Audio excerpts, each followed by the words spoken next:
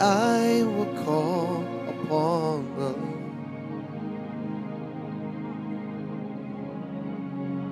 Keep my eyes off the when the oceans will rise, my soul will rest in your embrace. For I am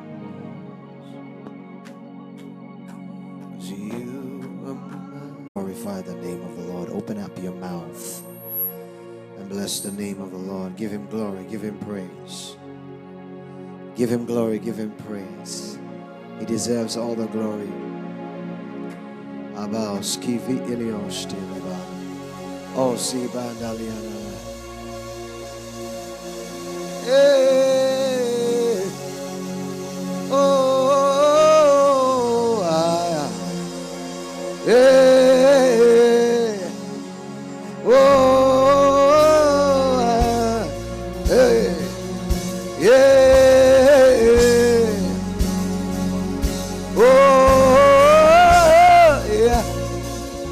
Ramoro do yata. Yeah.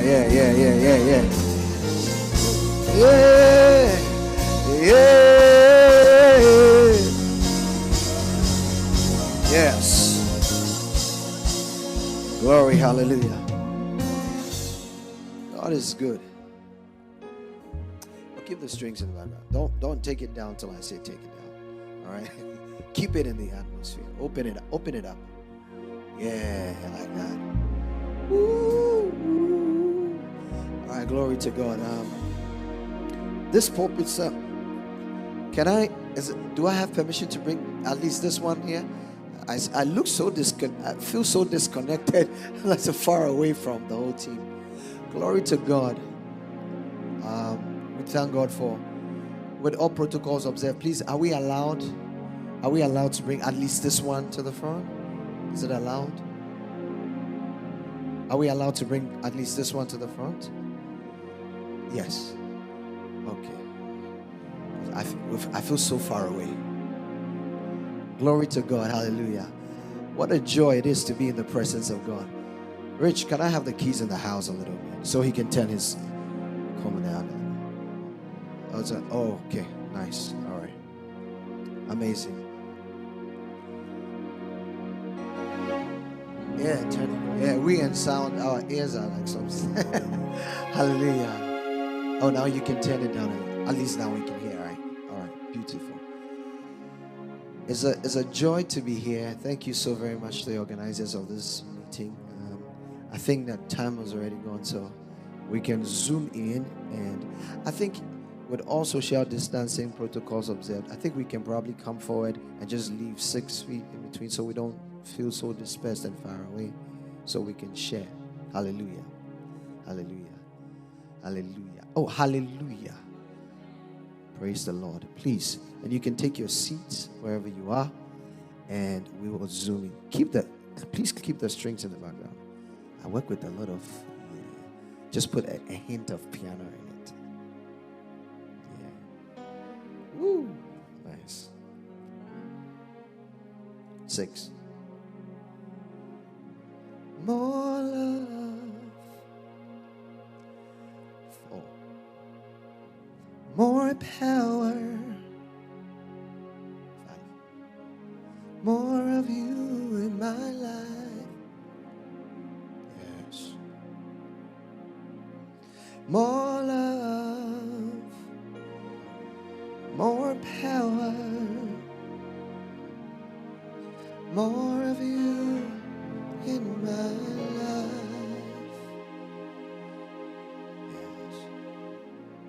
More love, yeah. More power. 'Cause more of you in my life, yeah. I will worship you. All of my heart. 4. I will worship you with all of my strength. You are my God. Stay there. 6. Oh God, you are my God. All right. So I was giving you some wrong chords somewhere there. I was thinking of another song. Praise God. So hey, it's a lovely thing to be here. Okay, the cameras are here, so I have to make sure that I'm within the frame. All right. Praise God. I believe it's a gathering of worshipers, and we have smiles upon our faces, and please, I hope you know that we have like 10 million people sitting here right now. Yeah. I said 1,000 shall. So if just me, 1,000 follow man and 10,000, then it means that if we multiply 10,000 by, you know what I'm saying? Yeah. Glory to God. So today I have the privileged opportunity to share the word. I'm just coming from another camp. We had a camp somewhere in Pennsylvania. Yeah, and we're from New Jersey to Pennsylvania. And it's amazing the hunger that people have for the Lord, the yearning, And so today, my job here is to share a few with you. My name is Denzel. The titles, you can drop them because men. Oh, the camera. I want to see them. Titles are made by men, so men make titles. So Denzel is fine. Just don't call me when you see me outside. So it's a beauty. If you have your Bibles, your phones, your iPads, your tablets, just make sure it's on airplane mode before we go. And we want to read from the book of Exodus. Exodus chapter 3. For you are my God. Adoration. Oh God, yes, you are my God. Yes, you are Hamashiach, Lion of Judah. Yes, you are Hamashiach. All right, good. So it's going to be like this. All right. The Bible says in the book of Exodus chapter 3, now Moses was keeping the flock of his father-in-law, Jethro, the priest of Midian, and he led his flock to the west side of the wilderness and came to Horeb. Horeb is also known as Mount Sinai. So, the mountain of God. And the angel of the Lord appeared to him in a flame of fire. I need you to note that. So the theologians have been telling you that the angel that God appeared in the form of a burning bush. No, it was the angel of the Lord that appeared. The flame of fire out of the midst of the bush. He looked, and behold, the bush was burning, yet it was not consumed. And Moses said, I will turn aside. Somebody say, turn aside. To see this great sight. Why the bush is not burned. When the Lord saw that, he turned aside. Somebody say, when the Lord saw. When the Lord saw that, he turned aside to see. Someone say, to see. God called him out of the bush. Moses, Moses, and he said, here I am. Someone say, here I am. Then he said, do not come near. Take your sandals off your feet. Somebody say, take off your sandals.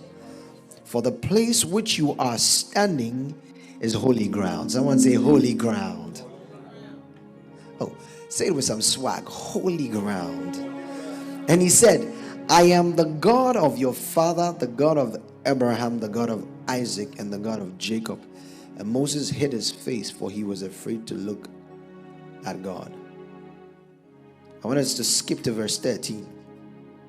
Then Moses said to God, if I come to the people of Israel and say to them, the God of your fathers has sent me to you, and they ask me, what is his name? What shall I say to them? And God said to Moses, I am who I am. And he said, say this to the people of Israel, I am has sent me to you. We'll continue, but I want to take it from there. Living sacrifice. Rich, can you turn the meat down a little bit for me so that I don't echo too much for you? If you're okay, I'm fine. All right, for the top. So, living sacrifice. Moses was tending the flock of his father-in-law Jethro.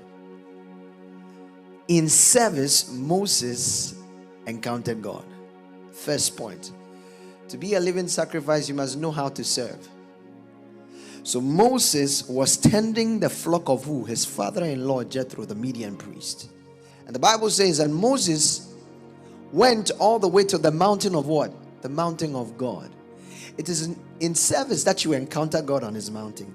So it's good that Pastor Clarence said, that's one of my favorite verses. He said, who shall ascend to the hill of the Lord? Who shall go to the mountain of God?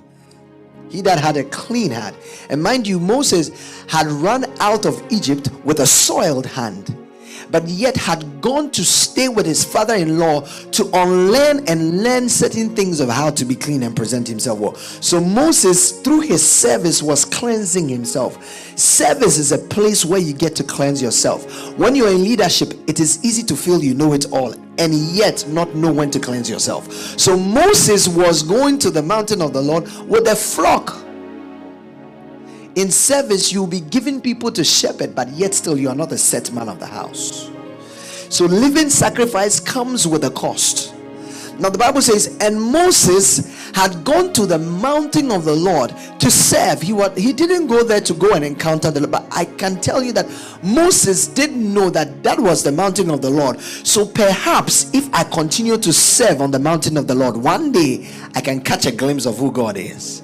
So Moses went, and the Bible says that the angel of the Lord appeared in the form of a burning bush or a flame. The angel of the Lord. And Moses said, let me turn aside. Turning aside has got everything to do with killing your flesh. So Moses said, let me take my mind away from these distractions and then look at this. Now Moses looked, and the Bible says that he was not interested in the burning bush, because he said Yahweh perceived that Moses had turned around. That's what the text said. So Moses was not concerned about the gift. He was concerned about the giver of the gift. Moses was not concerned about the blessing or the miracle. You and I would have been comfortable with a miracle. If me, Prempeh, Denzel, if I saw a burning bush today, man, I'm gonna probably be on Facebook or Instagram saying, and I have seen this with the selfies and everything. But Moses was not interested in the miracle, but he was interested in the God of the miracle. First, he had to turn aside. To turn aside means you have to do away with distractions. If you want to feel the power of God, you want to be a living sacrifice, some distractions you have to cut off. Or certain friends, you have to delete them from your phone book. Oh yeah. Certain people, you don't have to even have acquaintance with them anymore, because they take you away. They are a distraction. Mind you, he was shepherding a flock. It didn't say the flock was a distraction. No. So Moses turned aside. He said, I'm leaving it all. I'm chasing after you. No matter what I have to do, I need you more. So he's turning aside. So Moses turns aside, and now Jehovah Yahweh perceives that Moses wants to know me more. Turning aside was not enough. Calling him your savior is not enough. He needs to be your Lord. So Moses says, I'm turning aside. And listen to what God says. He said, yo, I've been here for a little while, so I'm getting a little bit Americanized. He said, yo, you know what, son? My brother, you got to take your feet off because you're on holy ground. You know what I'm saying? And that's my American accent. That's all I know. He said, you have to take your sandals off. Taking off your sandals means forget what you know, forget the skill you have, forget everything you know. Take it off. You're on holy ground. But first, God called unto Moses. God would bring angels your way to see whether you'd want to know angels or you want to know him. Most of the times we get fixed on the angels. People come and they become helpers in our ministry. We become fixated on the helpers, but yet we do not know that our help comes from the Lord. And yet we sing our help comes from the Lord. So Moses said, I'm going to do this thing right. But first, God calls to Moses. And what was Moses' response? He said, here I am. It's not, oh, here am I. There's a difference between here I am. Oh, and I'm here. Two different things. Same words flipped around don't make sense to God. So the Bible says that Moses said, here I am. Until you're ready to say, here I am, you will never encounter the I am. So Moses said, here I am. And when you fast forward to 13, the Bible says that, and so Moses said, when I go to the people of Israel, who do I say send me? He said what? So first Moses said, here I am. And then he says, tell them I am sent you. Live and sacrifice. So after Moses has turned around, in Hebrew that word is hineni. Hineni means that to give up everything and to be with God. That's what David did so well. So David said, after he had said, create in me a clean heart and everything, he was not interested in just speaking the word. He said, if it is sacrifices you want, I can give you sacrifice. David was a rich man. If it is a temple you want, I can give you a temple. But he said, no, a broken spirit and a contrite heart. That is hineni. It's intimacy. So into me I see intimacy. So then the Bible says that Moses turned aside and he said, you're on holy ground. Many of us we want to be living sacrifices, but we're not holy. Especially most of us, the musicians. I can check your playlist. In the name of trying to be better, we've got useless songs on our phones. Oh yeah. Every song is backed by a spirit. Otherwise, you can't tell me that you're a gospel singer and Beyonce is your role model. After all, she says her alter ego is called something fierce or something like that. We do not do in alter egos. We deal in the Holy Spirit. You cannot tell me that you love the Lord and yet you say, have you forgotten what the Bible says in the book of Revelations, chapter 3? He said that you live by your works. You feel you are alive, but you are dead, poor, pitiable, naked. You are neither hot nor cold. I will spew you out of my mouth. And because of the talk of grace, we have forgotten to speak truth. Grace without truth is excitement in the kingdom of God, nothing else. When you want to speak about grace, also speak about truth. Because there's a hell and there's a heaven. There is a judgment and there's a condemnation. There is a mercy and then there is a condemnation. It's either you're making the left side or the right side. You're not in between. You can't come and dip your finger in the water and come and cool my tongue. It won't happen. Choose a side. So what side are you on? Living sacrifice. And guess what? The first thing that God spoke about was holiness. First, God said, open yourself up. He said, your rod and your staff, they comfort me. Your rod is going to whip me in there, and your staff is going to guide me and comfort me. That's why God gave Moses. Have you realized that every person that God has used was either a shepherd? Check the Bible. Everybody. David was a shepherd. Moses was a shepherd. Aaron was a shepherd. Gideon was a shepherd. Shepherding has got to do with sacrifice. Until you know how to beat your flesh into subjection, you will never encounter God. So Paul said, after I have spoken to you, I beat my flesh into subjection, that I myself may not be found wanting. So am I now trying to please men? Galatians 1:10. If I were, then I myself, I am not a child of God, and God does not live in me. Living sacrifice. It goes way beyond the phrase living sacrifice. Because there are sacrifices that will kill you, and there are sacrifices that would make you a king in the house of God. You doubt it? Ask Cain and Abel. There was a sacrifice. One was first and best. The other was rest and others. You doubt it? Ask Ophni and Phinehas and Eli. They were ordained priests. Their genealogy, their generations were consecrated before time to be priests, but because of sacrifice, that genealogy was cut and it jumped and it went to Samuel. Living sacrifice. We don't sing songs, we sing revelations. Immediately you begin to sing melodies, you've lost it. But immediately you begin to interpret revelations from heaven. You realize that your life is not ordered by other people. It doesn't become about the awards and the accolades and the follow. Please, let's get this. The following you have on social media is not a quantification of the anointing God has given you. If there's anything that I've learned, the Bible says a good name is better than riches. My name and my honor I would defend. At least Auntie Mami knows that I would defend my name. Oh yeah.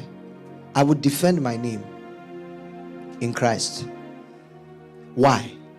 Because a good name is better than what? It is your name you build in sacrifice. You don't get riches when you were sacrificing. It is your name you build. So tonight, this afternoon, I don't know, is my time up? I was just getting started, but I think my time is almost up.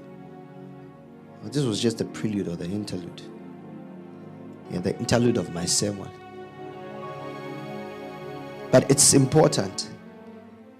So we have people singing songs that excite people, but do not sing songs that incite people into honoring God.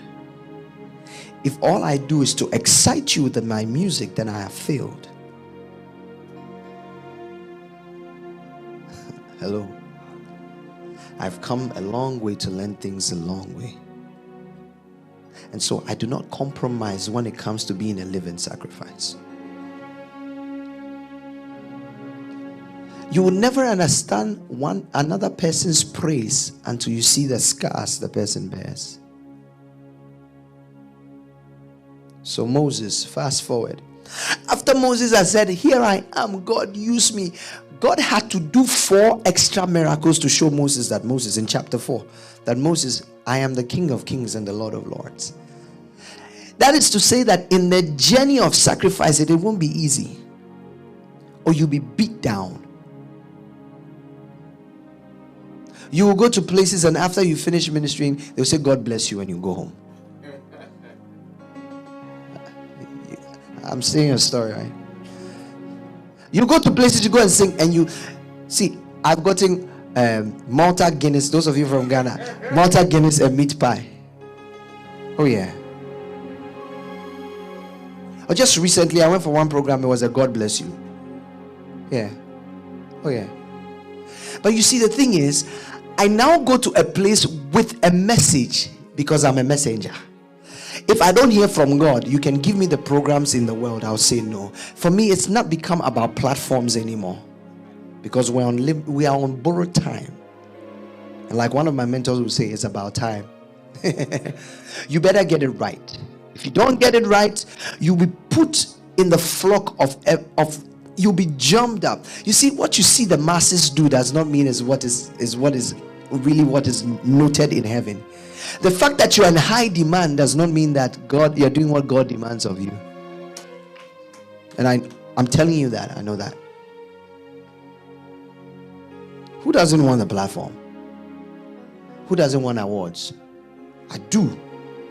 But I have a covenant with God You must live with having covenants with God. If you don't have a covenant with God, you'll be like a sail without it. You'll be like a ship without a sail, being tossed to and fro. Wherever the wind blows, you go. So if it is Afrobeat that comes, you do a song in Afrobeat. Stay where you've been called. Diwilin, that's what we say. Yeah. Not that we can't do a fast-paced song. Not that you can't do a slow song. But maybe God has called you to do it in reggae. Stay there. Living sacrifice. That is a sacrifice. What is a sacrifice? It's something which is unpleasant. Do you know, can I use this analogy? Thank you, Holy Spirit. You know the potter and the clay. When you take the clay, first the clay is soil, is sand. You beat it. You knead it. Imagine that your clay. Let's call us clay X, clay Y. Denzel clay, Clarence clay. That's a nice name, Clarence clay, Clayton. You know. Imagine that your middle name is Clay. You be beat down, shaken. You see, and the clay does not complain, because the potter knows in his mind what the clay must become in the end. So he puts you on the trough, and as you go around, he's kneading, beating. And then you think by the time he's done making you into a dough, you're like, oh yeah, now I feel a little smooth. I think that's it. He said, no, I'm going to do some more on you. We call it surgery. So now he puts you on the trough again. You are going, the potters, and he's winding you. And it's like you are and imagine if we are winding you. Your mind, you don't know what is going on. You're losing sight, but they are winding you. And then on top of it, he's scratching you with a bodkin, trying to make designs around you. And when he stops, you're like, oh, at least now it's done. He's like, no. He puts you in fire, burns you up, and see if you will crack. If you've been to a clay potter before, you crack, he goes back and patches you with another clay and puts you back in the fire. Then he brings you out. Then he glazes you with all the ornaments. It's the process that makes the sacrifice worthy. So he comes and makes the ornament. And now they put you on the shelf. And you know what? You begin to shout out with your beauty. When you become a living sacrifice with God, you will shout without opening your mouth. You would attract because the glory of God is upon you. Have you ever heard sugar shout, I am here? But ants know where to find sugar. When you enjoy the sweet presence of God, you become like sugar, and everybody wants to have a taste of you. But yet still, it's not everywhere sugar is put. If you don't have the right balance of sugar and salt, you won't taste sugar. That's why he says you are salt of the earth. He never called you a sugar of the earth. But his presence is sweet. So the presence sweetens what the salt is. And then you become a light, a reflection of who Jesus is. So living sacrifices have so many things to do. The same Revelations chapter 3, when you keep reading down, he says, so now come to me. He said to the church of Laodicea. He said, you act as though you need nothing. Yes, I know you are rich. Laodicea was a canal. So they were doing shopping. It was like Alexandria Bridge, and when you're going, you see MGM Grand and Tanga outlets over there. You're like, ooh, there's Boss over there. Yeah, that's what Laodicea was. They were rich. Not everybody shopped in Laodicea. So the people in Laodicea were rich, as though they needed nothing. He said, but you are lost. That was the only church nothing positive was said about. Sardis was good because he said that, Sardis said, he said, this, but there are few of you who have unsoiled garments. Philadelphia, he said, I know how you've stood. Man, but guess what? It was only in Laodicea that Jesus was revealed. He said, this is from the seven spirits of God, the Amen. Another name for Jesus is Amen. So he goes, and guess what? He says, You act as though you have everything, you are rich, but you do not. So turn away from those things. He said, because I love you, I would reprove, I would what? Reprove you, castigate you. And he says, because I love you. And then from verse 19, you go to 20. And then he says, behold, I stand at the door and knock. It was only Laodicea that he said, I stand at the door and knock. The rest, he told them to go and fix themselves. Return to your first love. But in Laodicea, it is only that which is dead that can be revived. And it's coming as you are. That's why he said, come as you are. To be a living sacrifice, you have to come as you are. Moses went to God as he is. But you see, the funny thing that I was talking about before I end, he said, Moses, having done everything, was still whining. God had to do 3 or 4 extra miracles to say, yo, I got you. But the Bible says that at a point, God was so angry. And he said, Moses said, you know that from the beginning of time, man, Moses had a lot of excuses. He said, you know that from the beginning of time, I have not been eloquent. I cannot speak. And the Bible says, and God was angry at Moses. So he said, am I not the one who makes the dumb and the deaf and the blind man? He said it. Then God said, because of that, don't you have your brother-in-law, your brother Aaron? I would make him a voice. He shall be like a young man to you, and you shall be like a God to him, but I'll make him your spokesman. So check it in the Bible. It says that it is like the oil that is poured down on whose head? It's never Moses' head. Moses is his father of faith, but the oil rested on Aaron. Why? Because Aaron never complained. In service, when you complain, you lose the oil. You would see Canaan, but you never touch your feet there.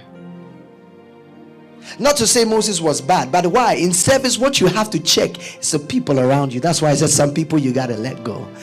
I'm sure if Moses came back, Moses would say, God, I don't want to deal with these people for 40 more years. I want only 40 days. If they are not following, leave them. I'm going because I want to see Canaan. Moses would take everybody's problem. And yet, the oil was from the head of Aaron. Did you ever check it in the Bible where Miriam spoke against Zipporah, Moses' wife? He complained. He said, yo, I've taken a dark man and I want to marry a dark woman, and I want to marry a dark woman, and you're talking because of that you're going to be very white. I'm not saying white people, I'm just saying you're going to be white. He said you're going to have leprosy. Because she complained. In service, when you murmur, you lose your God kind of personality, and now you become leprous in the house of God. Service. Living sacrifice is a very dangerous thing you don't have to play with, especially for those of us who serve in church. A set man of the house is a set man of the house. Even if you have prepared, well, it was fragrance and it turned to fire, and he says sing Baba oh, you sing Baba oh. Whether you're the bishop of Virginia or Woodbridge, it's Baba oh he wants. He's a set man of the house. Do Baba oh. Sacrifice. That is the most painful thing to do in service. A lot of us don't like to hear this.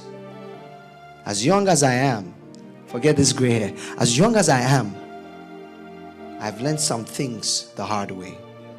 Very hard way. I've lost certain opportunities because of me acting as though I knew, but yet I didn't know anything. So I keep quiet where I go when I don't have to say anything.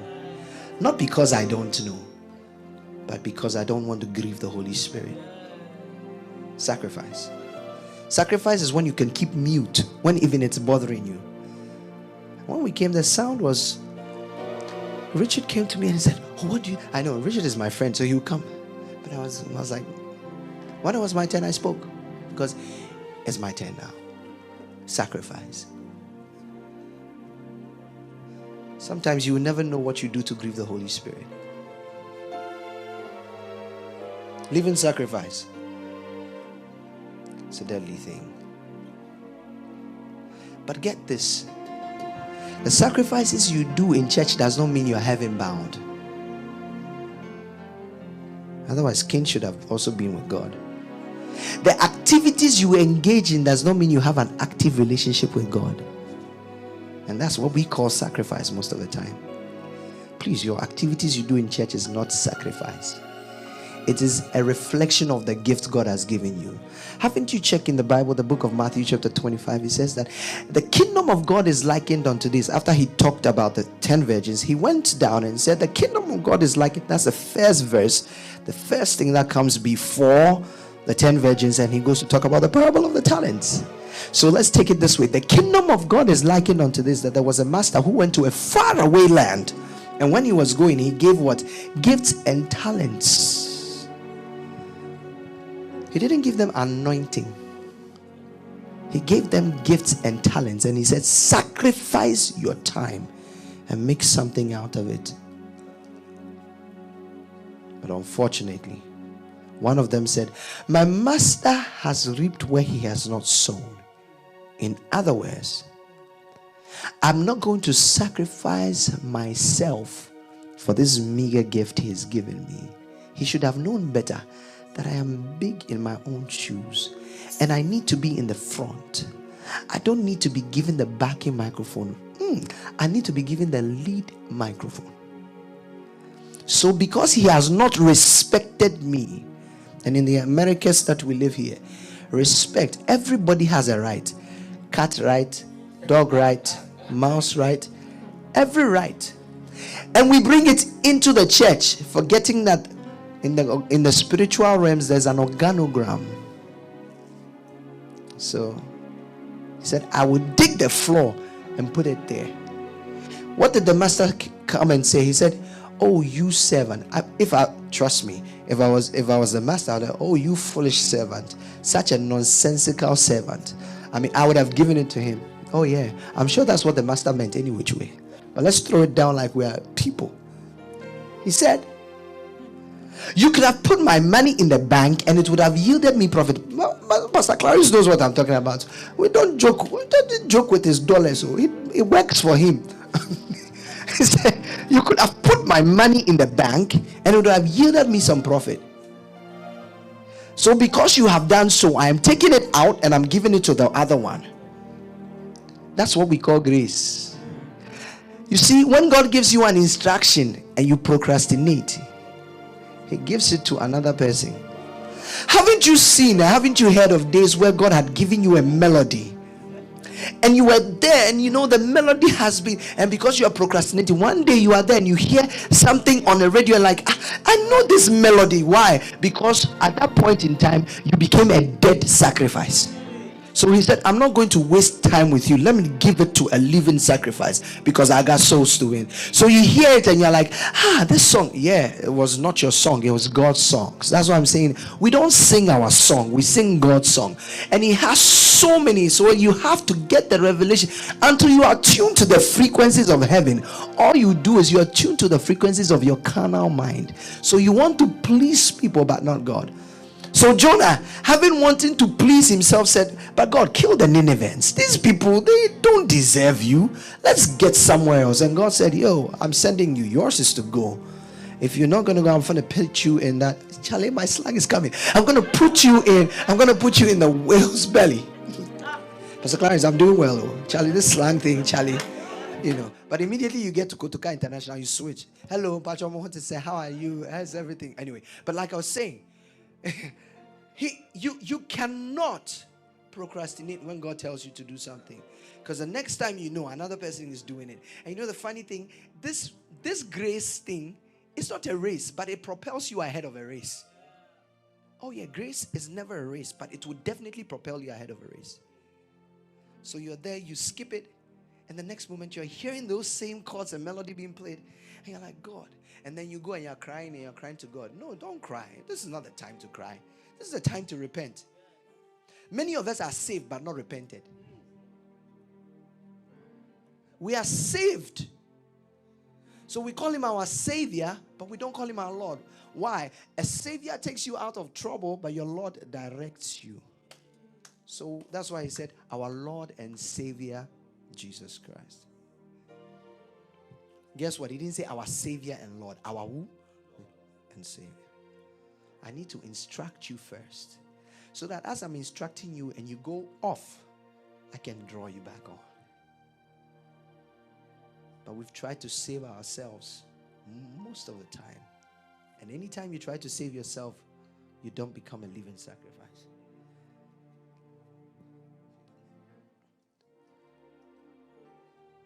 There's no questioning of your greatness, no searching of your power.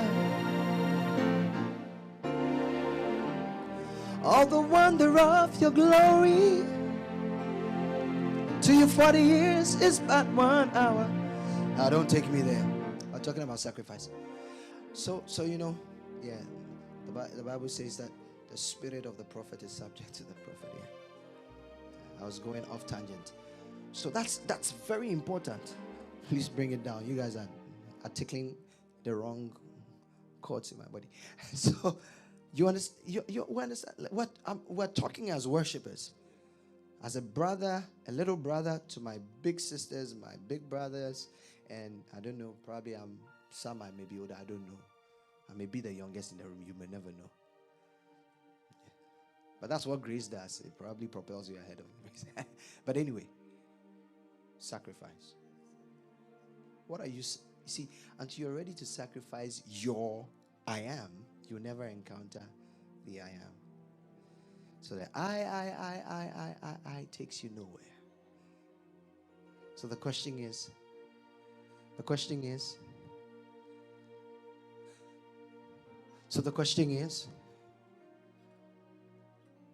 what can I do for you, Lord? Not what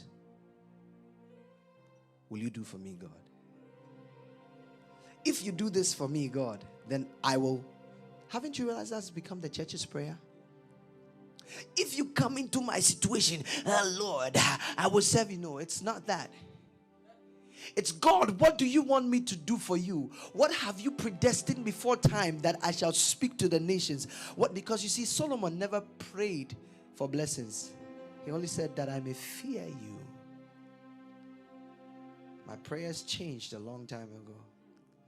Like 3-4 years ago, I changed my prayer. And after that, Mr. Clarence is my witness. He sometimes calls me and he's like, how are you doing? I'm like, I don't know. I'm learning from you. That's what I always say. Why? Why? Because I started chasing after God. And it's so easy to make yourself the sacrifice when Jesus already sacrificed himself. Ooh, that's a good one. Jesus already sacrificed himself. Ours is to proclaim of his sacrifice to people. We are not supposed to be this. He said, I will build my church. He didn't say it is your church. He said, I will build my church, and the gates of hell shall not prevail against it.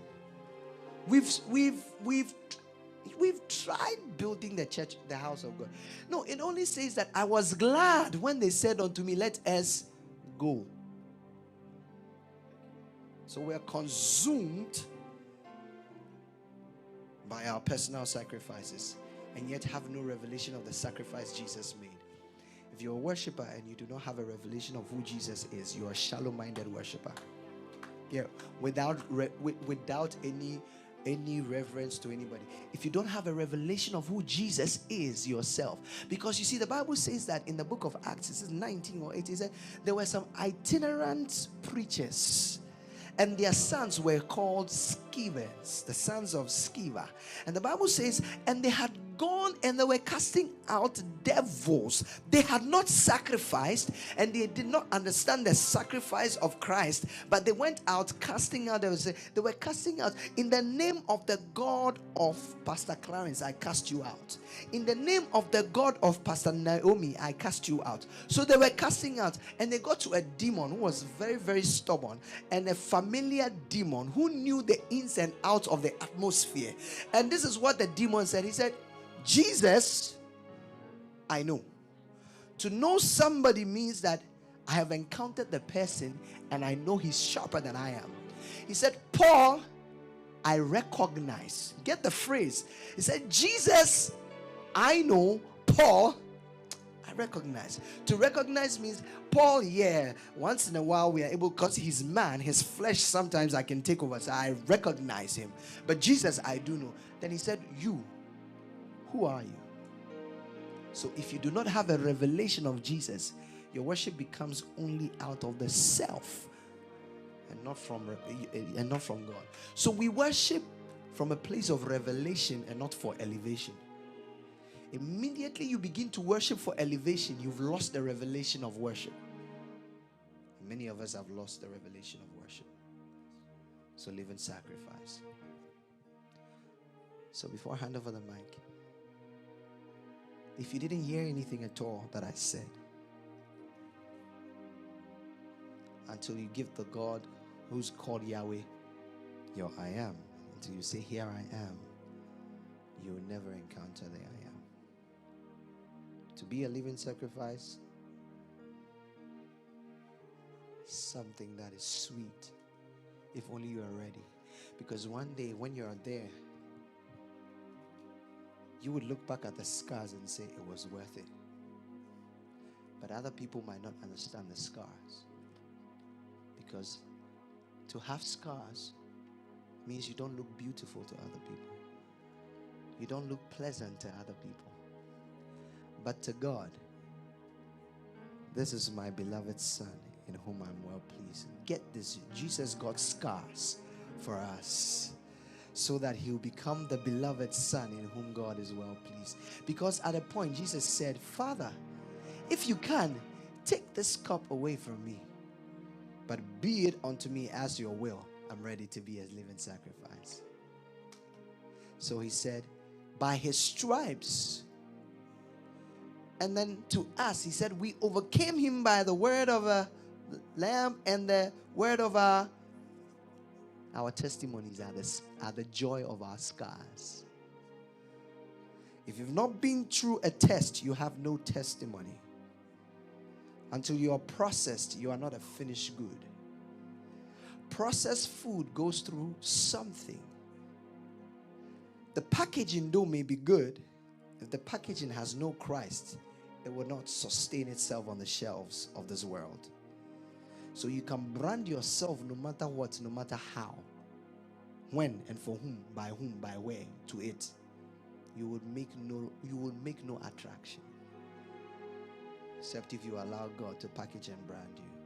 And the only way you can do that is to say, here I am. The essence of a living sacrifice is to say, here I am. Father, we thank you for today.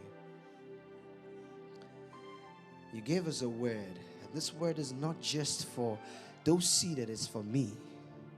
Because through that, I've come to understand that even me, I'm not better than anyone. So tonight, this afternoon, we have come before you. Spirit of the living God, fall afresh upon us one more time.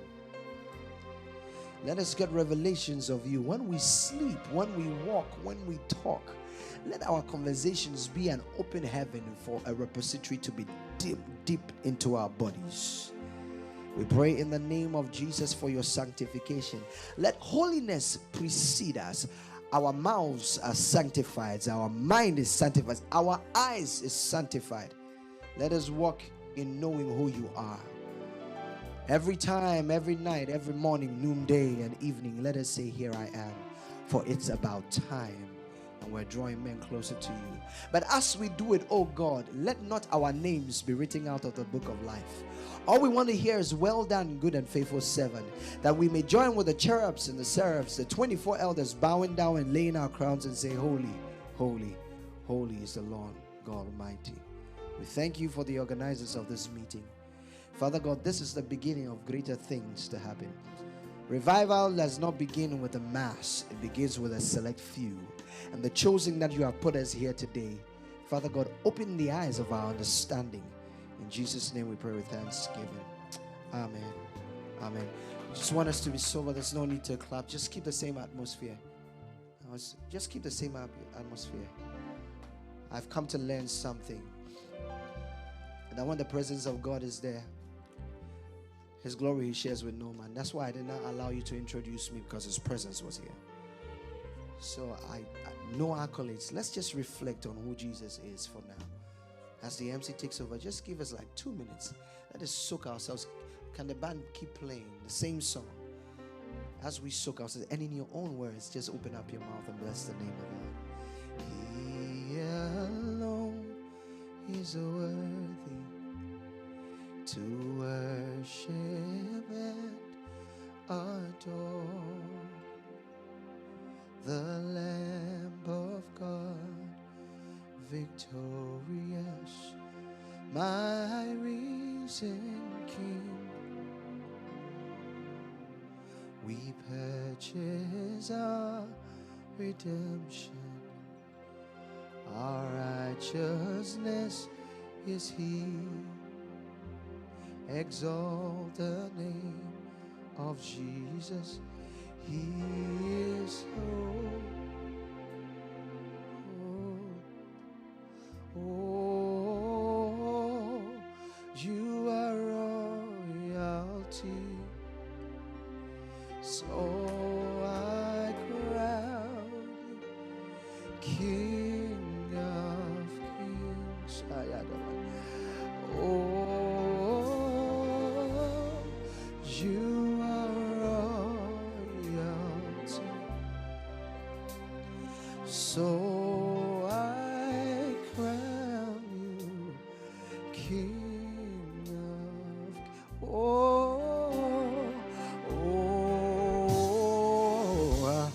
because you are.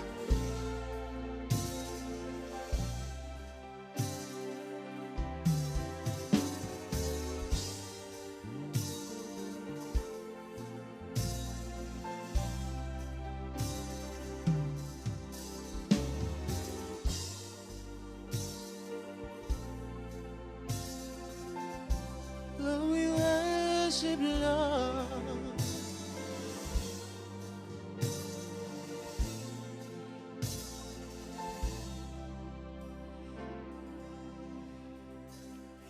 All to Jesus I surrender. All to Him I freely give. I will ever love and trust in His presence daily live. I surrender all. I surrender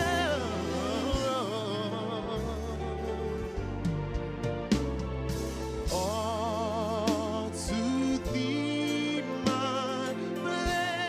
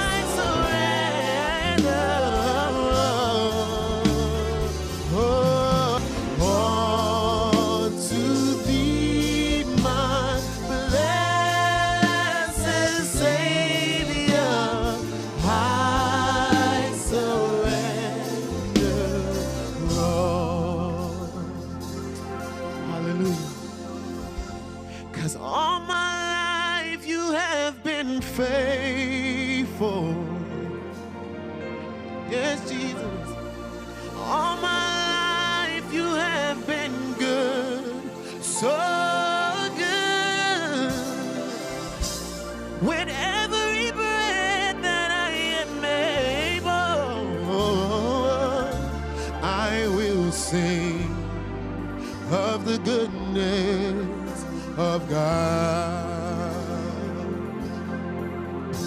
Hallelujah. All my life you have been faithful. All my life.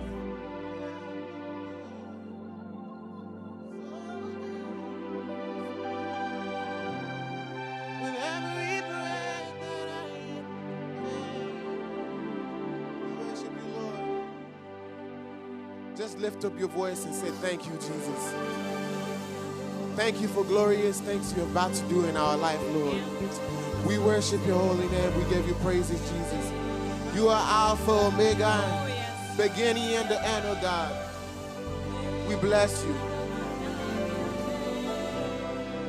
All my life you have been faithful. All my life you have been good, so good. With every breath that I am able, I will sing of the goodness of God. Now lift yours up. All my life you have been faithful. All my life you have been faithful. All my life you have been good.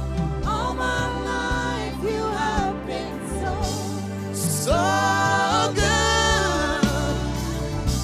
With every breath that I am able, I will sing of the goodness.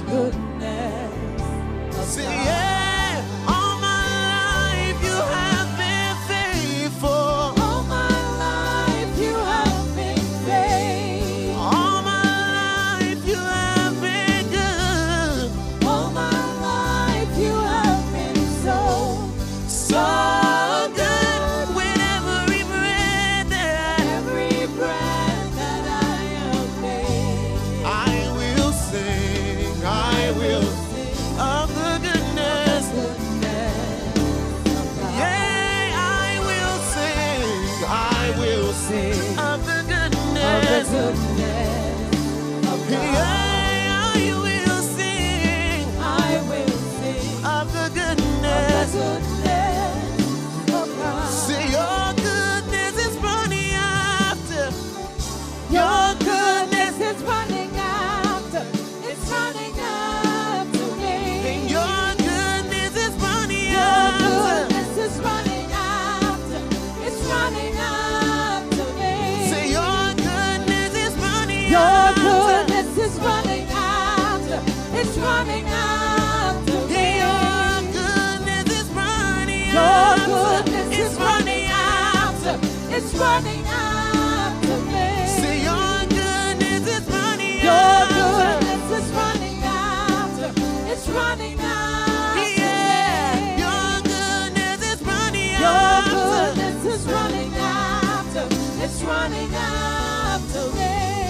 Yeah, for you're too faithful to fail me. Oh, Jesus, you're too faithful to disappoint me. Yeah, you've proven yourself in my life, and I've come to testify that you're too faithful to fail me. Yeah, you're too faithful. You're too faithful to fail me. You're too faithful to disappoint me. You're too faithful to disappoint. Hey, oh Lord, you've proven yourself. You've proven yourself in my life. I've come to realize. Hey, say, yeah, you're too faithful to fail me. Yeah.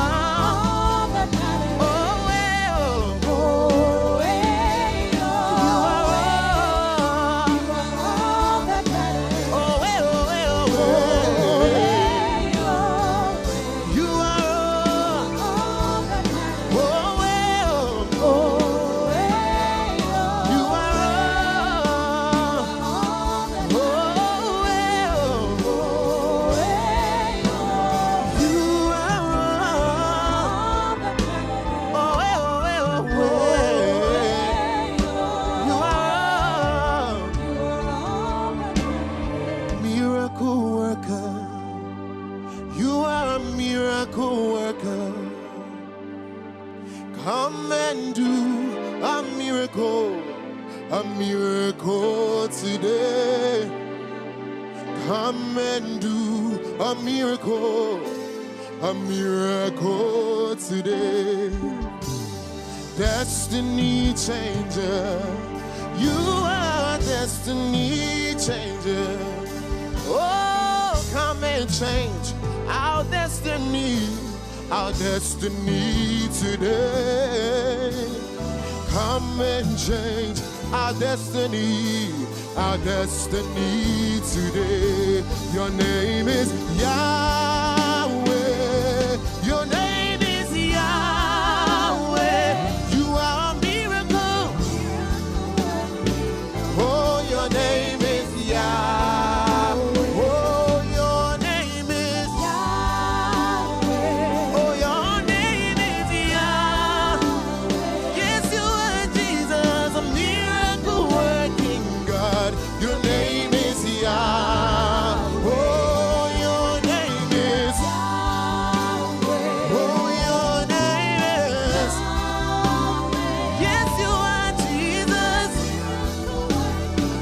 Oh, your name is Yahweh. Oh, your name is. Hey, your name is. Yes, you are Jesus. Oh, your name is. Hallelujah. Let's just turn this into a prayer. Say, God, we want your miracle in our life tonight. We don't want to leave the same. We don't want to be an empty vessel unto you. We want to walk out here and make a difference when we leave this place tonight. So let's just lift up your voices and just say, thank you, Jesus. We want to be a vessel unto you, Lord. Heavenly Father, we're crying unto you, Lord. Lord, we are here crying unto you. Lord, we need your anointing on us, oh God. We say, God, we give our lives to you. We surrender everything unto you tonight, Lord. Let your grace fall on our life, oh God. We should not leave this place empty, Lord. Let us be example to others, oh God. Let us bring your children to you, God. Lord, we do not want to leave this place the same. We want a change in our life, Lord. We want a shifting in our life, Lord. We're crying for your shifting tonight, Lord. We're crying for your shifting, God.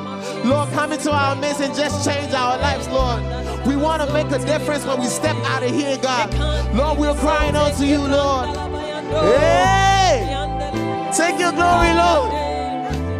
Hey, your name is Yahweh. Oh, your name is.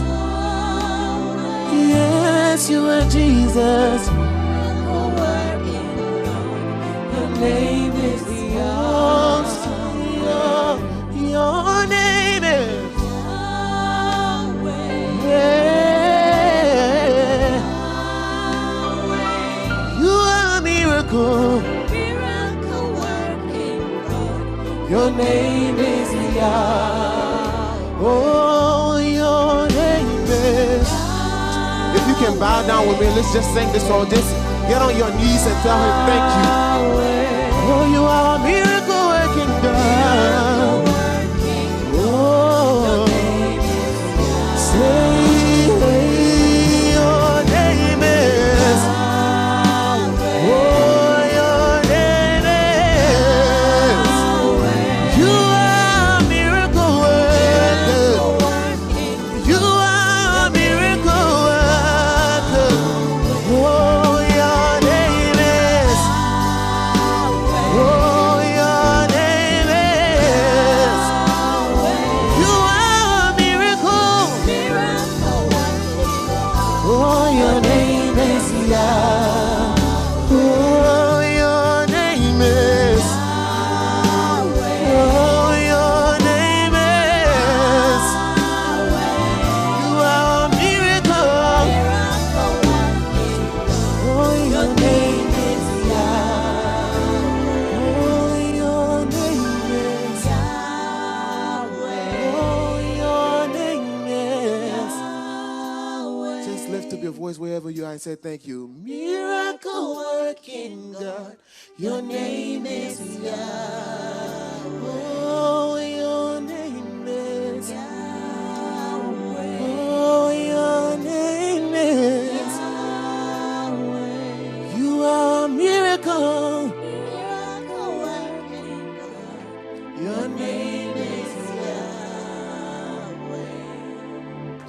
silent in his presence. He's about to change. He's about to do something new in our life tonight. We're not leaving here the same. Just be quiet in his presence and say, thank you, Lord, silently.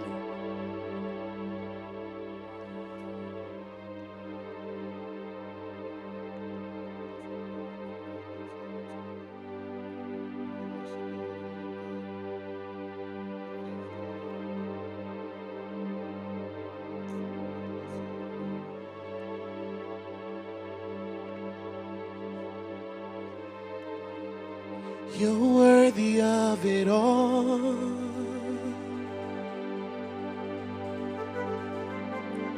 You're worthy of it all.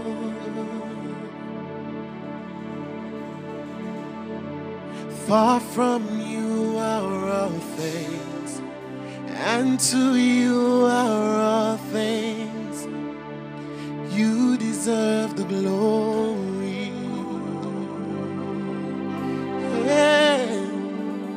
You're worthy of it all.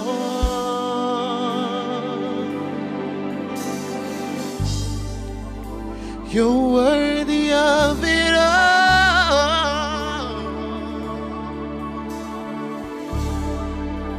Far from you are all things, and to you are all things. You deserve the glory.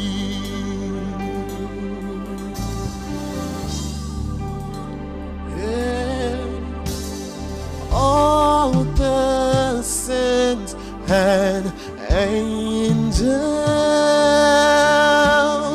bow before your throne, and all the elders cast their crowns before the Lamb of God and sing, you're worthy of it all. Yes, you are Jesus, you're worthy of it all. Far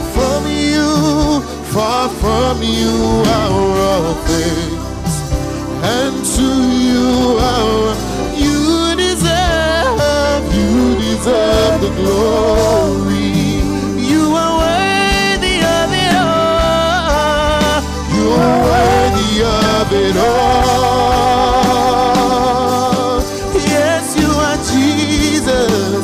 You're worthy of it all. Far from you, and to you are all. You deserve the glory.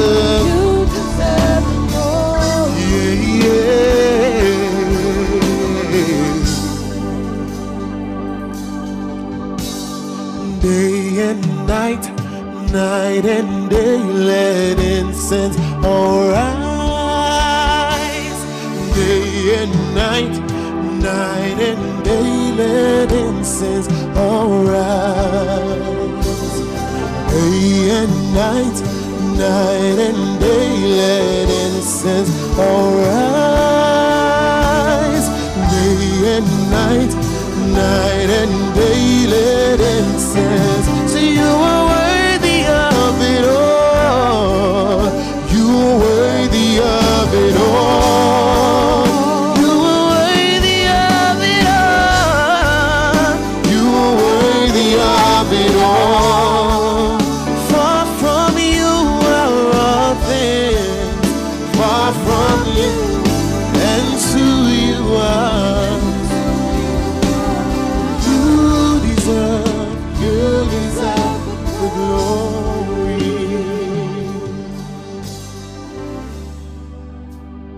You deserve the glory. You deserve it, Lord.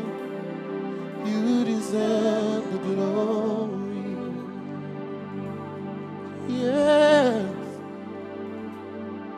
You deserve the glory.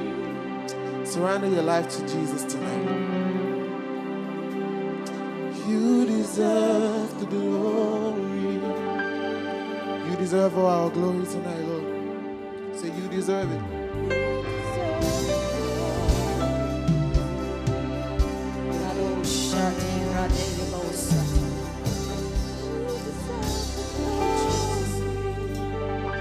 Let's just worship the name of the Lord. The Bible says that the name of the Lord is a strong tower, and the righteous run into the name and they are saved. And we are righteous, and therefore we are saved. Can you just begin to bless the name of the Lord in that same atmosphere? Just exalt the name of the Lord. Deleko Shababa Ipaliade Malo Zede Brade Kaba Librade Shadada Bado Zede. Just say, Lord, let me encounter your power. Let me encounter your power. Le lavo zede. E kosede de kozida brandele bosa. May we encounter your power, oh God, in the name of Jesus. Ledo sada igade le de bradu zede. Elenenda du semende le kuzede brado zababa. Ivale sada da da da da da do zede da da da da bosia. Edo sababa de de bosi da da da ba.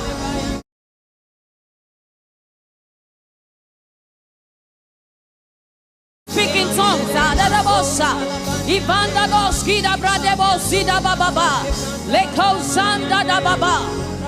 May we encounter your presence, oh God. May we encounter your presence, oh God, in the name of Jesus. Shababa de Bose de.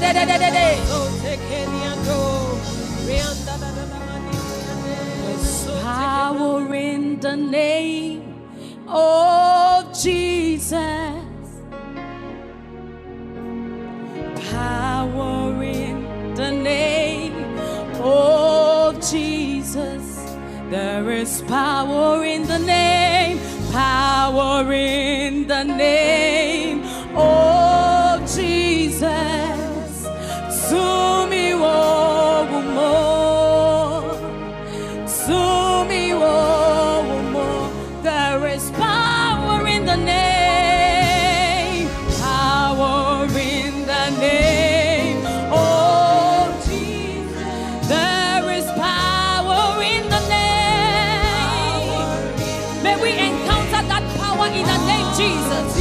Oh, there is power in the name. Power in the name of Jesus. To be one more.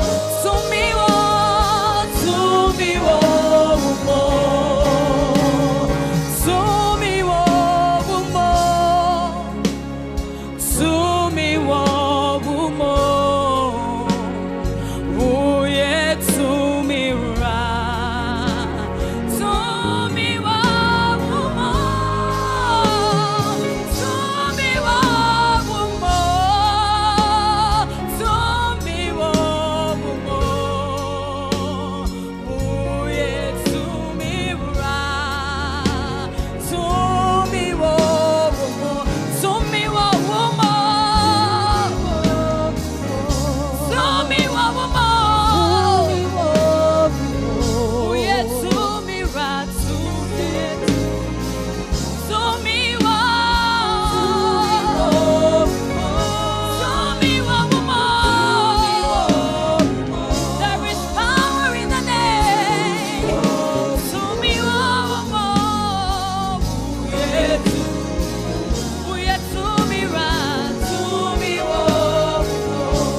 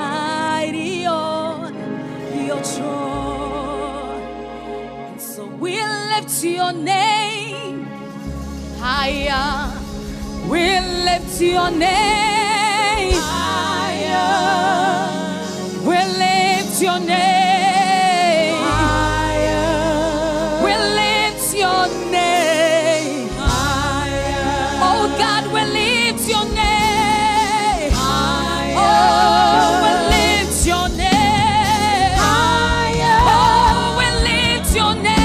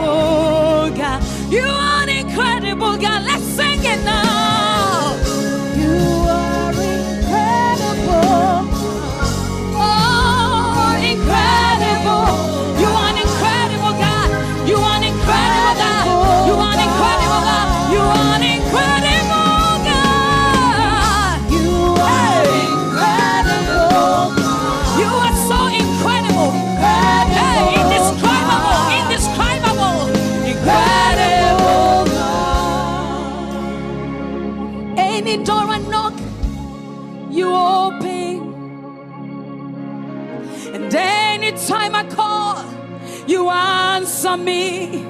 You are an incredible God. Incredible God. Incredible God. You are an incredible God. Hey, Koziva Divrado. Incredible God. Hey, Kadodosa. Incredible God. Say, anytime I call, you answer me. Oh, Hadadi Bradosa. And any door I knock, you open. You are an incredible God. Hey, incredible God. Incredible God. You are an incredible God.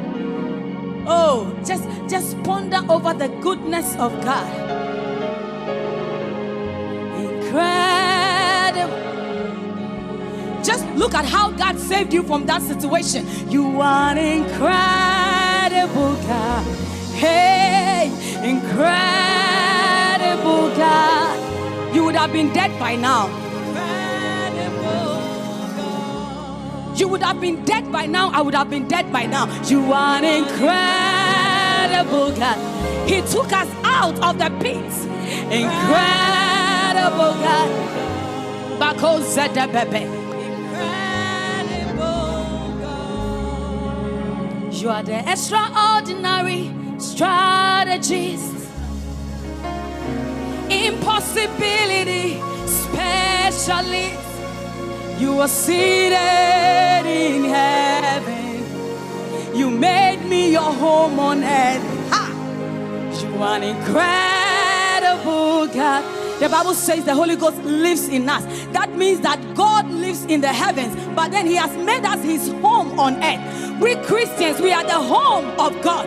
Hey, Kadebo Saba. Incredible God. Hey, Losida. Incredible God. You're the extraordinary strategist. Impossibility specialist. You are seated in heaven. You made me your home on earth. You are an incredible God. Say, you are an incredible, incredible, incredible God. You are an incredible God. You are incredible God. Oh, incredible God. Incredible God. You are an incredible God. You are an incredible God. Hey, Karabashata. Incredible. Libra de Bashanda Kozi de Bredos. You are an incredible God. You are so amazing, Lord. You are so amazing. You are so amazing. Just somebody lift your voice. Ah, Kadosha. It's a time of worship. Don't look at anybody. Don't look at anybody. Kadosha Baba. It's a time of worship. Ah, Kaba. Lord, you are amazing. Lord, you are amazing. You are incredible. Zedebe de Bosa. Izade Balosaba. Hey. You are an incredible God. The Lord is about to do a miracle in somebody's life. Incredible God. As you worship, miracles are happening. As you worship, miracles are happening. As you worship, miracles are happening. You are an incredible God. Incredible God. Incredible God. You are an incredible God. Hey, Kosabati. Incredible God. Incredible God.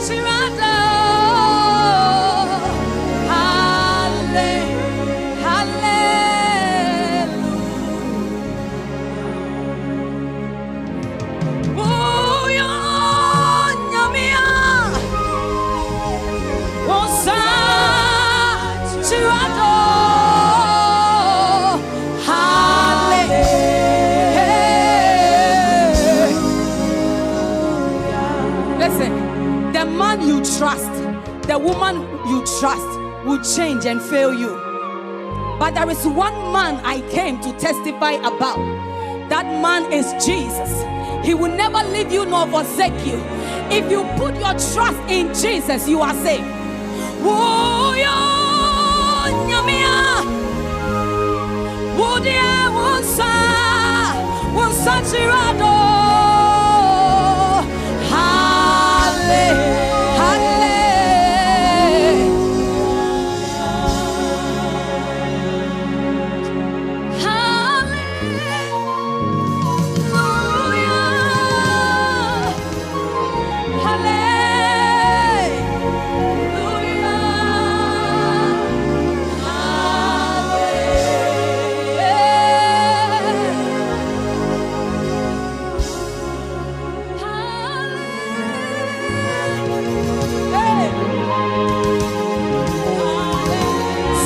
Shada bradedosa, isade bede bede bedosa, isete batu sete.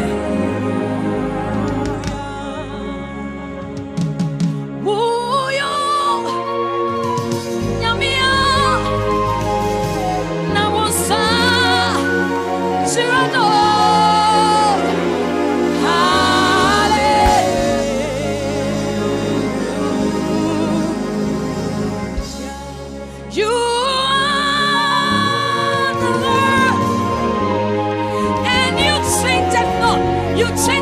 You can never change. You will never change.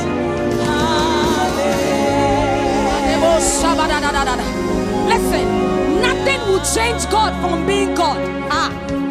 Your challenge, your problem will never change God from being God. He is the same yesterday, today, and forevermore. He can never change. If you understand the meaning of the song, you will know that God will do it as He said.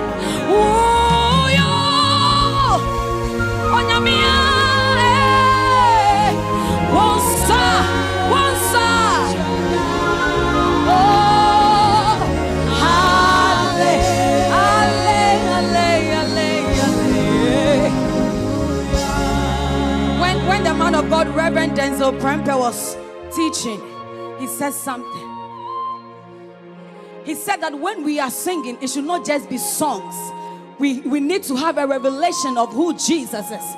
We need to have a revelation of who the man we are worshiping is. And when you move from that level, when you move from just singing songs and you move into the realm of knowing Jesus, your worship is not one way.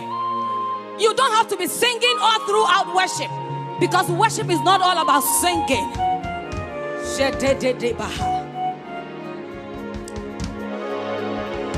I don't know if my time is up. But when you are talking, when you are communicating with somebody you love, you realize that it gets to a time you just keep quiet and you listen, and you behold the beauty of that man or that woman that you so much love.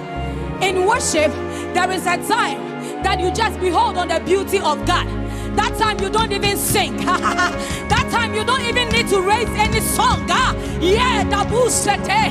Iseti bradu sapa. Aye, konda dina dira donse.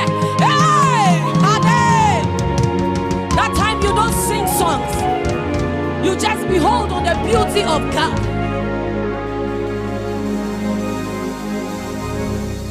And even if you are not singing, you are just humming the song. Zebrado Saba. Zedededede. Sabada bada bada.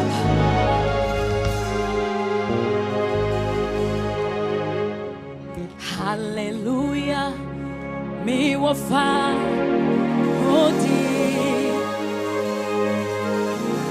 hallelujah, me will find oh, Grandma, oh, Dini, ni moja tomi, me will find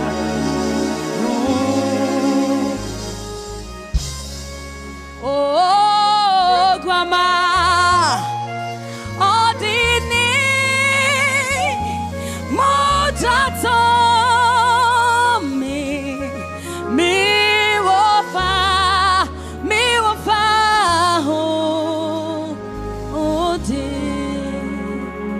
Hallelujah. Oh, hallelujah. Hallelujah. God bless you. Just put your hands together for Jesus. He deserves it.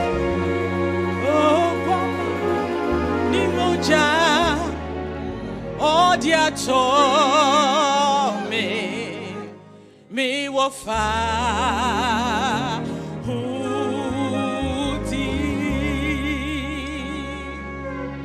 oh, Kwama, Nimoja, oh, dear, told me will find.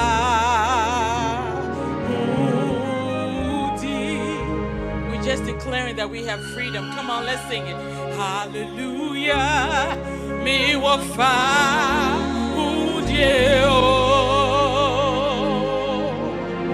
Hallelujah, me will find.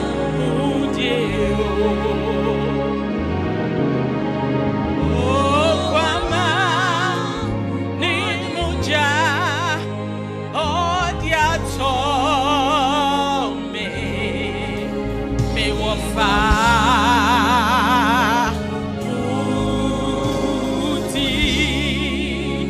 Oh, Kwama, Nimuja.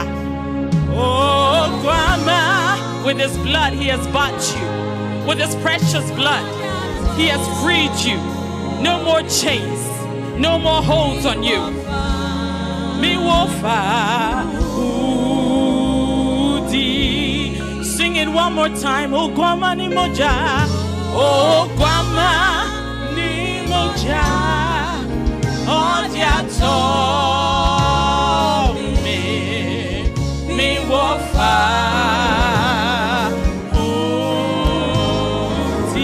hallelujah. Let's praise God right now for setting us free. Let's praise God for setting us free. We are no longer bound. We are no longer captives. We're not slaves to any fear. We are not slaves. We can come free into the presence of God. We heard today, it's not about the song. It's not about the melody. It's about the worship of our hearts, the sacrifice of our hearts. Today, we're laying it down. And it is my prayer that for every worshiper that is watching, that God will change your heart, that you will not be bound by the norms of this world, but that you will be empowered to sing what the Lord wants you to sing. Worship belongs to God. Worship belongs to God. Only He understands it. Nobody can teach us worship more than the Son of God Himself. So we lay our crowns. We lay. Who are we that He is mindful of us? What are our titles and our accolades? Who are we? But He has called us friends. Hallelujah. We celebrate you, God. We salute you. Hallelujah. Hallelujah. We sing our God is champion.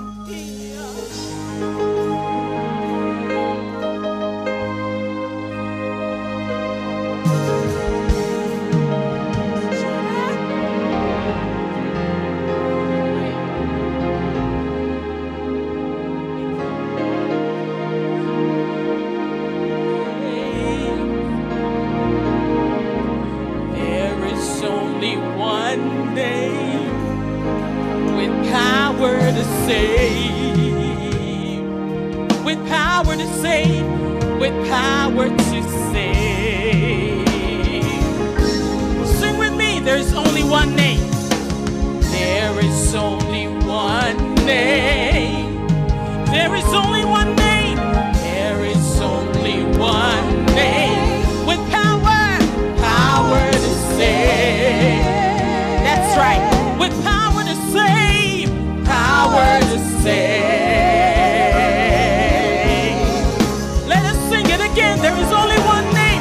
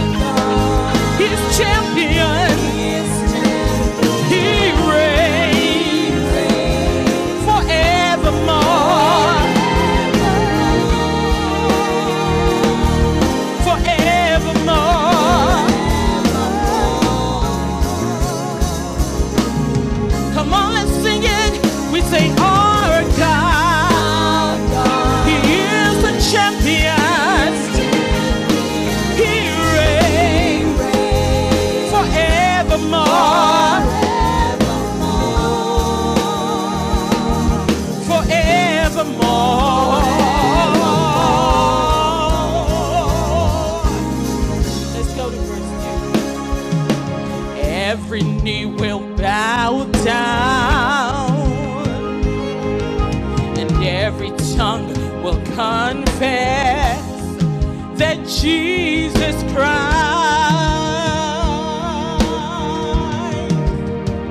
you are Lord. So every knee will bow, every knee will bow down, every tongue will confess, Every tongue will confess that Jesus Christ, you alone are God. You are God. We say you're God. He is champion. He reigns forevermore.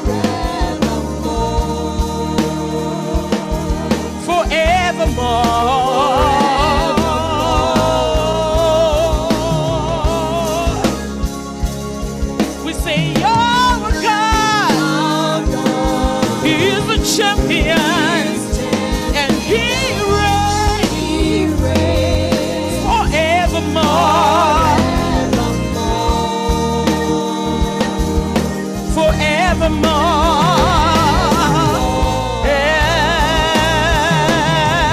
Let's celebrate the champion today. Hallelujah. We celebrate you, God. We lift your name up. There is no one like you. There is no one like you, God. Hallelujah. We bless you, Lord. We celebrate you, God. Hey. Help me sing atmosphere. We sing atmosphere. Shift now. Chains be broken. Break out. Holy Spirit, come now. Heaven open. Heaven atmosphere. Shift. Chains be broken. Be broken in the name of Jesus. Holy Spirit, come now. Heaven open. Heaven open. We say atmosphere. Shift now. Chains be broken in the name of Jesus. Holy Spirit, come now. Heaven open. Heaven open. Say atmosphere, just the voices. Come on, everybody. Shift. Hallelujah. Chains be broken. Break out. Holy Spirit, come now. Heaven open. Heaven. Say atmosphere. May the atmosphere in your home be changed. May the atmosphere in your life be changed. May the winds of the Spirit come. Holy Spirit, say, Holy Spirit, come now. come down. Heaven, Heaven open. heaven open. Atmosphere, Atmosphere. shift. Chains be broken. Holy Spirit, come now. Heaven open. Heaven open. Our God is champion, and He reigns forevermore. Hallelujah. Forevermore.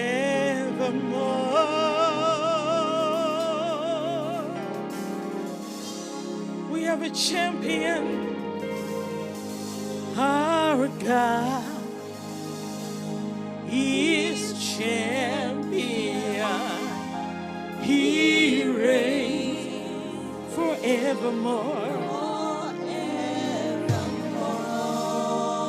You reign forever. No one can remove you from your throne. Let's worship the champion in our lives.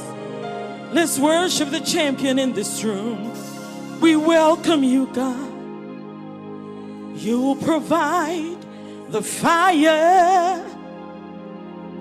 We're here to offer ourselves. And I'll provide the sacrifice. Is anybody here today as a sacrifice? Come on now. You provide the Spirit, and I will open up inside. Fill me up, God. Fill me up, God. Fill me up. Fill me up, God. Fill me up, God. Fill me up, God. Fill me up. So you provide the fire. That's God's part. What about you? And I'll provide the sacrifice. Yes, I will. You provide the Spirit, and I will be inside. Fill me up, God. Fill me up, God. Fill me up. Fill me up, God. Fill me up. Fill me up, God. Fill me up. Fill me up. Fill me up. Fill me up, God. I offer up my life to you. I lay me down on the altar, God. Fill me up. Fill every part of me. Fill me up, God. Fill me up, God. I want more of you. Fill me up, God. Fill me up, God. Fill me up, God. Fill me up, God. Fill me. Somebody tell him today, fill me up. I empty myself of everything that is not of you. I empty myself of everything that's taking up space. And I say, fill me up, say, fill me up, God. Fill me up, God. Fill me up. Fill me up till I overflow. I wanna run over. I wanna run over. Fill me up till I overflow. I wanna run over. Who wants to run over? I wanna run over. Fill me up. Fill me up till I overflow. I wanna run over. Let me run over. I don't wanna go on empty, Lord. Fill me up. Fill me up till I overflow. Till I overflow. I wanna run over. To fill me up till I overflow. I wanna run over. I wanna run over. Fill me up till I overflow. I wanna run over. I wanna run over. I wanna run over. Hallelujah. Somebody say, I wanna run. I wanna run over. There's a river deep down in your belly. I want to run over. That is the Father's will for you. That everywhere you go, it gushes out. You can't be hidden. Hallelujah. You can't. A light. You are a light. You can't turn yourself off. Hallelujah. I want to run over. Yes, we do. We want to run over. Fill us so we can overflow. We want to run over. Fill us so we can overflow. Hallelujah. We want to run over. We want to run over. Hallelujah. We bless you, Lord. Honor the Lord today. Raise your voice. Tell him to fill you to overflow. Tell him to take out of you anything that needs to come out so he can insert himself. That's why we came today, for a refreshing, for a fresh fire. Hallelujah. Thank you, Jesus. Hallelujah.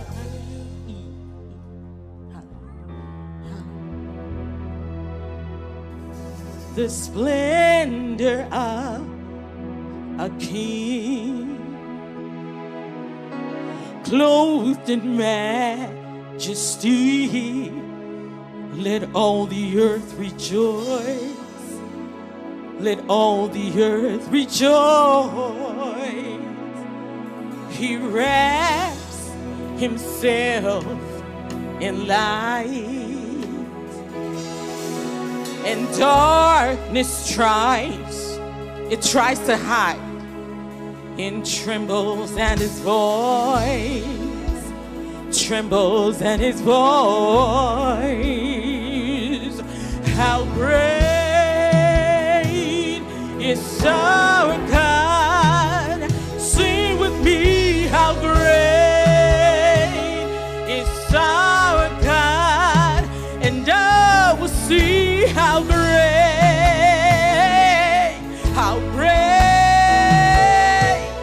is our God. Hallelujah. Let's sing the splendor of our God. The splendor of a king. He's clothed in majesty. Clothed in majesty. Let all the earth rejoice. Let all the earth rejoice. He wraps himself in light. Wraps himself in light. And darkness tries to hide. And trembles at his voice. Darkness cannot withstand the light in you. Darkness cannot withstand his light in you. It cannot withstand the river. How great is our God? Sing with me, people of God. How great is our God, and I will see how great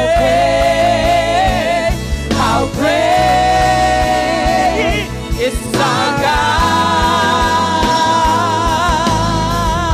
Say you are the name above, you're the name above, oh, and you are worthy of all praise. Worthy of all praise. And my heart will sing how great, how great, how great is our God. Sing that again. You are the name above all names. And you are worthy of all praise. And my heart will sing how great is our God. Say how great you are. We extol your name. You alone are exalted, God. We magnify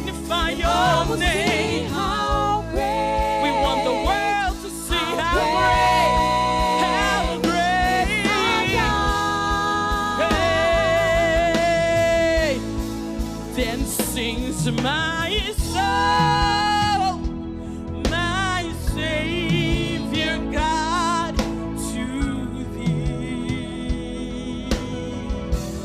How great thou art. How great thou art. Then sings my soul, then sings my soul, my Savior God, to thee. Say, how great thou art. How great thou art. How great. How great thou art. Just let the voices sing. Then sings my soul. Then sings my soul. Let your soul sing to him this afternoon. Let your soul sing to him. The angels are listening. They're here with us. How great thou art. How great thou art. How great thou art. How great thou art. Then sings my soul. Then sings my soul, My Savior God, to thee. Savior How God, to thee. great, how great thou art. How great thou art. How great thou art. How great is our God. Sing with me. How great is our God. And I will see how great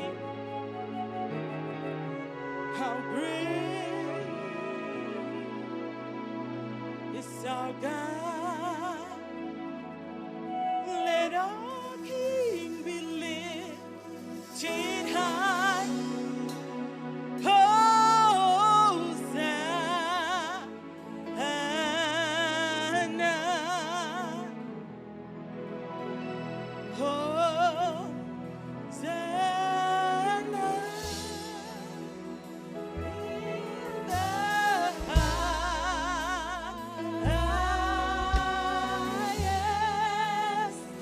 Let our King be lifted high.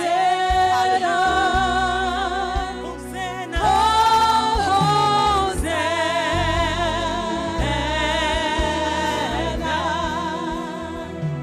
Be lifted higher, higher,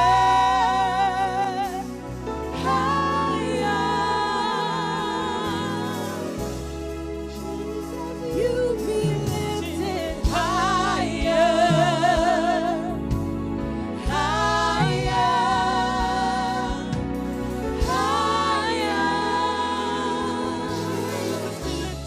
Jesus, you be lifted higher. It's all about you today. Higher. It's all about you, God. Higher. So Jesus be lifted high. Jesus, you be lifted higher. Higher.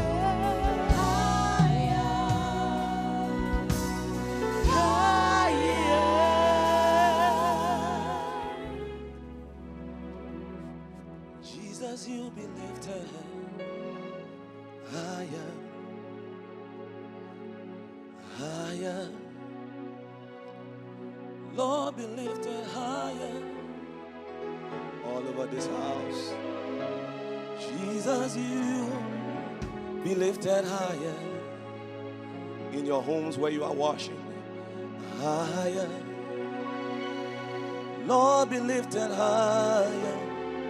Somebody worship where you are. Oh, Jesus, you be lifted higher. Oh my God, higher. Come on now. Be lifted higher. Bible says when we lift him up, he will draw men to him. Jesus, you be lifted higher in our lives, oh Lord. higher. You take the preeminence, oh God. Higher. Take the priority, oh God. Oh, Jesus, you be lifted higher. Lord, before myself be lifted, Lord, higher. Oh, high. Thank you, Lord. Thank you, Lord. Lord, be lifted higher today. Oh, just worship the Lord. It's such a sweet presence in this house. We just worship you, Lord. Oh, Randele do rende bakataya, Radala mama, Zidado shiri andorabaya, Ore dano sana. I stand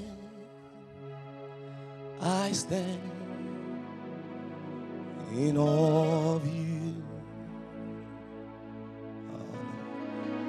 I stand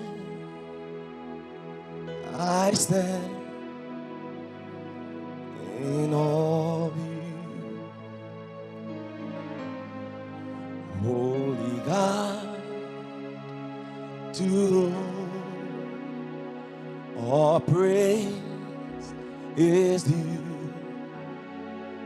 I stand in awe of you. Come on. I stand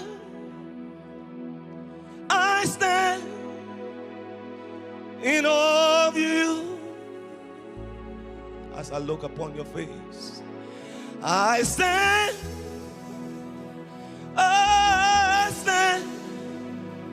in awe of you, Holy God, to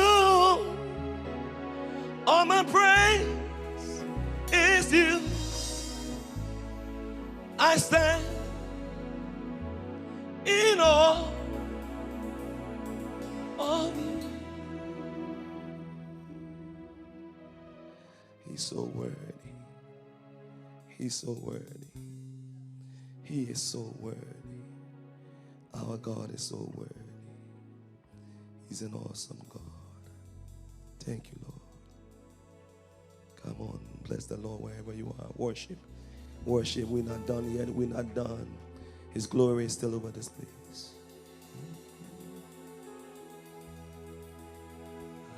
I enter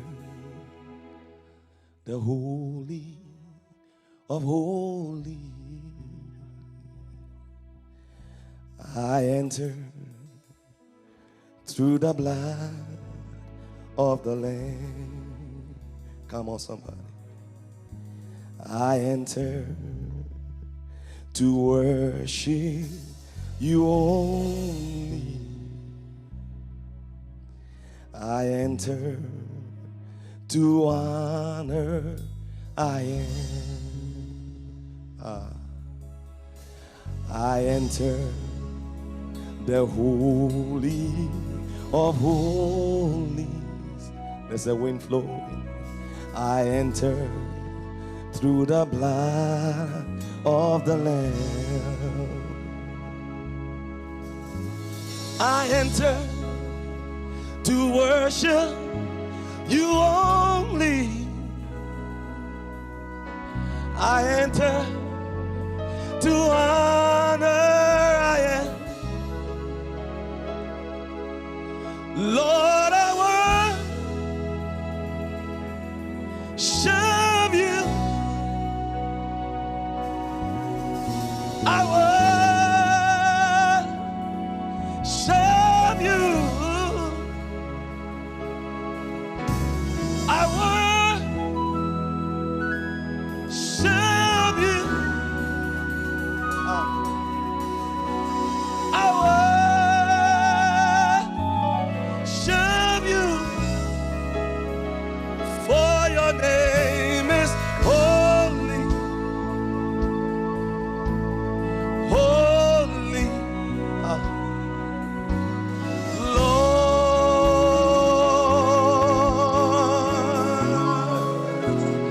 For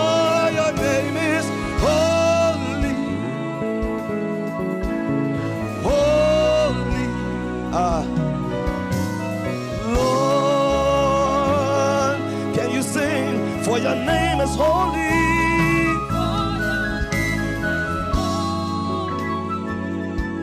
It's holy. It's holy. Your name, your name, your name. For your name is holy. Ah, Lord. Holy. Lord. In 2 Samuel chapter 6.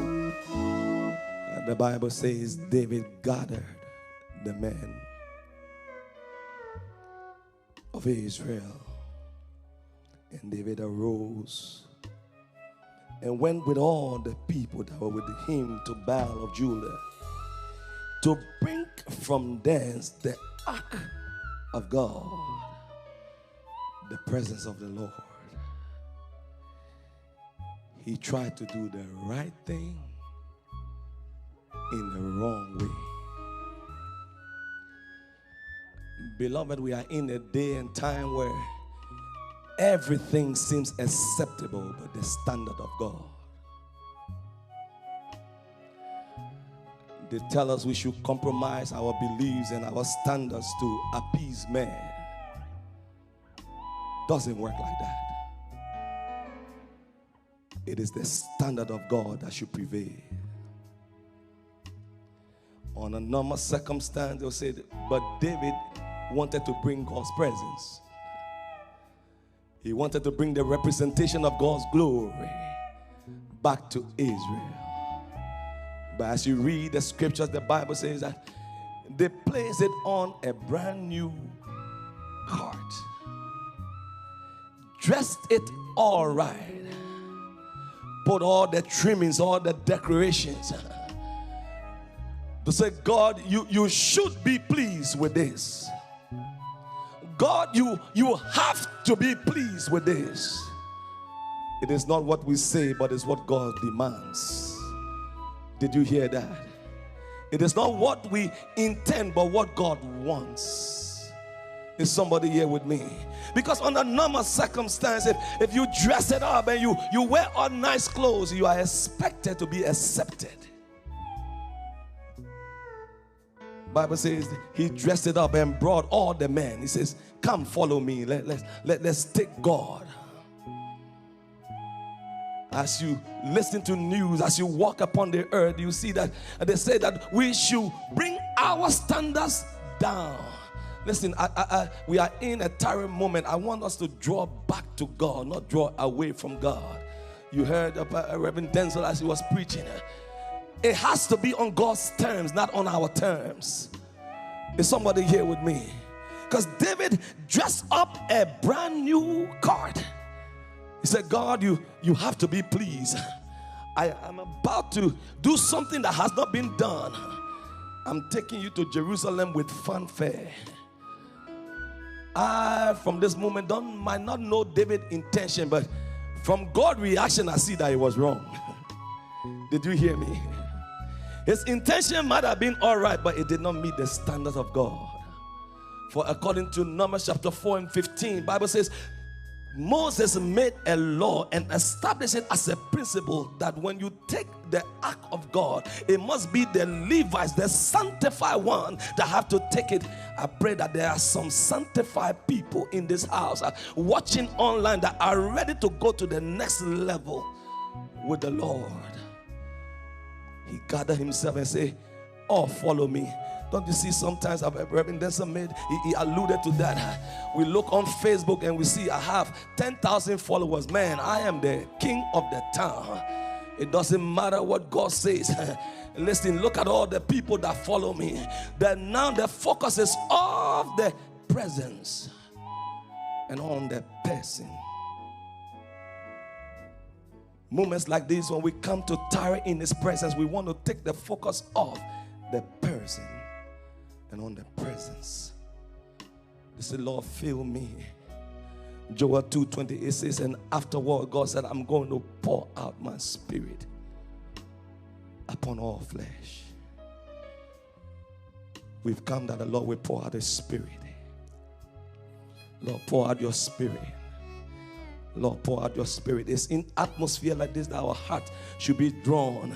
Now watch this. Bible says when David tried, the ark of God was being taken, and it got to the threshing floor, and the Bible says the ark stumbled upon that which not God had intended, but upon what man had proposed to God. This is how I want to take you, not as you design and as you want. The Bible says when they stumble, somebody said, God, can I help you out here? We got to a point and say, Lord, you're giving me a divine song, but can I add this chord to make it sound nice? Reverend Denzel, how many of you have not been there? There was a tone downloaded into your spirit, and you sat down and says, this tone is not what, God, I heard your spirit, but let me play it this way. And then you put out that music and you begin to sing it, and it goes nowhere because the spirit of the Lord is not behind it. I heard one man, a man of you are so young, I don't want to age myself. His name is Morris Chapman. I was listening to an interview, and he said when he gets into the studio and the spirit of the Lord gives him the music and he plays it, he tells the engineer, as is. Don't touch, don't add, don't remove, don't subtract. We need to get to a point as believers when it needs to be as is. What the Lord says, let it be so. I cannot add, I cannot subtract. We are getting to so many issues and trials and tribulations because we are doing as we want, not as the Lord wants. David dressed up the cart, made it so beautiful. Fanfare, trumpets were blowing, a crowd of people. God said, I'm not in this. So the axe stumbled, and poor man Uzziah, he said, God, can I help you? Let me undo the mistake that they do. I can hold you up. Child of God, Isaiah said God can measure the heaven with the span of his hands. He says he can weigh the hills in the scale. Now I want you to look at the magnitude of this man. And a mere man said, let me help you out. We need to move from the point of helping God out and say, God, help me. What can you do?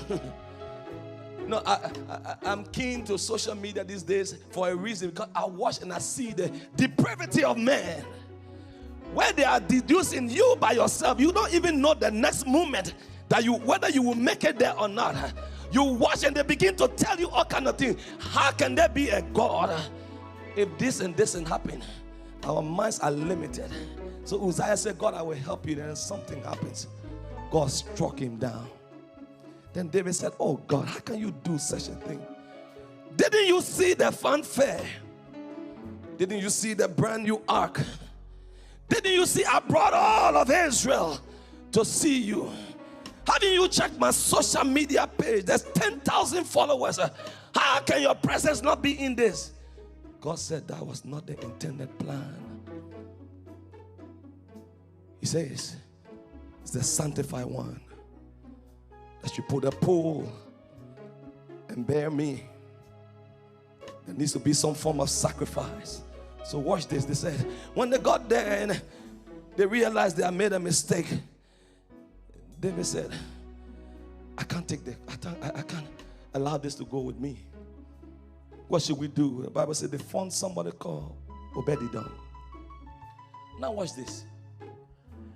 If you and your family have just heard this thing called the presence of God had just killed somebody in my house, I want to get you somewhere. Your wife must say, my friend, be careful. Your spouse might say, did you hear what happened? And you are saying it should come here. Don't you love me anymore? You are bringing death. Pastor Denzel alluded. There needs to be some form of sacrifice to walk this path that we call the kingdom path. We need to forego so many things. Obed-Edom said, I hear what you say. I don't have time to go into who Obed-Edom was. Because the Bible says he was a slave at the threshing floor. So he was not regarded at all. That says, they could have taken it to a nobleman's house, but they said, let's take it to the least. But it was the least that had the heart of sacrifice. He said, even if he had killed Uzziah, I need something in my life to be transformed. I want that presence. The Bible says they brought it. Something started happening. He didn't want God for his own upliftment. He said, I want God, I want to draw near to him. The Bible says, if you draw nigh to me, I will draw nigh to you. David was looking for fanfare. He had dressed it up. Looking for all the accolades, the likes, the love, the high five, the praying hands.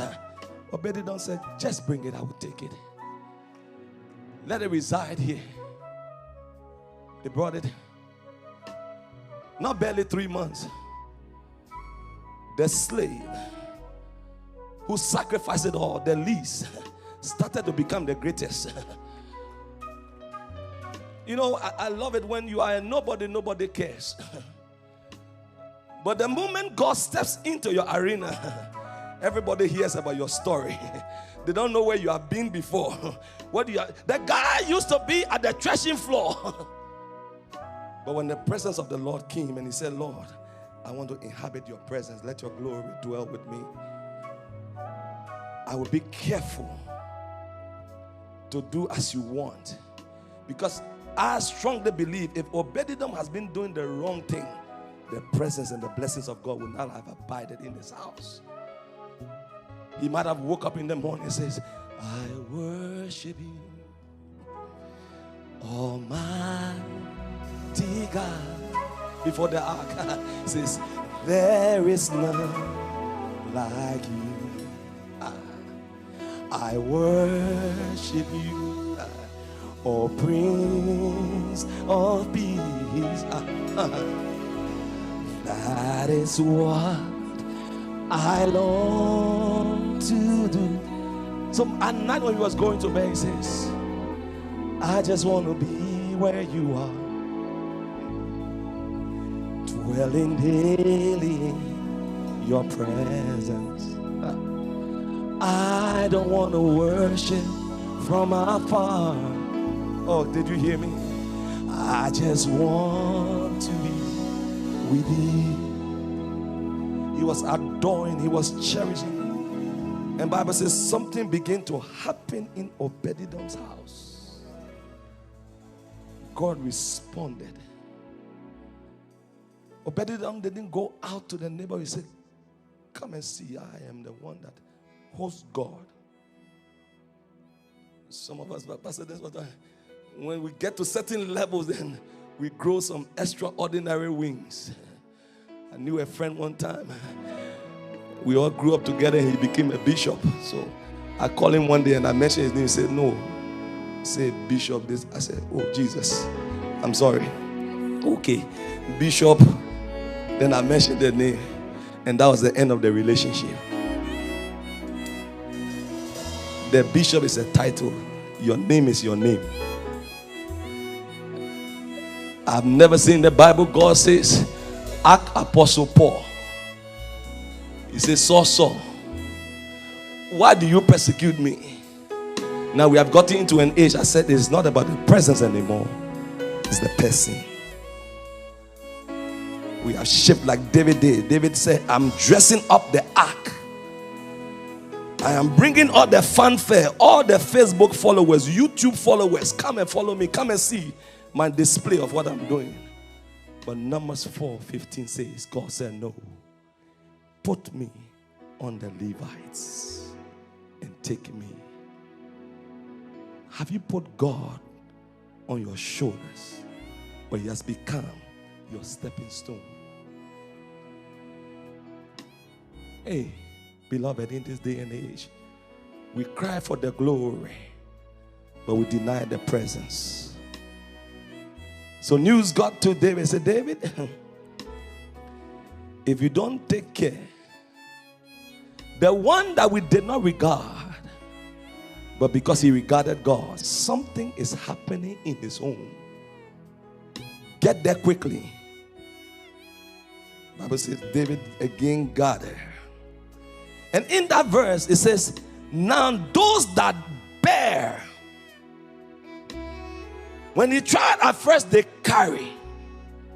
But now they said they bear. Read Numbers 4:15. It says they have to bear God up on their shoulders and take him. Praise be unto God. When we do it right, God responds. Our churches is devoid of, I'll say, the presence. I was on a program this week and Reverend Denzel was listening and I saw you all. And one of the questions was, should a worshiper or a believer sing secular songs? And my response to the guy was, I have never heard at a shrine or a occultic shrine they played Joe Metal song Bononier, or maybe Reverend Denzel song Come Holy Spirit. You will not find them promoting our way of life. So why then must I even consider delving? It doesn't make sense. So as I bring you back to 2 Samuel 6, David was trying to do the secular thing, what is pleasing to man, but not what is pleasing to God. He said, God, I will dress up the ark, I will make a fanfare, I will bring whatever I need to bring, I will even put you in the limousine, the latest, maybe the Rolls Royce, I will buy it for you and bring it so we can take you. God said, no, all I need is a broken and a contrite heart. As fellow worshipers, we need to shift the dynamics. It is becoming an overdue in what we are doing. Say, you know, I want to cross over. Cross over where? This side is much better. Did you hear me? And this side is much, much better. I'd rather stay here than cross over. I tell everybody, she's watching my wife. I love her beyond the shadow of a doubt. Been married 25 years. But there is no way possible she will be the cause I will go to hell. It's not happening. Honey, I know you're watching and you hear me say this every day. Even in our room, I tell she will not. And I should not. Because God takes preeminence. Takes the priority. As worshipers, as believers, we cannot follow the mistake that David made and do it our own way. It must be as the Lord designed for you and I to walk after his path. So I go back to the question. It says, should a minister of God decide to minister secular song? Is it okay? Then I asked, I said, okay, have you ever heard at the meetings of the witches and wizards, they mention the name of Jesus? Jesus, come, we want to play today all religious music. No, they promote their own agenda. So how can we then? You see, we have made the standards of God substandard. It is no more at the top. Every day and every day out, we compromise a little bit. And we compromise a little bit. We compromise a little bit. Now you see, I'm moving to my right. The more we keep compromising, we are drawing far from his presence. Because his presence cannot abide. Remember in the book of Genesis, Adam and Eve were in the glory. Eden means the dwelling place of God. But once they stepped out, God said, see, may that not be your portion. We want to dwell in that place. I was reading Psalm 91. The Bible says, he that dwelleth in the secret place. Then I heard the Lord says, if you dwell in the secret place, I will give you the secret. I said, oh. So if I'm out of the secret place, you will not hear the secret. But if I'm dwelling in the secret place where God is, he said, I will give you the secret. And I kept reading Psalm 91 verse 1. I said, hey, I am almost half a century old. I've read this over and over and over. Oh, I'm sorry. I'm 25. Amen. Pastor Denzel, don't laugh. He said, listen, Clarence, if you dwell in the secret place, I will give you the secret. At conferences like this, that's why we come to dwell in the secret place. That God will reveal the hidden treasures of his heart to you and I. And say, beloved, you might be struggling, but listen, I have a plan. I know what I'm doing. Stay the course. I will close with this. We have reached a point where we rush God. We come into services. Last week I was in a 3-day pastoral meeting, 3 days of tiring. I'm like, wow, it's been a long time we did something like this. I mean, 3 solid days of tiring. And then this week again, I remember when Akosua sent it to me, I said, oh, let me check my schedule. I have something to do. And then I sent out the flyer. I said, oh, God is seriously moving. We need more of this where we can tarry in God's presence and wait for him to speak. Wait for him to tell us what to do. We have reached a point where everything is with God rush. We get to church and the same format. Praise, worship, choir sings. Pastor come preach. Pastor come preach. We do offering 1, offering 2, offering 3, offering 4, offering 5. Then we close. Where did God come? Where was his glory revealed? Joel 2:28, and then we close. It says, and afterwards, I'll pour out my spirit. Why is God pouring out his spirit? For his glory to come back.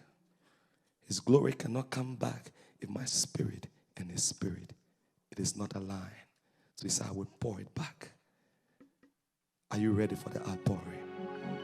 Please stand to your feet.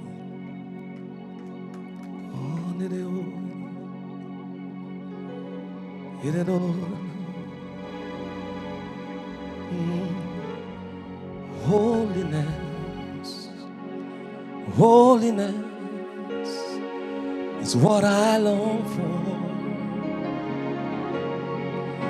Holiness is what I need. Oh, holiness, holiness is what you want from me. You want to pour your heart to the altar. Oh, sing holiness. Oh, yes. Come on, Bacchus, come on stage. Holiness is what I need. We're going to spend some few minutes praying. Holiness. Oh, Lord.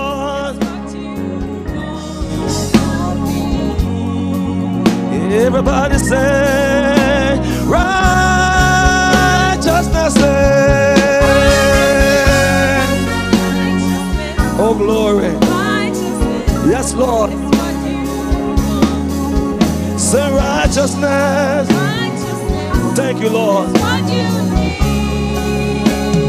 Oh, righteousness, Lord.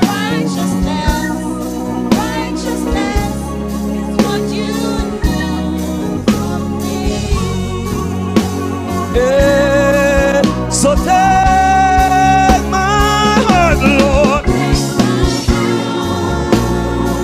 Take my heart.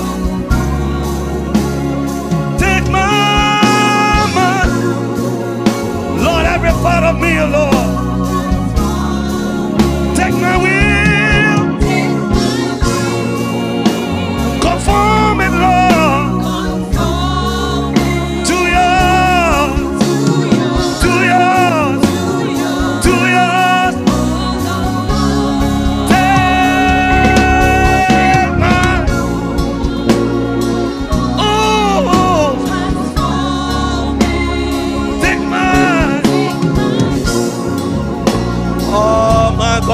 song, oh God, at this time. Take my will, Lord. Hey, to yours, to yours, to yours, to yours, Lord, to yours, to yours, to yours. Pour out your heart. To yours, to yours, to yours, to yours, hey.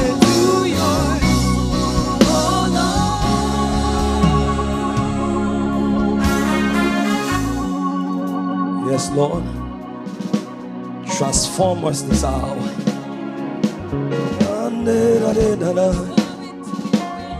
Radala mashinde bebe, radala masande bebe kotara baba, ledaro radala masitara baba. Oh Jesus.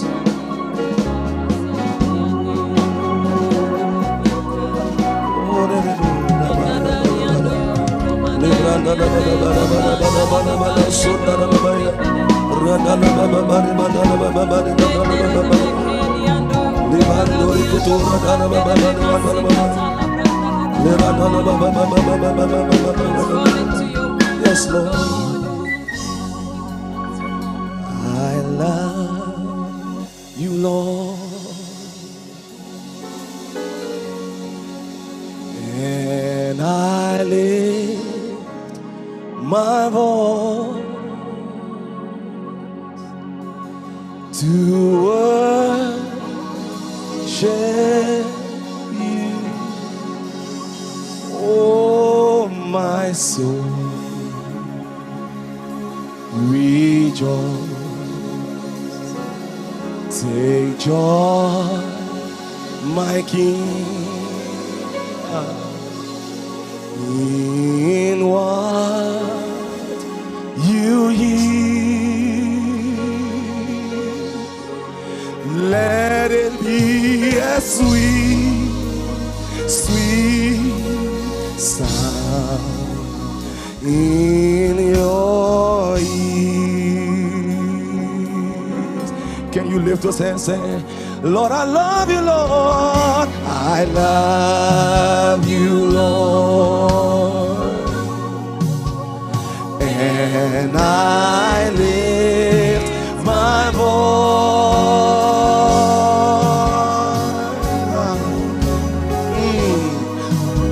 Share you, oh my soul, oh my. Let the Lord transform. Rejoice.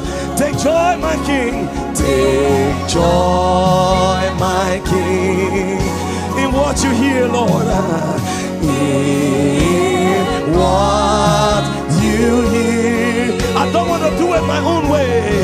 Let it be a sweet, sweet in your ears, Lord. In your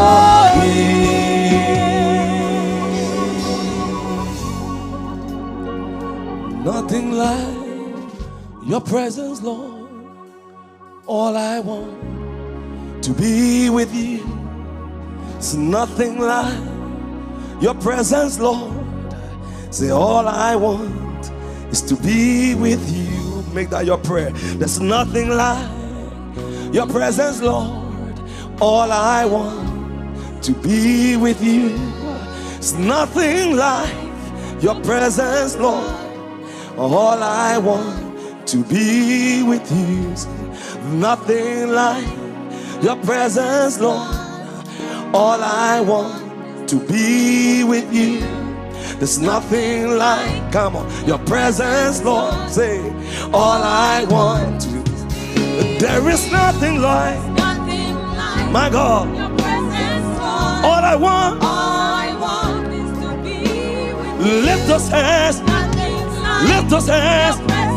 All I want is to be with you. Nothing like your presence. Oh, pour out your heart. Oh, there is nothing to compare. Obed-Edom is is nothing. There is nothing. Yeah, yeah. All I want is to be with you. Nothing is like your presence, Lord. All I want is to be with you. Lift your hands and bless the Lord. Just thank the Lord for the word that has come. Lift your voice and exalt the King of Glory. Bless the Lord, oh my soul. Lift your voice and pray for the vessel that God has used. Tell the Spirit of the Lord, pour afresh on him. Release extra grace upon him. Let every word that he has released never fall on the ground. Let it go and accomplish every purpose of which it has been sent. Lift him up before the throne room. Lift up Reverend Clarence. Father, we thank you for such a voice. Lift up Reverend Denzel. We thank you for such leaders that are paving the way. Lift up your voice. Pour your spirit upon them. Multiply grace upon them. Father, multiply grace, that you will use them to pave the way. Continue paving the way to speak into our lives. In the name of Jesus, we thank you, Spirit of the living God. We thank you for the vision bearer. We bless your name for what you have done. You are faithful, you are merciful, you are kind, you are just. We give you glory. Come on, lift up your hands. Lift up your hands. We thank you, Jesus. We thank you. Pour your spirit afresh on your servants. Father, as they've given all, may you replenish. Continue to replenish them with oil. More grace. Your word says that oil started from the head to the beard, to the garments and to the toes, to the ground. Every oil they've released, let it fall upon us. Fall on us afresh. Fall on us, Holy Spirit. Fall on us. In the name of Jesus, we thank you. We bless you, Jesus. Come on, put your hands together. Jesus. Put your hands together. Put your hands together. Hallelujah. Amen. Amen. Hallelujah. Amen. We thank God for, it's an honor. Amen. I'm coming from another prayer camp to this camp. That is all we do. Our lives are sold out to the gospel. And God bless you for availing yourself. It is awesome. This is going far. The next time we meet, it will be bigger, fuller, fantastic, more oil. Jesus. When I entered, the presence I felt whilst the man of God was preaching, I said, you are speaking to me too much. We thank God. I won't waste your time. It takes money to move the gospel. You cannot go to the owner of this place and start speaking in tongues. He or she will slap you and you will move, because we need money. Hallelujah. Last night as I was doing my quiet time, I caught a revelation. I've been reading that scripture, Genesis 18 and Genesis 19. Catch this. The Bible says in Genesis 18 that Abraham was sitting in front of the tent. He lifted up his eyes. He saw 3 men. He invited them. They didn't reject the invitation. And one of them was God himself. When you go to the verse 19, the Bible says, and Lot was sitting at the gates of Sodom, and he saw 2 men. Catch the revelation. The angel Lot saw only 2 angels without God. Abraham saw God and 2 angels. What is the revelation here? Abraham always creates a place of honor and offering unto the king. Because of where he was, the atmosphere he lives in. Lot lives in Sodom. The Bible says when the angels went there, he said to them, he asked them, can you come, my Lord? The angel said, no, we don't want to be here. We will go to that city square. But when Abraham invited God and the angel said, yes, we are coming in, because of where he's living and the atmosphere here is saturated. This is where you have to sow. Hallelujah. That is a revelation. So if you have cash app, I don't know whether we have cash app or, but please, can I have mine? For me, my cash app is here. Let's give to support this project. It is going far. Amen. Amen. Amen. please do it beautifully. Hallelujah. Can you give me some C or C sharp? Let's dance to the glory of God. Amen. We need money. So please, I'm sure the video, the camera, everything is money. So bring everything that you have and let's support the ministry of our beautiful sister. We are part of this. It's a team. Amen. Hallelujah. God bless you. And please, when you are coming, dance if you have a check. I don't know that you can write it in the woman of God's name or the cash app. Do we have a cash app number? We can, or maybe I'm sure she has a cash app. And you know, you can. We have a lot of mediums. Zelle, everything. Hallelujah. All right. Oh, nyameba. Come on, let's go. Yeah, you are your dad. Niawo ya mamede in the tea. Betche why. Come on, let's go. Hey. Oh, nyameba. Yeah, yeah, you are. If your money is ready, can you bring it forward? Niawo ya mamede in the tea. Betche why. Oh, nyameba. Oh, nyameba. Hey, but see, yeah, you are your dad. Can you clap and let's dance? Oh, yummy, oh, yummy, yeah, you are your dad. Oh, yeah, mommy, come on. Oh, yummy, oh, yummy, yeah, you are your dad. Oh, yeah, mommy, Betty, why? Yeah, my sister, me go to, not me, why? Some me money, not me, that was it. Back out, see, she ram, some me go to, some me go to, some me money. I'm a second, hallelujah. Sabi money, sabi money. Nami na wase, make no case. I was glad when they said unto me. I was glad when they said unto me. I was glad when they said unto me. Let us go in the house of the Lord. Say, I was glad when they said unto me. All right, we have 1 minute. Can we clap and let's dance for the next session? Come on. I was glad when they said unto me.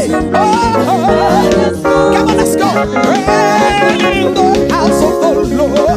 Hallelujah. In the house of the Lord. In the house. In the house of the Lord. Hallelujah. In the house of the Lord. Hallelujah. In Virginia, right here, Lord. Hallelujah.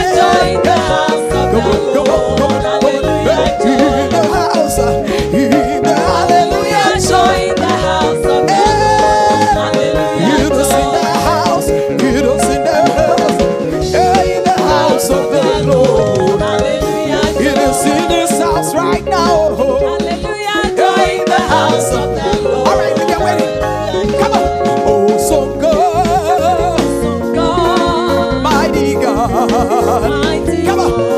Oh, so God. So God. Mighty God. Come on, let's go. We give you praise. Awesome God. We give you praise. Mighty God. You said you are your lifted. Awesome God. Come on. You are Lord. Let's see. Can we get brother and say, you are. You are high lifted. Awesome God. I will give you glory. Let us sing a second for the last time. Come on. Awesome God. You're mighty. You are. Awesome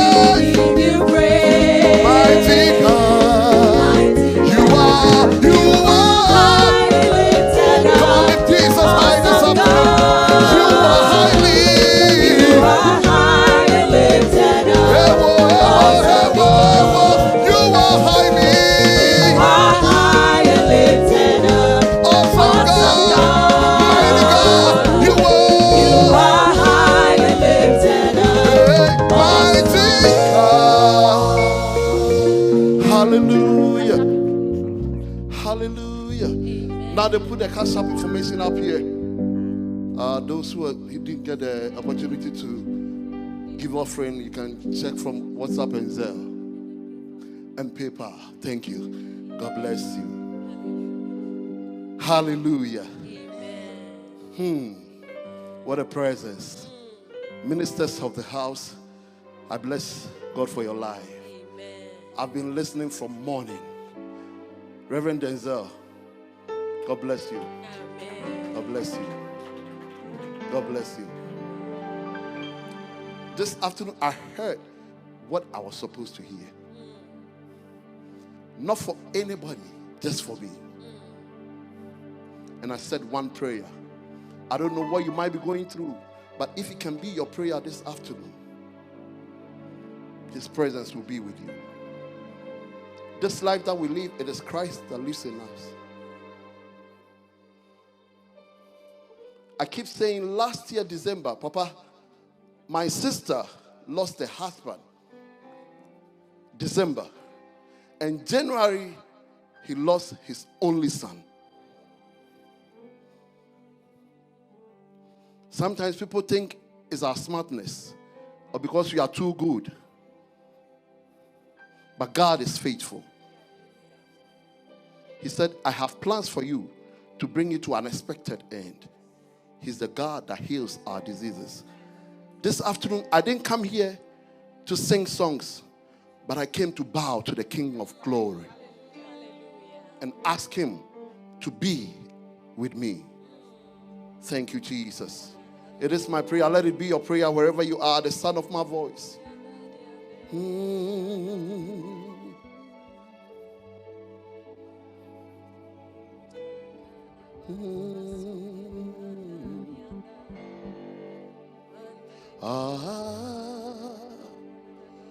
Abide with me, fast falls the evening tide, when darkness deepens, Lord, with me abide. When other heavens past fail and comfort flee,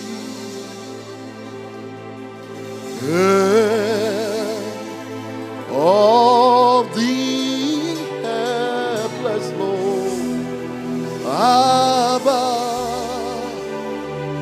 with me. Oh, help of the helpless Lord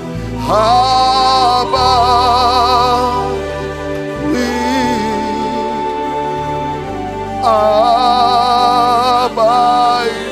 with me, fast falls the evening tide, and when darkness deepens, Lord, with me abide.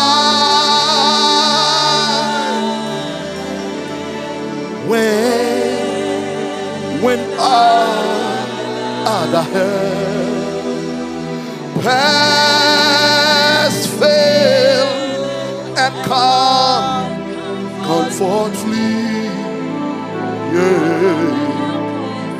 Help of the helpless Lord abide with me. Help of the helpless, help of the helpless Lord abide. Hey, oh, help of the helpless, Lord. Help of the helpless, Lord. Abide. Oh, yeah, help of the helpless, Lord. Help of the helpless, Lord. Abide. Jesus, Jesus, how I trust you. How I've proved you over and on. Jesus, Jesus, precious Jesus, oh, for grace to trust Him more. Oh, Jesus, Jesus, how I trust you. I have proved you. Oh, I have proved you. Oh, Jesus, Jesus, call that name Jesus. Call that name Jesus. Precious Jesus. Oh, for grace.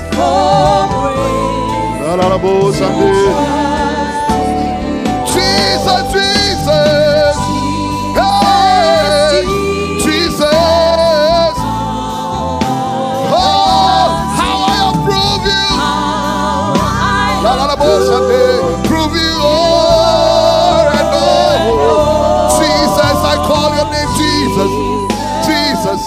Oh, my precious Jesus. Oh, for grace. For grace. To trust you. We praise your name. We praise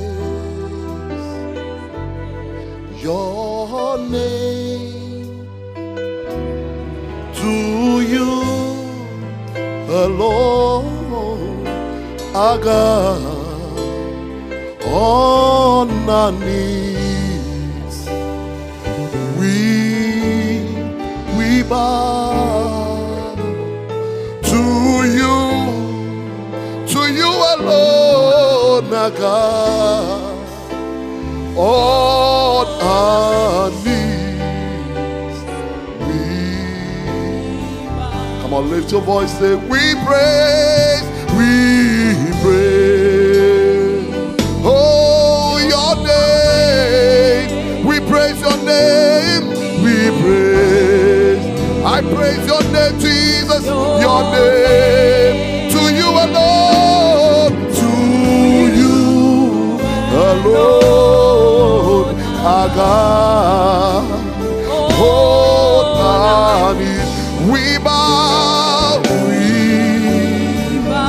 to you alone, our God, to you alone, there is none like you, Lord, on our knees, I bow to you alone, there is none like you, Lord, among the gods I have searched all the world, yeah, to you alone, our God, oh, on my knees I bow and give you a glory, to you alone, oh my God, oh,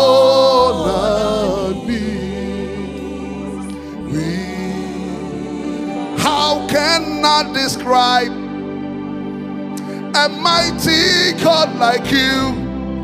You are bigger than any other God. I know it's an honor to worship at your throne. You are bigger than any other God. Don't stand and watch me. How can I describe? Hey, a mighty God like you. You are bigger than any other God. And oh, it's an honor to worship at your throne. You are bigger than any other God. How can I describe a mighty king like you? You are bigger and awesome than any other God. That is who you are. Hey, and oh, it's an honor to worship at your throne. You are bigger than any other God. Yeah, come on, lift your voice, say, oh, you are bigger than any other God. You are big. Yeah, you are so bigger, bigger, bigger. You are bigger than any other God. You are the reason why I lift my hands, why I lift my voice, and why I sing to you. If it had not been you, Jesus, for you are the reason I'm alive today. I am here to say it's all because of you. You are the reason, Baba, why I lift my hands, Jesus, why I lift my voice, for how far you have brought me. I sing to you. La la la be Santeria Kabayande. You are the reason, Mama, I'm alive today. I am here to say, hey, it's all because of you. Can somebody lift your voice with me? Say, you are the reason. Hey, You are the reason. lift your voice and shout You are it. the reason. He's the reason, You Lord. are the reason. You are the reason. You are the reason. You are the reason. You are the reason. He called him a day and day and You night. are the reason. You are the reason. You are the reason. You are the reason, son. You are the reason. I am war. You are the reason. You are the You reason, are the Lord. reason. You You are. are the reason. Come on, lift up your voice and let's worship. You are the reason. Lift your voice. Sometimes we just hide behind those beautiful songs and we can't even express ourselves and give him the fruit of our lips. Who is man that he's so mindful of? We have come this far by grace. Lift your voice this afternoon and tell him it is about him. It is about you, Jesus. Madarabo Sunday and you are the reason. You are the reason. You are the reason.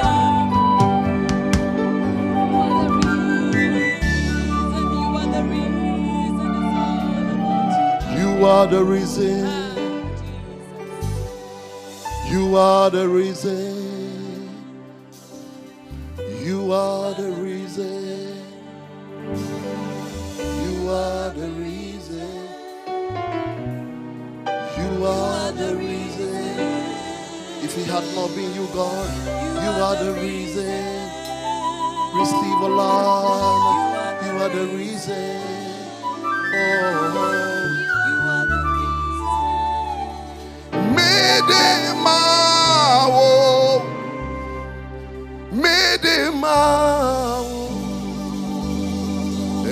Fatal, etik, na midimao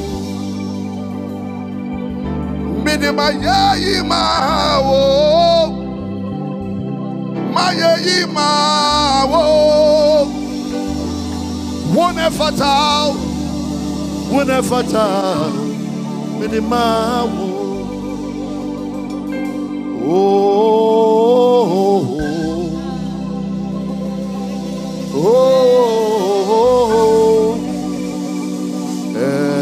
Fatawo eti na midimao. Come on, come with me.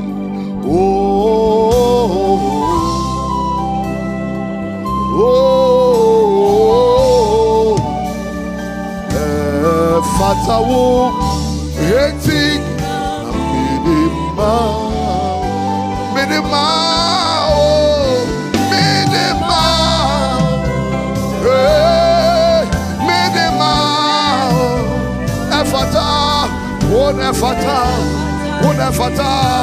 Wonefata, midimao.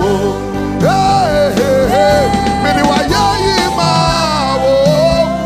Yeah, that's it, bro. Wayayimao. Bire, wonefata. Adalabe, yabi.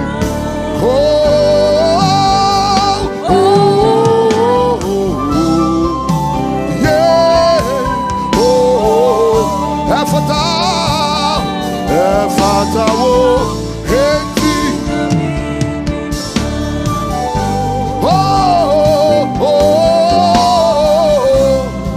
yeah fatawo eti na midimao. Somuji wa yeye somuji wona say receive honor, oh God. The lily of the valley, the Prince of Peace. I am that I am. Elohim. Now when I buff walk to no more sorrow. Let me show when you no kasia. I give you all glory. I give you glory. I give you glory. I give you honor. I bless you, King. I bless you, King. Who can be compared to you? I have come to say thank you. I have come to honor you, Lord. I have come to bless you, King. I have come to give you glory. I have come to worship you. I have come to say thank you.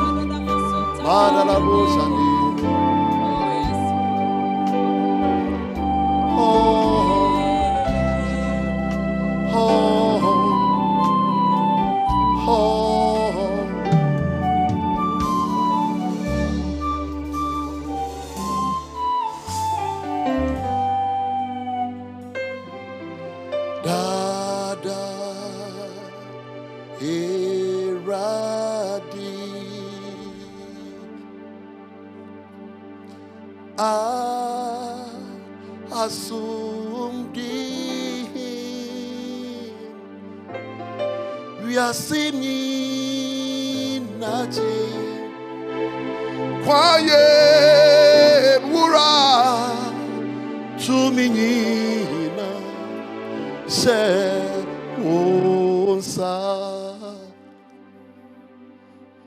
Dada Heradi. That is your name. Assume dihin. We are singing nothing.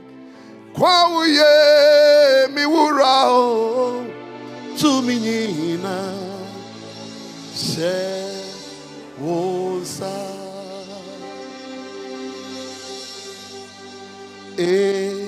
radi ye waye yeka fuwo dade nina yesirawo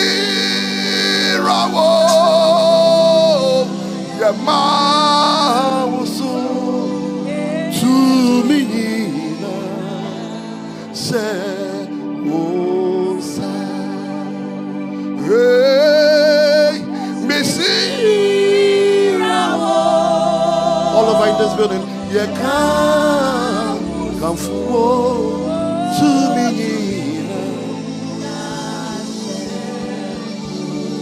Hey, Yeshirawo.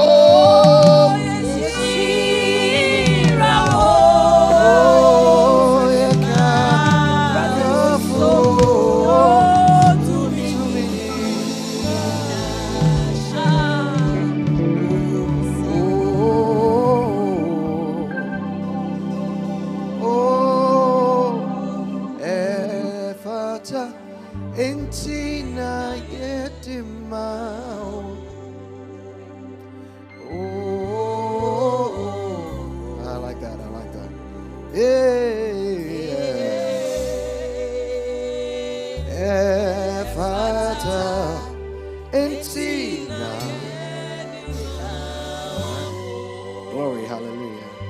Keep that in the background. You know what I want now. So, part 2 of this. What a glorious day! Wow. Today we're not singing; we're still sharing the word. Hallelujah.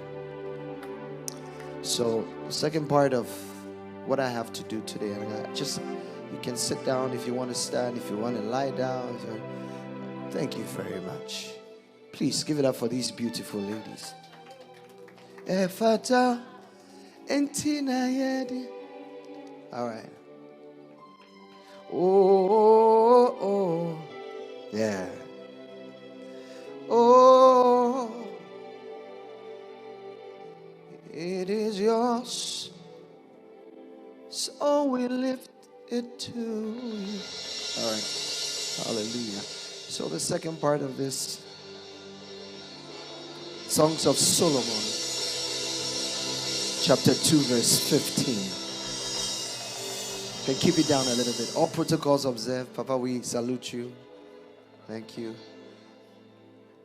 I'm the youngest boy in the house, so all protocols observed.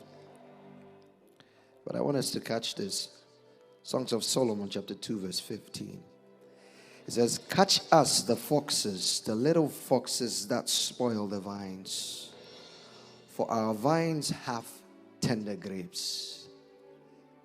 Catch us the little foxes that spoil the vine, for our vines have tender grapes. Foxes are very interesting and cunning animals, beautiful animals when you see them.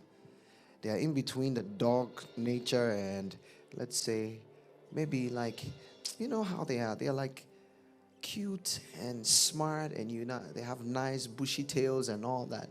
If you've ever seen a fox before, not a fox, an untamed fox which has rabies. No, we're talking about fox that you've seen. Now, you know the funny thing about foxes is they are very clever. Sweet, cunning, but clever. They are uncunning. Very smart. Now, Solomon was talking about foxes, and as I sat down, the second part of this that God gave to us is that these little foxes that spoil the vine are the little characters that we hide. We are the grapes. When grapes are growing, they are so beautiful, but they are weak and tender. They can be snapped off its branches easily. So today, the final part of this is that there are certain characters and attitudes that we need to take care of. Because you see, you can lift up holy hands, so-called, but yet your worship will not get to heaven. And what are these? We are worshipers, so we can break it down. Jealousy is a fox that spoiled the vine. Backbiting is a fox that spoiled the vine. This is the unpleasant part of my message.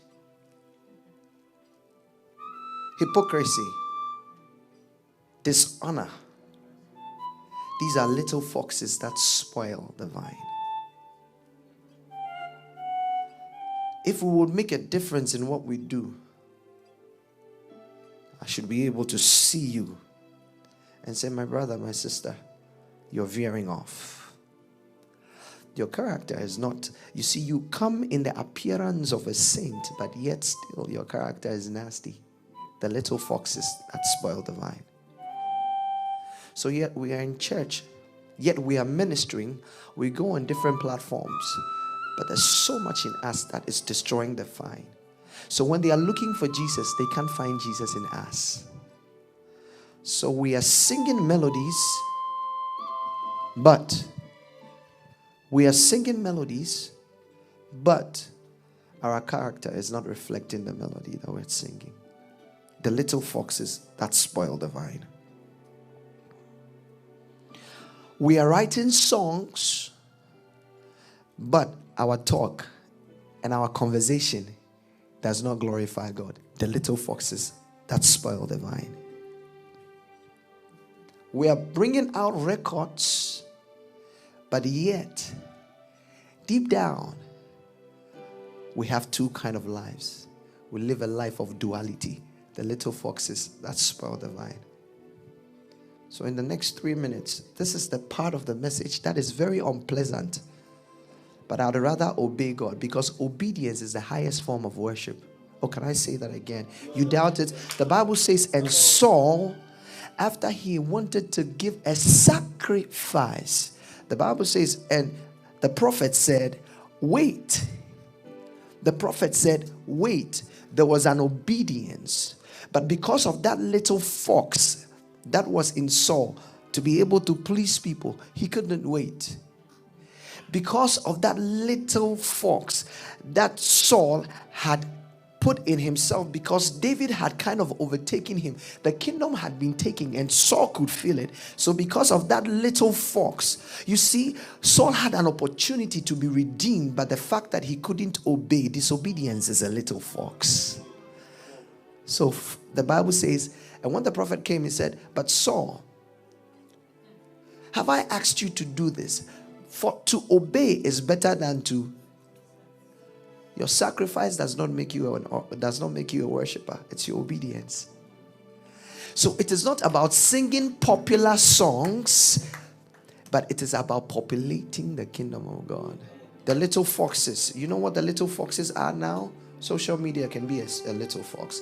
It's a tool or a portal for us to use to draw people to God, but it is not our being. Social media is not our being. So you realize that we are paying for followers. We are subscribing to certain platforms to get people added to our social media. The little fox, you know what that's happening? We are now exalting the self. The self is a little fox. So catch the little foxes. Skill can be a little fox. Skill without God will kill you. Oof. When you have skill and there is no God in the skill, it's a death penalty. Oh, you doubt it? You can ask Michael Jackson probably. Yeah. When you have skill and God is not in the mix, it's a concoction that is making you ready for disaster. The little foxes. Can I look at you and say, my dear sister, my dear brother, it looks like, Charlie, now you're going to a place where I'm not really seeing it. Can your pastor come to you and say, you're falling off? The little foxes. When you go from a place of being counseled to think that you're the only counselor, you have lost it. Because the Bible says in the multitude of counsel, there is what? Safety there. Never grow from learning the word of God, and never grow from putting your ear to the astute nature of the voice of your Father. The Bible says children. When the Bible talks about children, it's not talking about the little ones. It's talking about anybody who calls himself a child of God. Children, obey your parents in the Lord. It means in the atmosphere or the environment of worship, that is in the environment of the church, there are spiritual heads. I don't know why God has been making me hit on this. See, if you go to church and you cannot, you see, it's a mission. And until you're ready to submit, you're not part of the mission. Submission. And it has to do with faithfulness. Until you are full of faith, you will never submit. The little foxes. Are you easily offended? Oh, I'm not singing again because the pastor did something to me. The man of God did something to me. And so we sit down and we address, redress, and undress the man of God in every situation. Listen, every man of God is a man. When you take the of God there, is a man. And every man has a frailty. Every man. The little foxes. Some of the little foxes is we talking too much.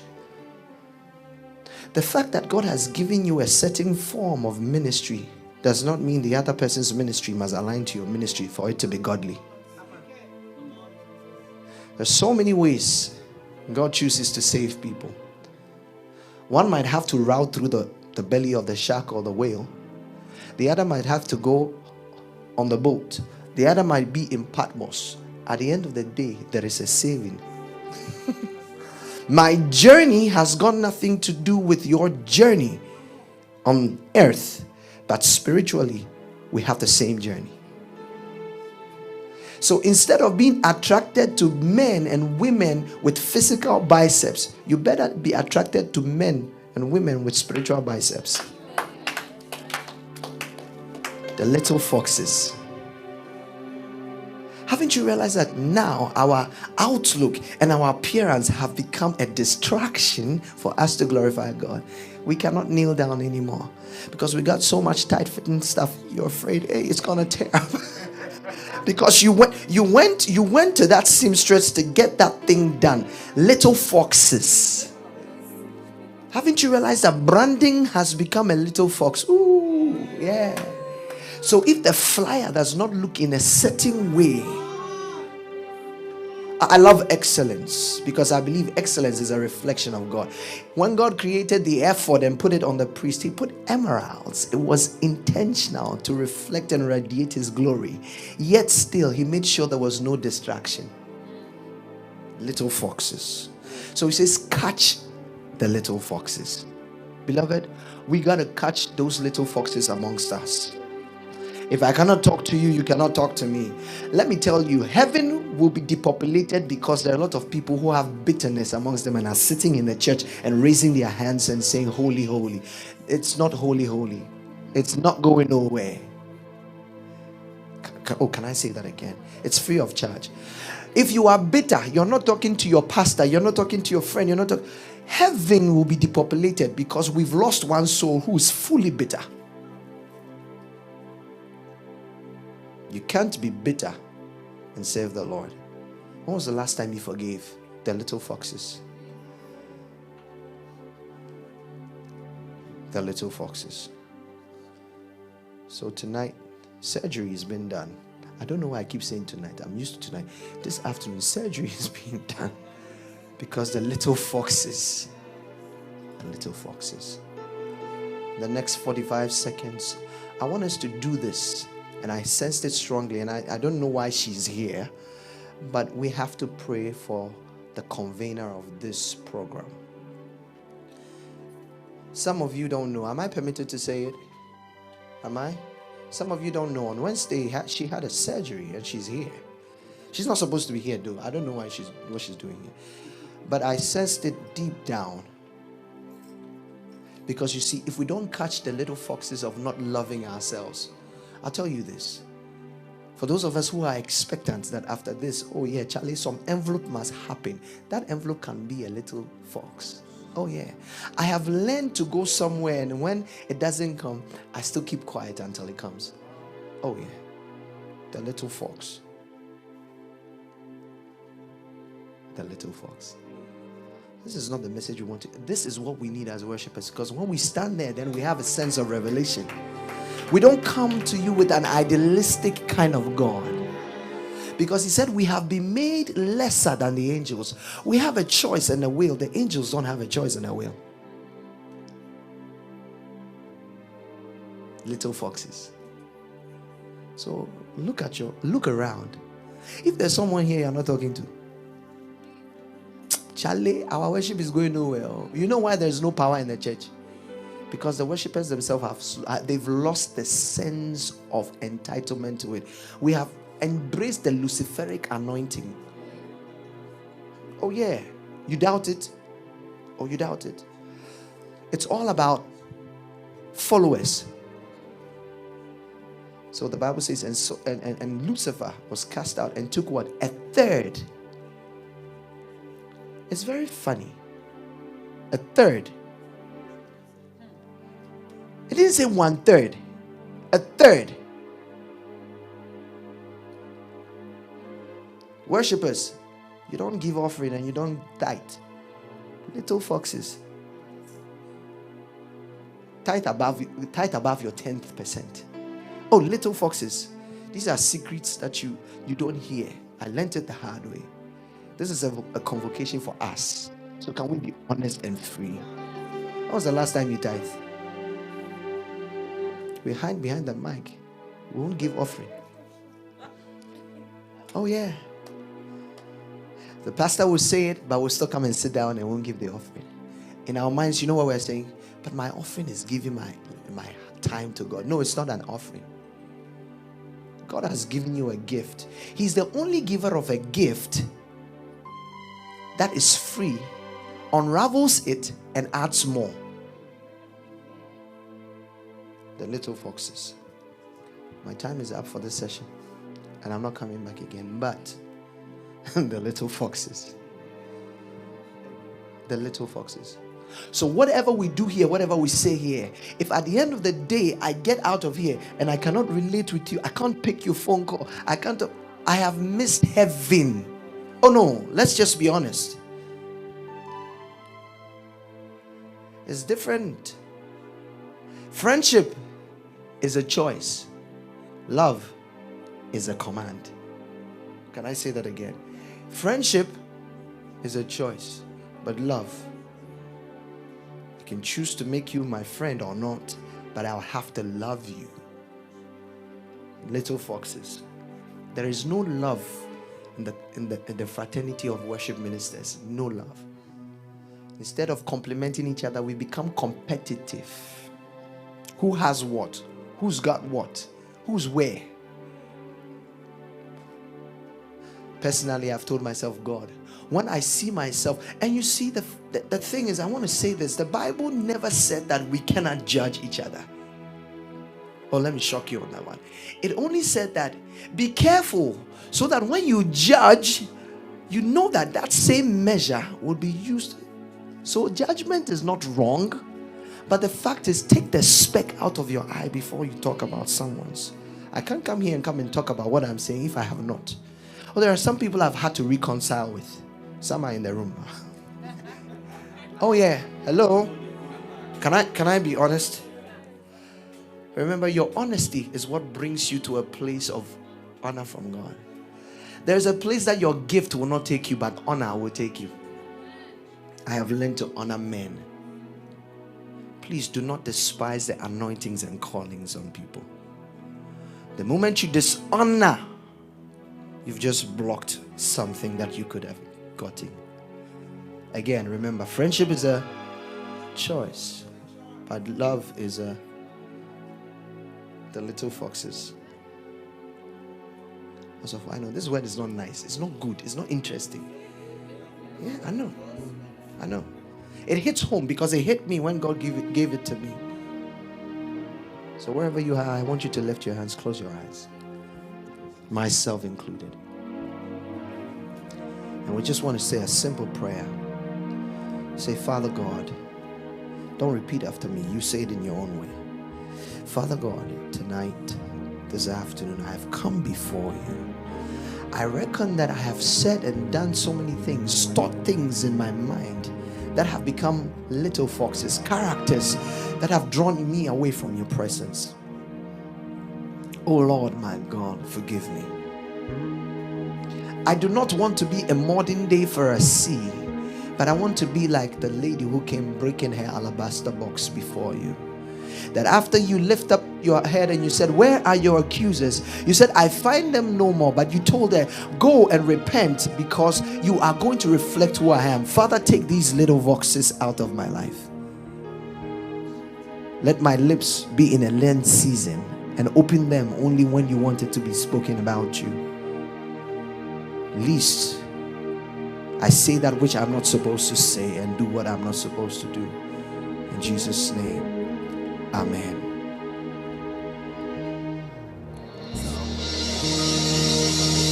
Great is thy faithfulness. Great is thy faithfulness. Morning by morning, your new mercies I see. And all I have needed, thy hand has provided. Lord, great is thy faithfulness. Lord, has the Lord been faithful to you? Great is thy faithfulness. Lord, great is thy faithfulness. Morning by morning, your new mercies I see. And Lord, I have needed, thy hand has provided. Lord, great is thy faithfulness. Lord, Nyankopon ye waye ye bomo kase woni era. Come on, it's a corporate worship tonight. Wona sasini nase wona sasini ye kutu oduma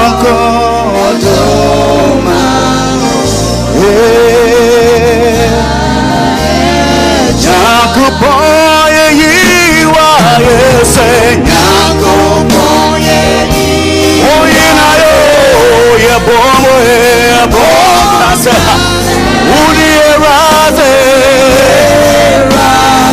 Raise your voice, wona asasini na wona asasini na ye kutu oduma kume oduma. You know this one. Dada Yehovah na na. Oh Yehovah na na. Oh Dada Yehovah na na na to Yehovah.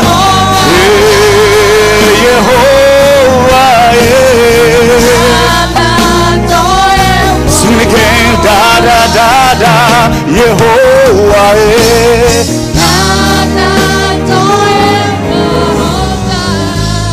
oh Yehovah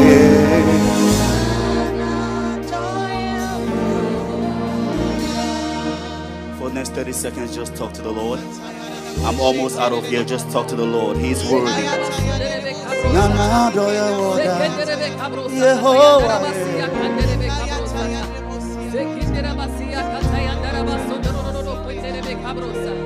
I love you, Lord, for your mercy never fails me. Thank you, Jesus. All my days I've been held in your hands. Come on, can I get a witness? From the moment that I wake up until I lay my head, I will sing of the goodness Come on, everybody, all this place. And all my life, say, all my life you have been faithful. Yeah, all my life you have been so good. With every breath, God. Oh, I will sing. Come on, somebody. One more time, all over this place. All my life, all my life, all my life, all my life, all my life. You have been faithful. All my life you have been so good. With every breath that I am able, I will sing of the goodness of God. I will sing of the goodness of God. Hallelujah.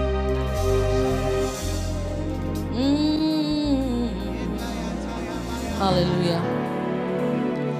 You know, when we talk about the goodness of God, there's something about the goodness of God. I don't know how many of us here have experienced the true goodness of God. That sense of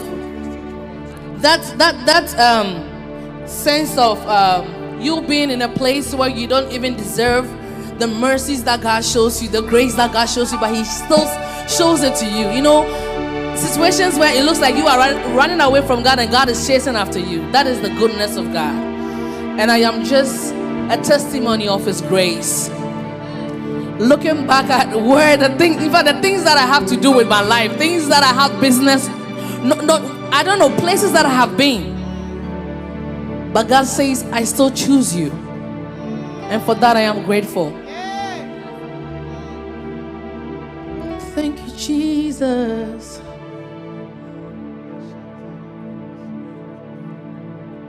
You reign, you ancient Zion King. Kadosh, Kadosh, you are mighty on your throne. You reign, you ancient Zion's King. Kadosh, Kadosh, you are mighty on. Please don't look at me. You can just sing your own worship to God. You reign, you ancient Zion's King. Kadosh, Kadosh, you are mighty on your throne. You reign, you ancient Zion King.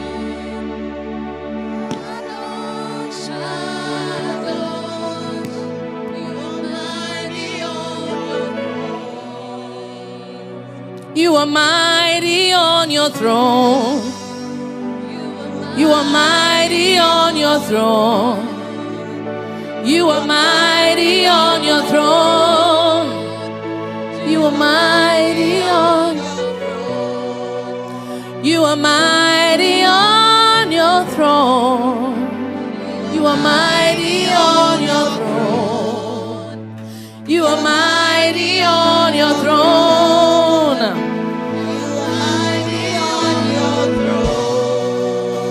You are mighty on your throne. You are mighty on your throne. You are mighty on your throne.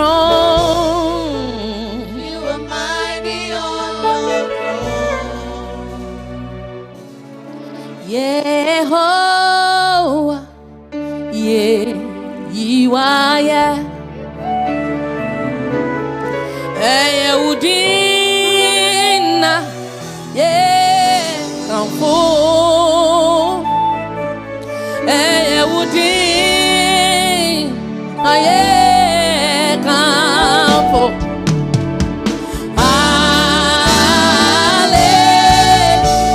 Hallelujah.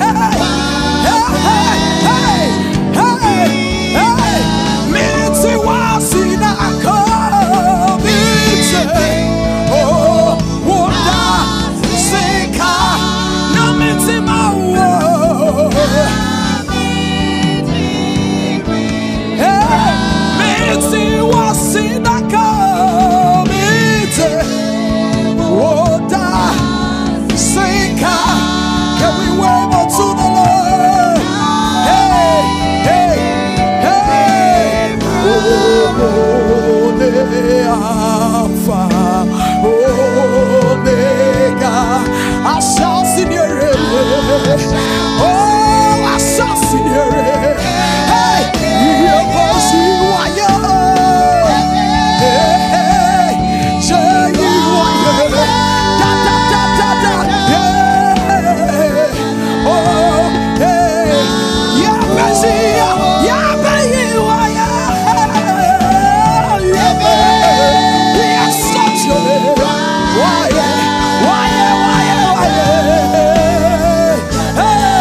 Come on, let's sing it again. Come on.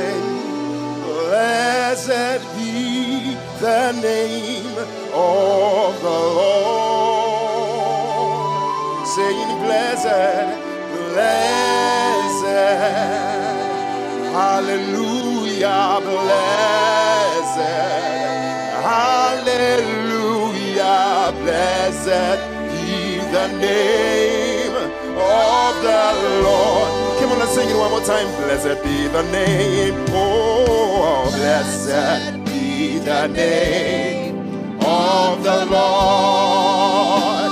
Saying, blessed be the name, blessed be the name of the Lord. Saying, blessed, blessed, hallelujah, hallelujah, blessed, hallelujah, blessed be the name of the King. We'll say it one more time, blessed, oh, blessed, hallelujah, blessed, hallelujah, blessed be the name of the Lord. Blessed be the name of the Lord. He is worthy to be praised and adored. Somebody lift up holy hands, so we lift up holy hands in one accord, singing, singing, blessed be the name. Come on, say it again. Blessed be the name, oh, blessed be the name of the Lord. Come on, let's sing for the last time. Blessed be the name of the Lord. Say, blessed be the name of the Lord. He is worthy to be praised and adored. Hallelujah. Come on, somebody lift a voice. So we lift our holy hands in one. Saying, singing, singing, blessed be the name. Blessed be the name, yes. Blessed be the name, blessed be the name of the Lord. Come on, give him glory right now. In the name of Jesus.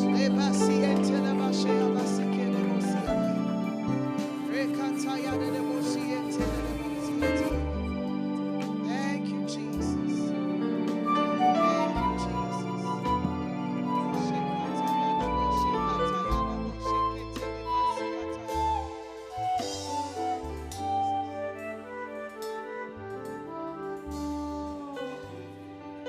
Let's clap our hands to Jesus. I will not ask you to clap for me because of the way you clap for Jesus. Is that how you can clap for Jesus?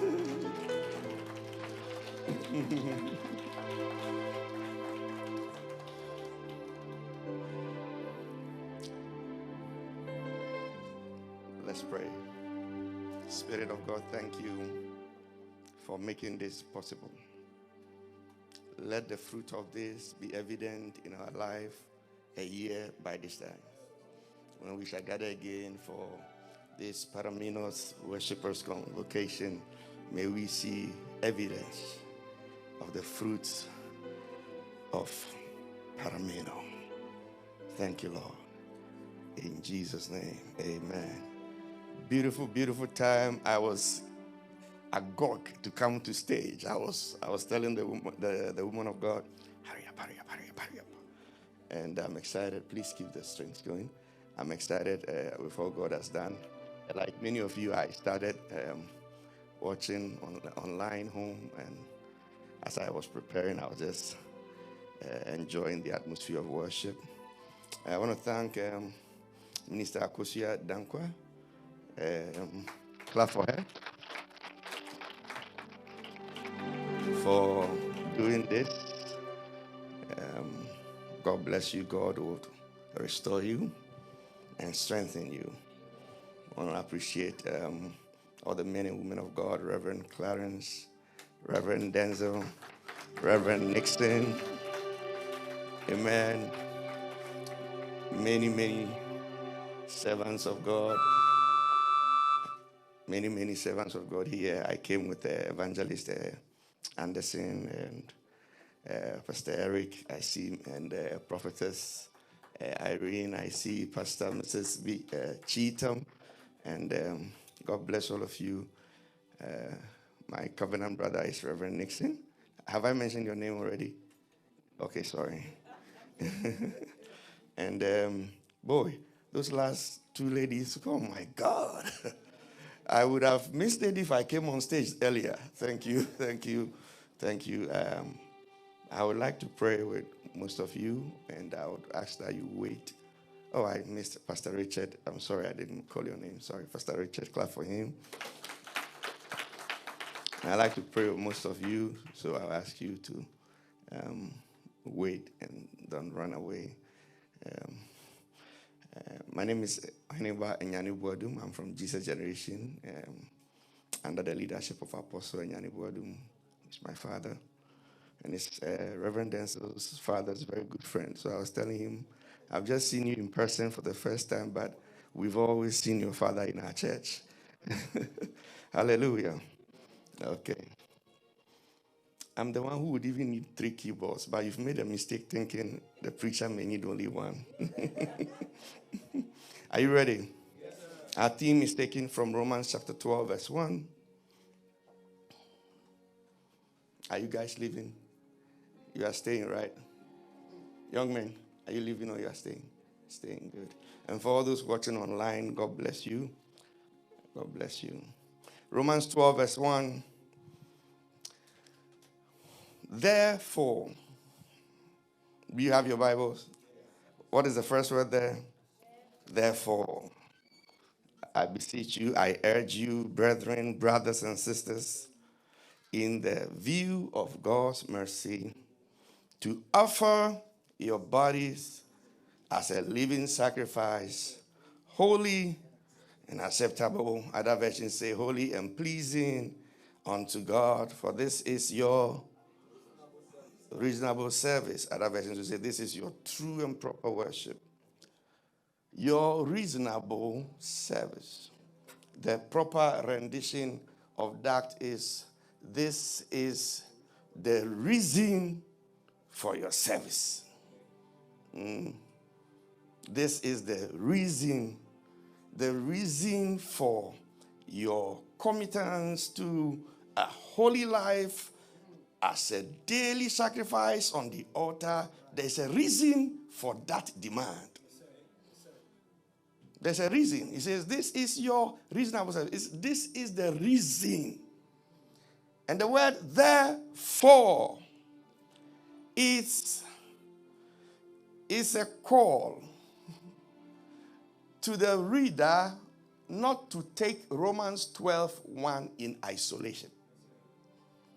The word therefore there suggests to the reader that everything I'm about to say now is because of everything I have said already.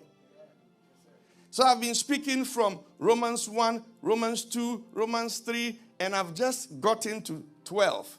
And by the arguments I have made in those 11 chapters, therefore. And so what arguments did he make that inspires the apostle to make such a demand on God's people as if they were animals from the old covenant?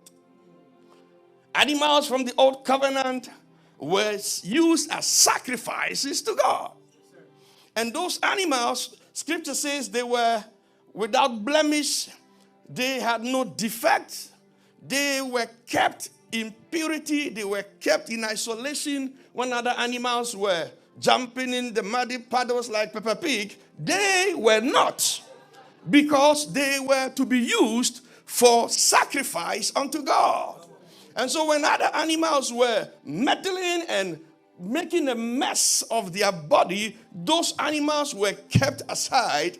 And that isolation from the trending activities of the time in itself was a sacrifice before their commitment on the altar, and their death and the burning of it was another sacrifice. Are you with me? Are you with me? So why is Paul calling us and making a demand saying this is reasonable for you to live a life of holiness like those animals, to live a life of isolation like those animals, and not only that sacrifice, but to be able to come onto the altar and give your all, and to be bound hand and foot, and to be slain, and to be burnt without making a sound, just like he. The Bible says he was led to the altar, he was led to the cross, and like a sheep, he did not utter a word, just like that. Why is Paul making such a demand to the people of God? The sacrifices of old were holy, and so our sacrifices should be holy. Our sacrifices should be without sin and blemish. It should be pleasing. It should be acceptable. It should be daily a part of our life. But look at that scripture again. He says, I beseech you, my brethren, in view of God's mercy, to present. So he's still making a point. Your sacrifice should be undertaken with a perspective. You cannot just leave your sacrifice. Why should they? He's demanding. He's demanding that your life be like that, those animals that were used. And for them, it was an unreasonable sacrifice. They had not understanding of why they were being sacrificed. But for you and for them, it was not a voluntary thing. They were carried to the altar. But for you, the reason why it's reasonable is that it's also rational. That you, being a rational person, understands the reason why you need to be committed in holiness, sanctity, and be preserved for the altar of the Lord as a living sacrifice. It is not only reasonable, it is rational. Yeah, the church today has confused this sacrifice. Bring it down a bit. And today we even confuse singing with worship. Entertainment with service. Predictions with prophecy. And eloquence with the apostolic message. What is wrong with the church today? A living sacrifice. And he says this is reasonable for us to demand it of you. It is reasonable. The Lord is making a demand on you. And that demand is reasonable. Our churches lack the common purity that animals used as sacrifice in the days of old had. And they were not rational beings. The churches today lack that common purity. People who understand, or maybe it is a lack of understanding of that demand of service to the altar. Sin litters our pulpits. Corruption has taken over our ministries. Young people are in haste to start ministries. People are unable to submit yet want to be submitted to. There is no holiness in the body today. Psalm number 24, verse number 3 to 6. Probably I'll speak from verse 1. He says, for the earth is the Lord's and the fullness thereof. That statement is enough reason for you to admit to that service being demanded. That the earth is the Lord's and the fullness thereof. Jump to verse number 3. He says, who may ascend into the hill of the Lord? Who may stand in his holy place? He who has clean hands, he who has a pure heart, he who has not lifted his soul unto vanity, nor sworn deceitfully. They shall receive the blessing of the Lord. Somebody say the blessing. And the righteousness from God of his salvation. This is Jacob, the generation of them who seek his face. Who shall ascend? Who among us shall ascend into the hill of the Lord? Who among us can climb into the holy place? And I don't care whether you can sing 12 octaves. I don't care whether you can sing all the minors and the allegros. I don't care whether you can play every minor note on the keyboard. Who shall ascend into the hill of the Lord? You have not ascended into the hill of the Lord. You have not ascended into the mountain of the Lord. You pamper yourself with your abilities on the piano. Yet still you are outside the tabernacle of the Lord. Who shall I send? I started my Christian walk as a musician. I could play the trumpet like nothing. I could play it and play it. And yet every night I would carry the trumpet and I would pray. Not play, but pray. And one night as I was praying with the horn, the angel of the Lord walked towards me and said, ask the Lord. Hallelujah. Ask the Lord, not your instructor. Ask the Lord, not your teacher. Ask the Lord, not Google. Ask the Lord, not the internet. Ask the Lord, the tune of the angels. I said, hallelujah. I prayed and prayed and prayed. And that was the night of the old Oheneba that used to play that trumpet so nicely. And the new one that when he lifted up the trumpets, demons started manifesting in people. Ask the Lord, who shall ascend into the hill of the Lord? Who shall stand in the tabernacle of the Lord? I'm asking you who. The scripture there is asking for a complete surrender and submission, not only of your body, but your spirit and your soul. He says, he whose hands representing the soma, the body, he whose heart representing the spirit, and he whose soul representing your perfect soul. So he's asking in Psalm 24 that not only can your body come to church, the three-piece suit and have filthiness in your soul and keep idols in your soul. He's asking for a complete submission of every fragment of your humanity. And your failure to prioritize that is evidenced by the lack of power in the church today. Because everybody is meeting outside the tabernacle of the Lord and not inside the tabernacle of the Lord. Matthew 17, verse number 1 to 6. The Bible says, Jesus took Peter, James, and John and his brother and took them into a mountain. And whilst they were there, he was transfigured before him. Then Moses appeared and Elijah appeared. And as they sat, the eyes of Peter, James, and John beheld that glory. And they said, Master, can we build tabernacles here and not go back into the ministry we had? Can we just dwell here? Can we just dwell here? But it's reversed in today's world. It's reversed in today's Christianity. That the men, the servants of God, do not want to dwell in the tabernacle. They rather want to go back into that ministry, go back. And I think he was trying to touch on that. Go back into the fame, go back into the popularity. I would rather be with God than be here speaking, I'm telling you. I would rather be with God than to be outside speaking with people.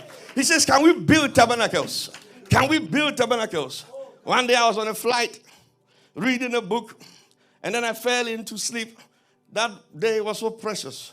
The Lord granted me his mercy and opened my eyes to behold the vision of the transfiguration. I was shaking on the flight. I said, "Ooh, Rosa." This is what they saw. And they said, can we abide here? The church has not seen the glory yet. No. The church today confuses the glory with goosebumps. The church today confuses the presence of God with emotional excitement.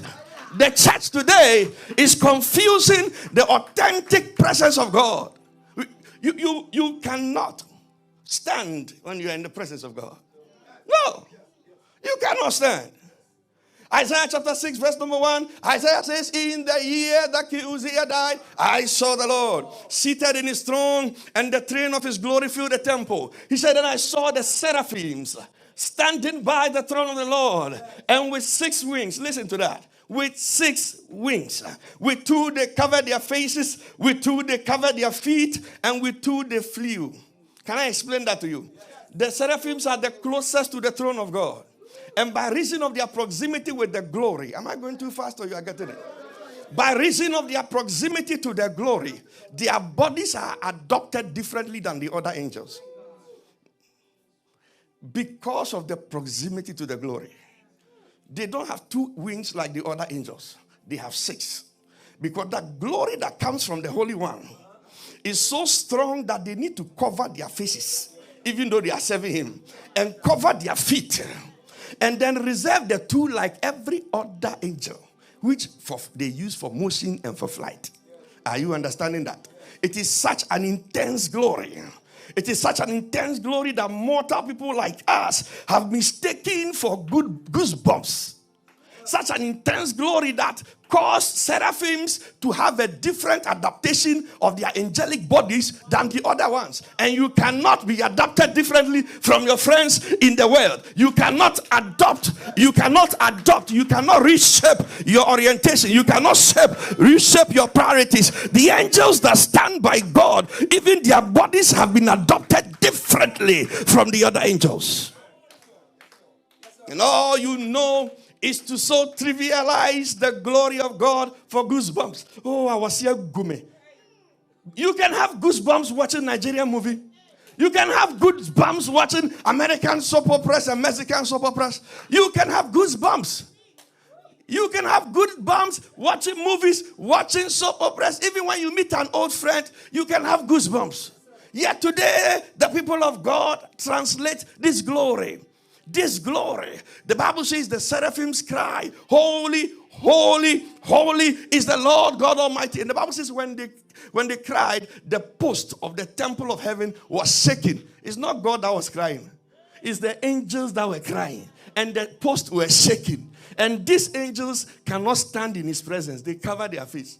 Oh Lord, now you. We have become experts in doing church, the act of doing church. The art of doing church, the art of ministry. What art of ministry? When Isaiah got there, he saw the glory, he saw the seraphims, he saw the adaptations of their body. Isaiah broke down and said, woe is me, woe is me, woe is me, for I am undone and I am unclean. That is when you have encountered the presence. As for every good song is the presence. Every prophet that can call your name is your presence. I can actually call your birthday. I can call it right now. But it has no bearing on whether I'm a true servant of God or not. Don't you know your birthday? Don't you know your name? Don't you know your address? Why do you melt when somebody calls your name and address to you? The church today has mistaken the presence of God for emotional excitement. People in the church today are so eager to run away from meetings. Yet Peter wanted to run away from the world and live perpetually in the mountain of the Lord. Who shall ascend into the hill of the Lord? Who shall go into his holy place? He who has clean hands, a pure heart, and he has kept his soul from all the priorities of this world. He shall ascend. He shall ascend. He shall ascend. Those who have kept themselves pure, they shall ascend. You have not encountered the true glory. I don't even pray for anointing anymore. I don't pray for those things anymore. All I seek is that he will have mercy on me and bring me closer to himself. Father, I ask for the gift of prophecy. Ask for the gift. Why are you asking for the gift of prophecy? He asked, and you do not. Let me keep to myself now. So it was the preservation of this tripartite nature, our bodies, our spirits, and our souls, keeping them blameless as possible, that made Paul recommend the reason why we are also demanded that we come onto the altar in such purity. Paul's book of Romans is a book that discusses human weakness. And in attaining the perfection, bring it down a little bit. Human weakness in attaining perfection. Right from the days of Adam till the end of the law. If you look at the book of Romans, it's such an interesting thing. Right from the garden, humanity have struggled to keep the body under. We have struggled. So the first dispensation, and I get very sensitive around this time, so everything you see is right. Yeah, and just keep the strings going. In the beginning, Adam and Eve were created, and they lived in an era of innocence. Somebody say innocence.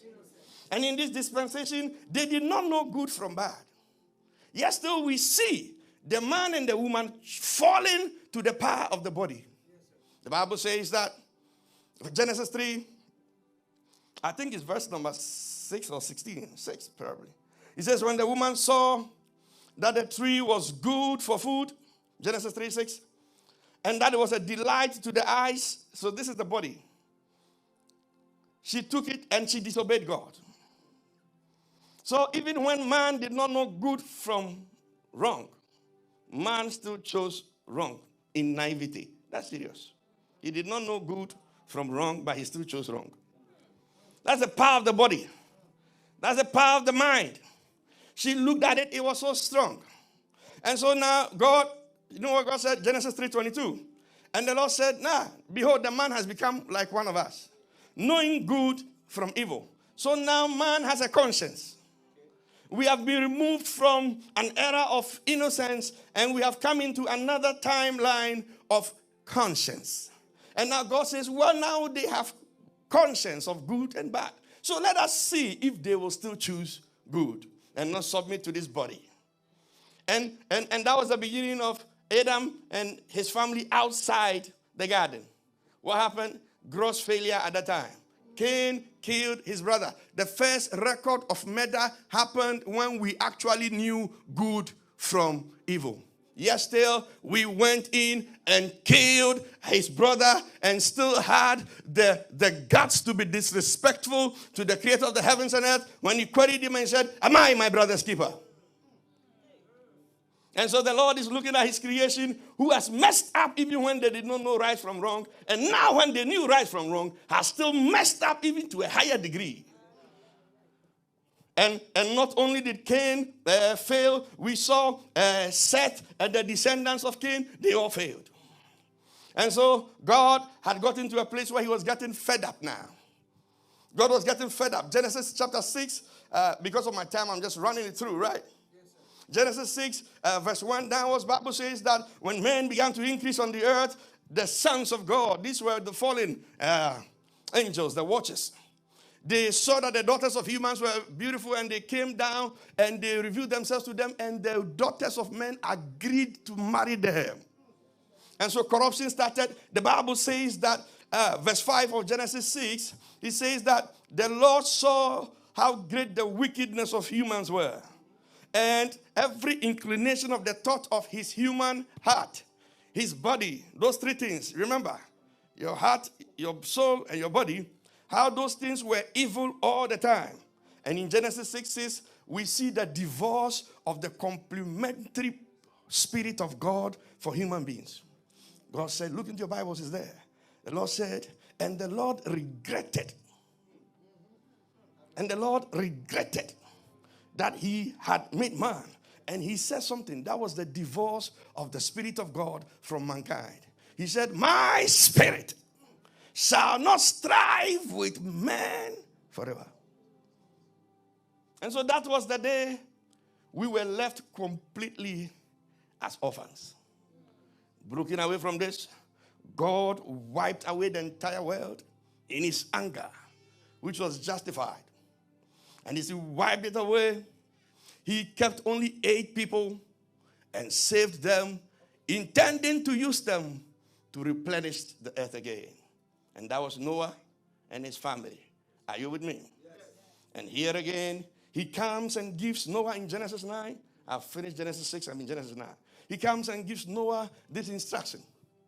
And says, you will eat this, you will not eat this, you will do this, you will not kill, you will do this. And those were not the 10 commandments. He gave them an ability for a human government. So this is the third kind of era we have entered. We started from innocence, the complete failure in innocence. And when we had conscience, we had complete failure. Now he's giving them a form of government. Only 8 people. Just 8 people. And 1 leader, Noah. And you know the first thing he did when he came out of the ark after those days? He got drunk. He got so drunk and he got naked. And whilst he was naked, his little boy entered into the room and in his anger, he cursed him. These were the only 8 saved. The only 8 saved for all of us. And he cursed one of them. He actually cursed him and even cursed the second one. All generations from them. So Noah said, Genesis 9:24. So Noah awoke from his wine and knew what his younger son had done to him. Then he said, cursed be Canaan. A servant of servants he shall be to his brethren. And he said, blessed be the Lord, the God of Shem. And Canaan will be his servant. Then he even went on to bless the second one, who is Japheth. But he still gave Japheth a conditional blessing. He said, and Japheth may be enlarged, but he would dwell in the tents of Shem. Now I'm wondering what's going on in Brother Noah's mind. And so we have seen 3 dispensational failures. Are you with me? Yes, sir. Is the pace okay for you? Yes, I want us to pray. That's why I'm pushing it like that. 3 failures. Did I even tell you the title of my sermon? No.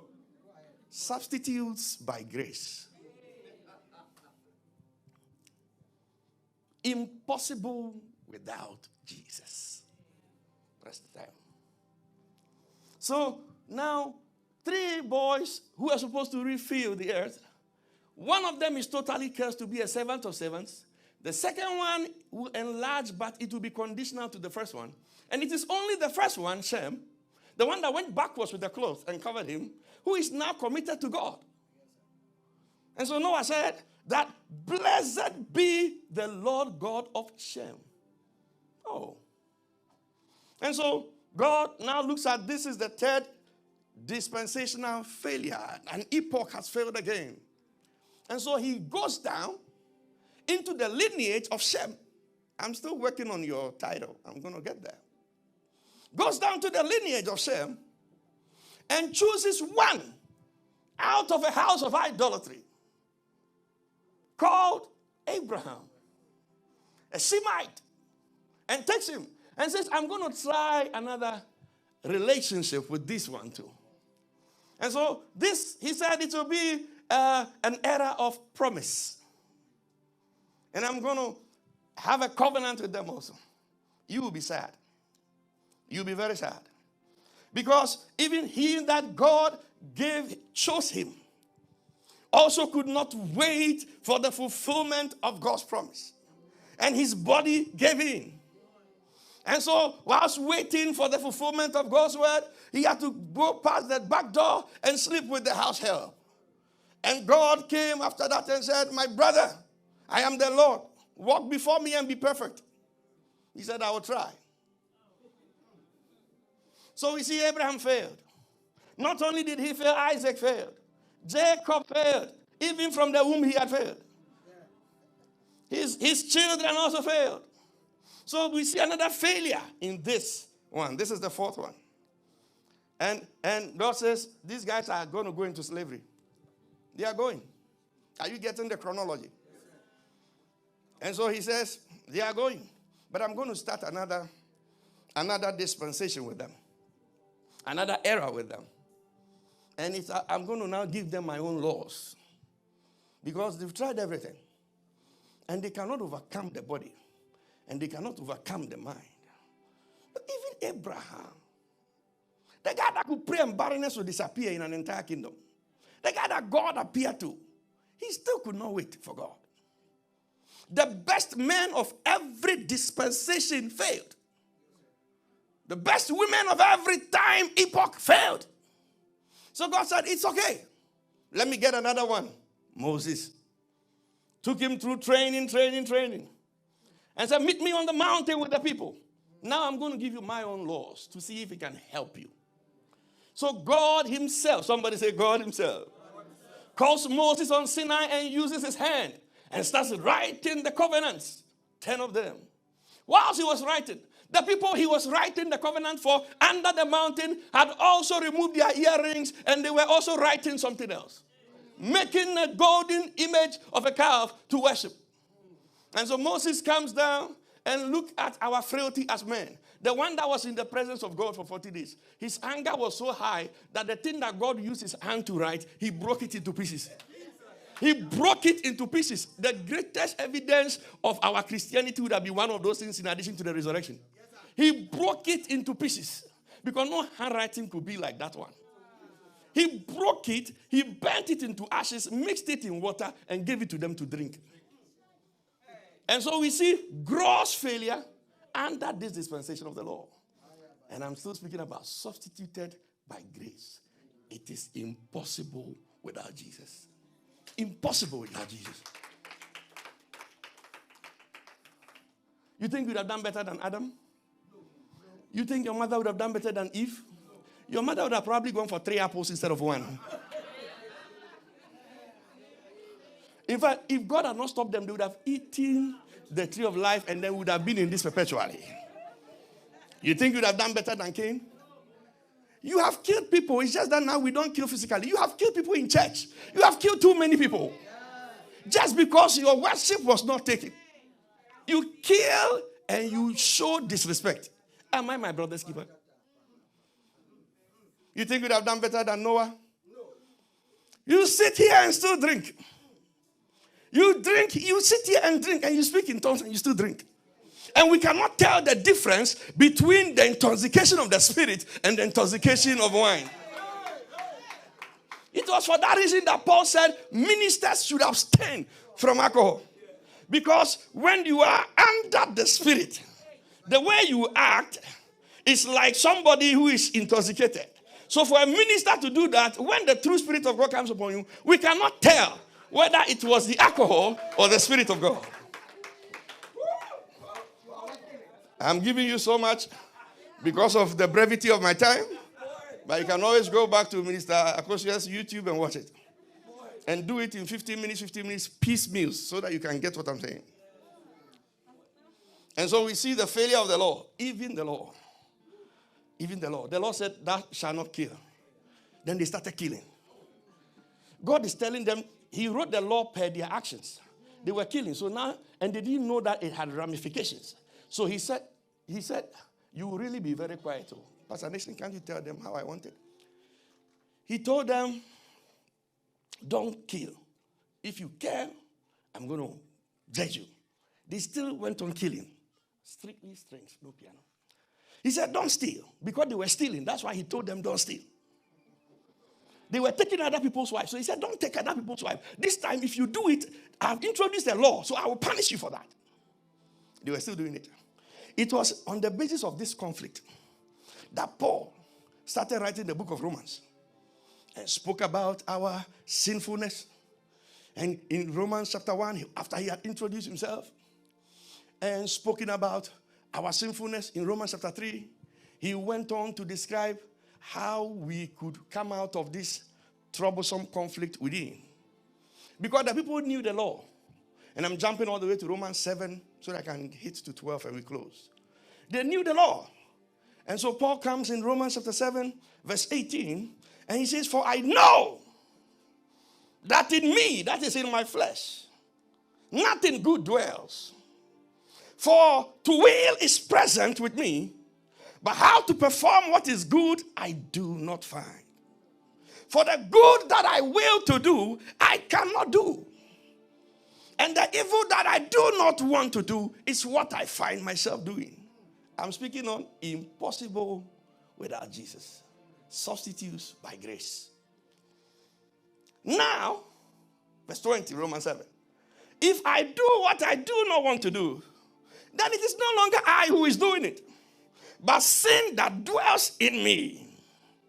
He says, I now find a law, a force at work. A law that evil is present in me. And he said, for I find a law that evil is present with me. The one who wants to do good. Because anytime I want to do this, I cannot. I don't think Cain wanted to kill his brother.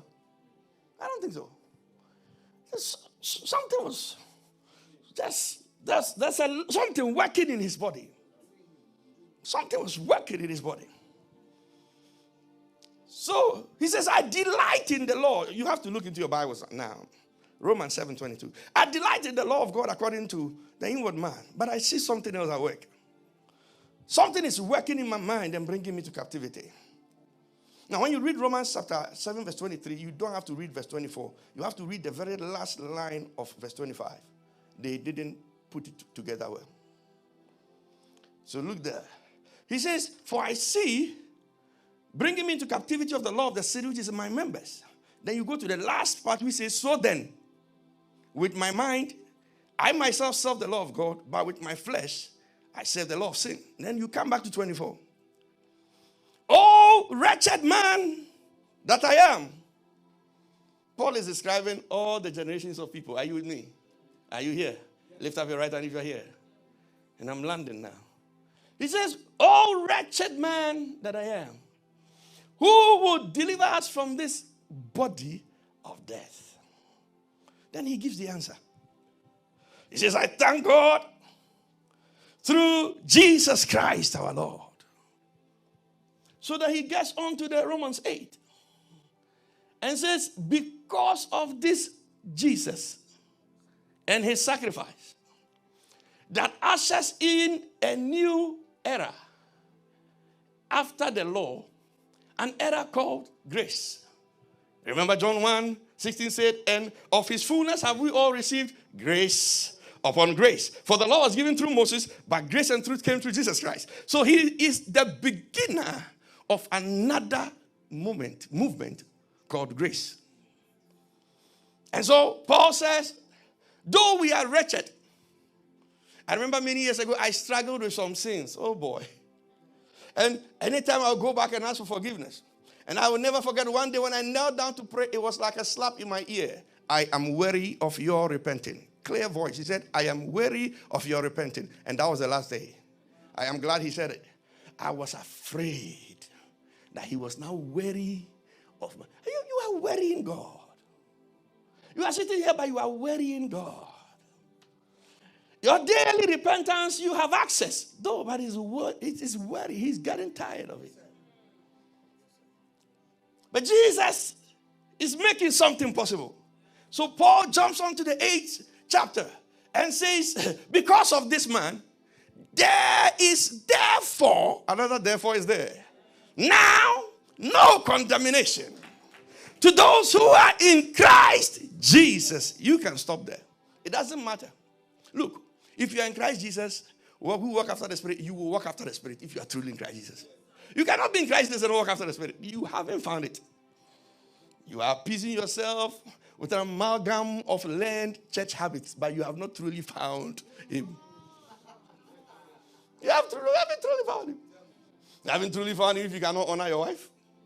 If you cannot submit to your husband, love your husband. You haven't truly found him. I don't care whether you raise the dead. You have not found him. You haven't truly found him. If you cannot lay on the altar quietly and give offerings murmuring and calculate by your pastor's new dress that he has used church money for that dress, you haven't truly found him.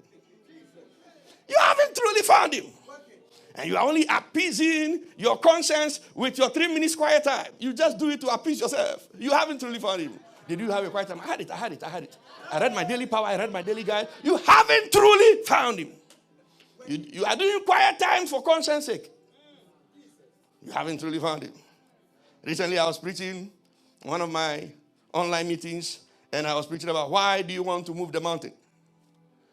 Why do you want to move it? The Bible says that faith, it says, if you have faith like a mustard seed, you would say to this mountain be moved. And I have a question for you. Why do you want to move the mountain? Now, I'll not go there. I will stay with Romans 8. He says, for what the law, weakened by flesh, could not do, God did. I think it's impossible without Jesus. At this moment, I want to bring your attention to the fact that even when man did not know right from wrong, he submitted to the flesh and still did wrong. When he had conscience and knew right from wrong, he still chose to do wrong.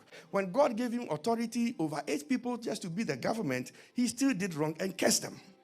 And then God brought the promise through Abraham. He also could not wait and he still did wrong. And now he gave them the law written by his own hand and we still broke it and still did wrong. And now he said, it probably has to be my son. Because there is no man, there is no woman who is able to create this ambience to bring back the Spirit of God that was divorced from man. That is the whole reason. Because he said, my spirit will not be with them after that wickedness. Now he's trying to make room as a loving father to give us back his spirit. And he's wanting us to live in a certain way to qualify the incoming of the Spirit of God. And even the best men he chose, even those that spent days, 40 days with him and spoke face to face and their face glowed with the glory, even they failed. So he says, you know what? We got to try this a different way. So you got to go. But don't go as God. Go as one of them. And painfully fight the conflict of the human body and the mind. And subdue it. And make room for the Spirit. He's here. Make room for the Spirit to come. And so in verse 4, he says, for what the law could not do, for what the law could not do, what governments of human order could not do, what living in innocence could not do, what living with conscience could not do, God did by sending his Son in the likeness of human flesh. So that the righteous requirement of the law might be fulfilled in us, who walk not after the flesh but after the Spirit. Jesus is the only person who could satisfy the requirements of the law and righteousness to create that necessary environment that was welcoming enough for the coming of the Holy Ghost to dwell with mankind one more time. And so Paul says, brethren, we are not debtors to live after the flesh anymore, but after the Spirit. For if you live according to the flesh, you would die, not the death on the altar, but you would die the death that Adam died. But those that live by the Spirit will live. For as many who are led by the Spirit of God, they are the children of God. They are. That was Paul.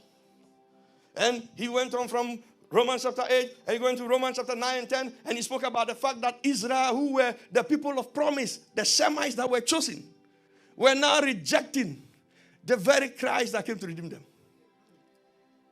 And so now Paul begins to speak about the reason why you and I should be included in this. And he likens it to Abraham having many children. Had Ishmael, had 3 sons with a woman called Keturah, and then he had Isaac. But even though they were all children of Abraham, it was the one that God promised, the child of promise, that was going to be the heir. And so he says, we may not have reason as the Israelites to make claim that Abraham is our father. Yet still, they are not all of Israel who are Israelites. And so as he builds this up, Jesus Christ is exhausting his time on earth. I'm done now. And Jesus Christ goes to the altar, carry him to the cross, and I see the Holy Ghost gathered with the angels in heaven, waiting to break the barrier of humankind one more time. The spirit that was removed from us in Genesis is waiting to enter us again, to give us the ability to overcome sin in the body and in the mind. And when they nailed his first hand, I hear the Holy Ghost say, Papa, can we go? And the Lord said, wait. And they killed him. And the second nail, and the host are waiting, not to go rescue the Prince of Heaven, but to go fill the souls of mortal weaklings. And they are waiting.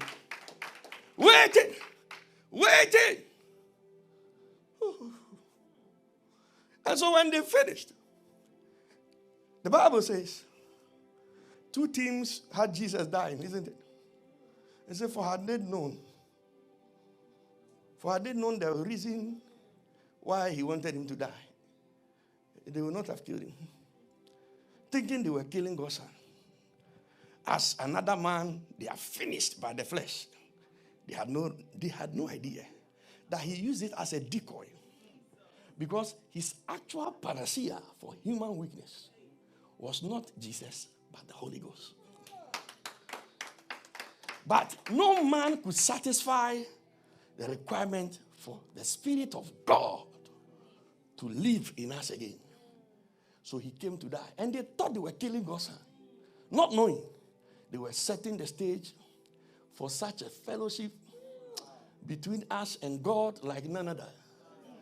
And when they pierced his side, and the blood and the water came out, and he looked up to heaven, and he's carried all the sins of humanity in his body.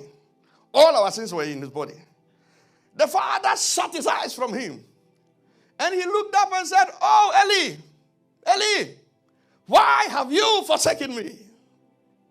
Scripture says that day, the temple veil,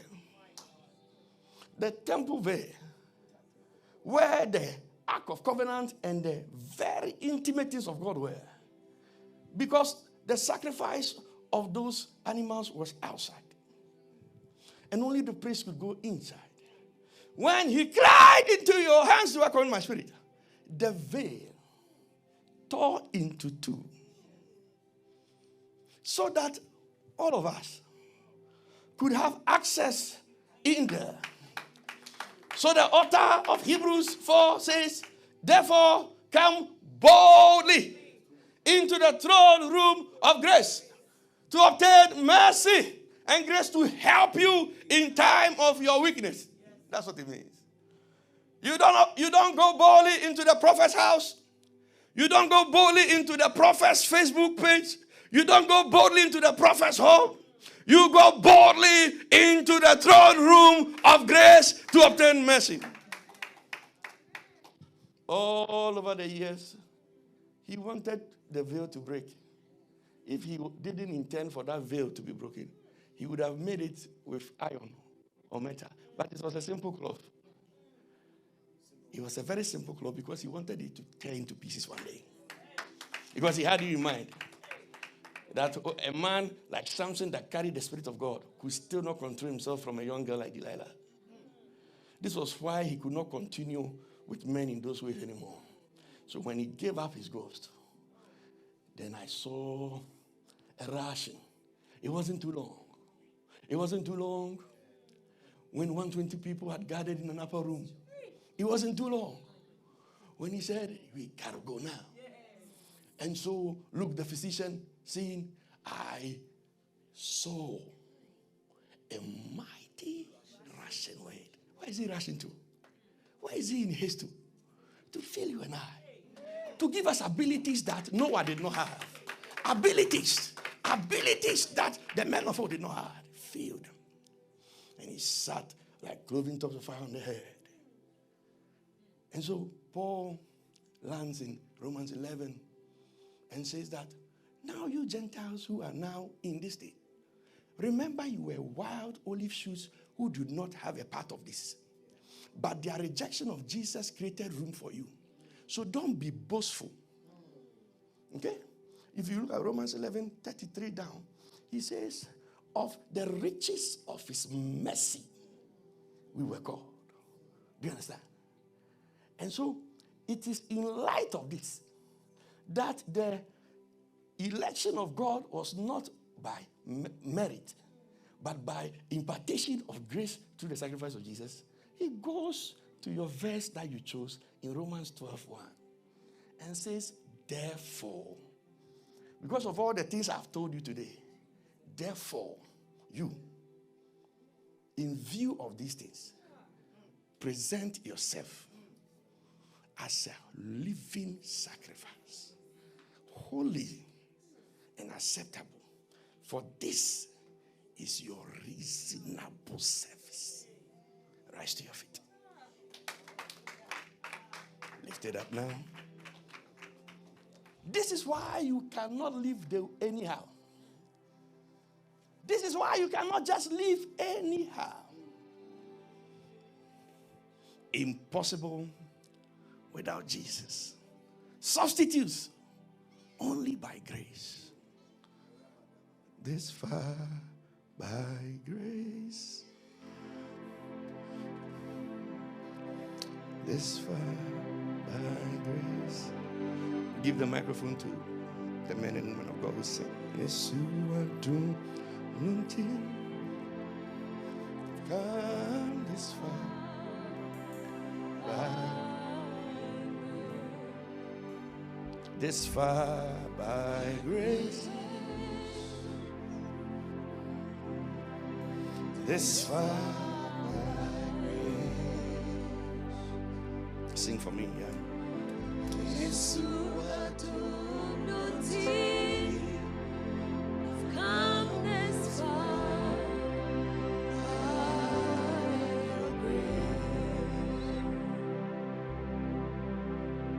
You want to pray? Close your eyes, people. Close your eyes, people. Close your eyes wherever you are.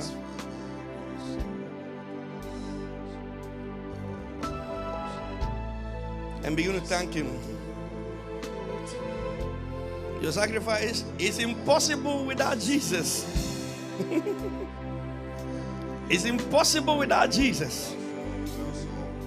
You cannot do this without. I don't see how it's possible. Samson could not do it. Adam could not do it. Noah could not do it. Abraham could not do it. Moses could not do it. How can you do it? You can do it. Moses left the presence of God after 40 days and still failed. And that is why we are being called to Parameno. Parameno means to abide, to continue as a sacrifice daily. Oh, to Jesus I surrender. Let me hear your voices. Come on. Come on. Come on. Oh. Come on. Come on. Come on. Yay. I surrender. Come on, come on. Surrender all to Him. I surrender. Yeah. All to Him, my blessed Savior. I surrender. Great are you, Lord. Greatly to be praised. Father, you reign. Yeah. Are you, Lord? Whoa. Greatly to be praised. Yeah. Father, you reign. Great. Great are you, Lord. Great, great, great, great. Greatly to be praised. Mama, mama, mama. Greatly to be praised. Father,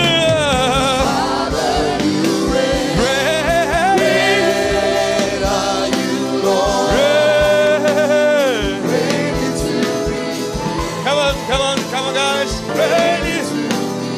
Yeah, yeah, yeah. Oh, I sing praises to your name. Sing it everywhere.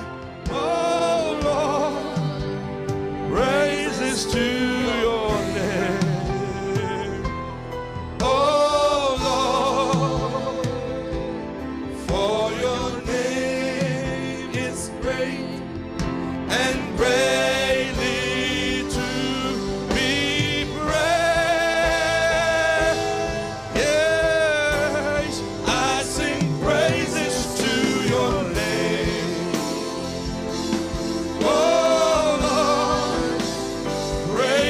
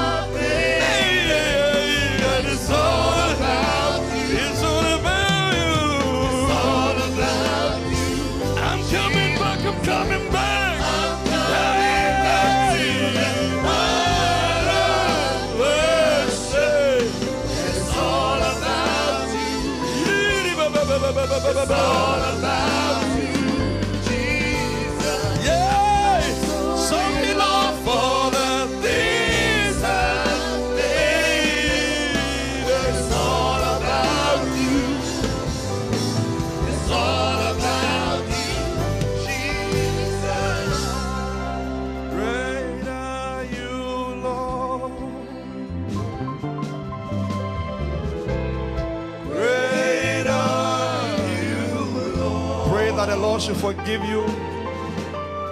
Pray that the Lord will help you. Reprioritize. Great are you, Lord. Pray, pray, pray. Great are you, Lord. Pray, pray, pray, pray that the Lord will touch you one more time. Great are you, Lord. Sooner than Dios say, Karabahayara. Great are you, Lord. Great are you, Lord. Great are you, Lord.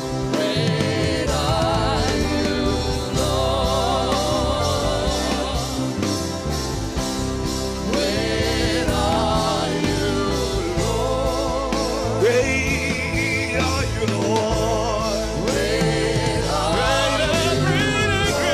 Great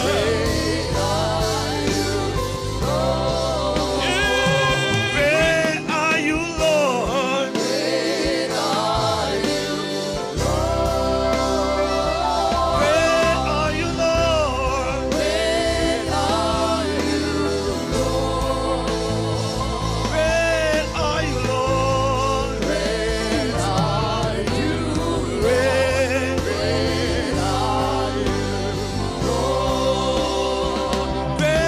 are Great are you, Lord.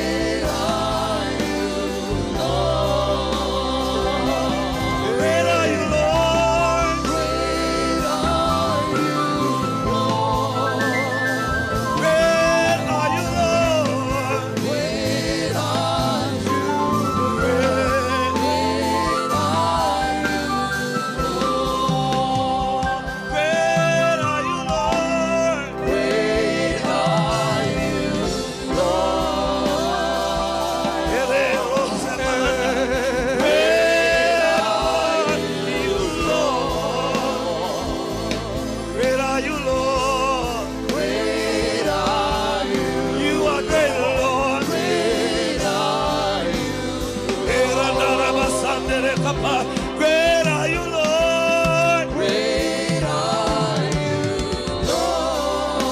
Yeah.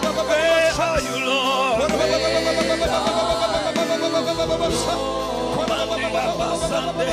Great are you, Lord.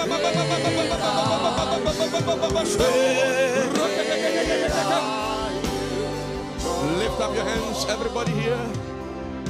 Every eye closed. Oh, Salahasika Sekes, Hilakasika Talabats, Siko Talabalakata. Touch them, Lord. Touch them, Lord. Touch them, Lord. Touch them, Lord. Touch them, Lord. Intimacy, intimacy, intimacy. I see fire. Fire descending to the building. Take it, take it, take it, take it, take it. Take it wherever you are. Intimacy. Intimacy in the Holy Ghost. Intimacy. Intimacy. Intimacy. Intimacy. Intimacy. Intimacy. Intimacy. Intimacy. Intimacy. Oh.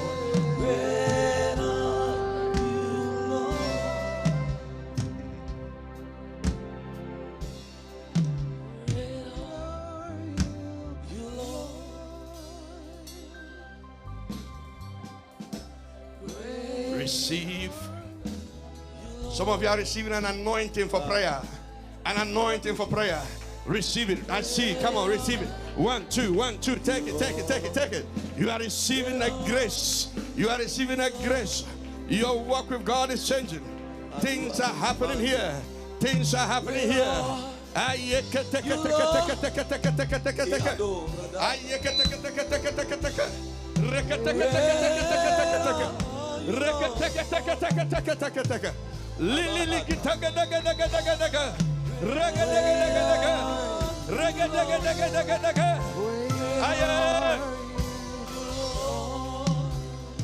Thank you. Thank you. Sunaraba. Oh yeah, me young Mary fool.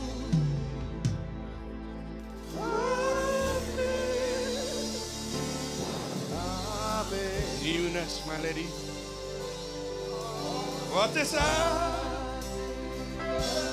I see him holding your hand and carrying you up. Newness, my lady, newness. I say,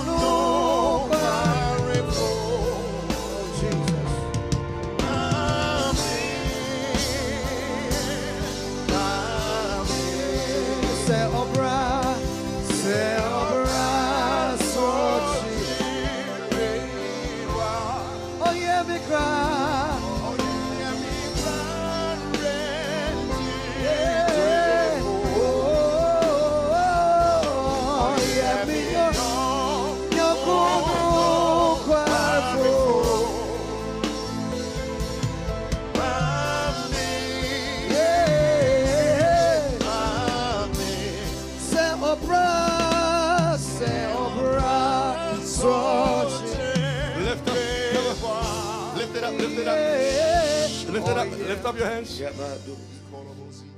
sing for me, Reverend. Okay. Listen, every eye closed. I know some of you have gotten used to church. I'm not that like those people. No. Some of you have gotten used to church.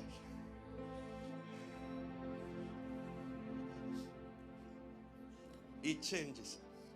Try not to put it on them, put it on the other people, right? So that we keep some privacy for them. It changes. No flecky tuspa. Vulnerate spreki tuspa. It changes. It changes. It shall be like fire in your bones.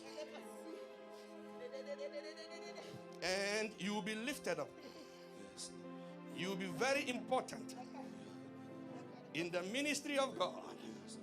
The Lord will use you, sir. The Lord will use you, sir. Don't touch it. I don't want you touching. Are you the husband? Are you the husband? Okay.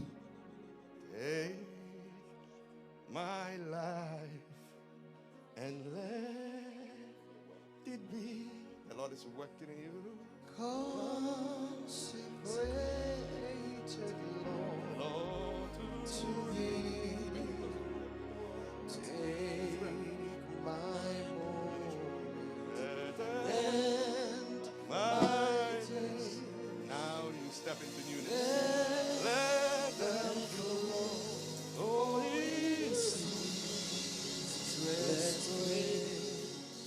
Madam, you come.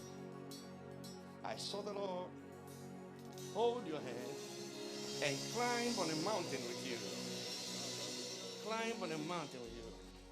And the Lord says to tell you, now I'm holding you. Let's see what they will say now. Now I'm holding you. Now I'm walking with you. Let's see what they say now. For you have the evidence of my companionship. Say the Spirit of the Lord. Thank you.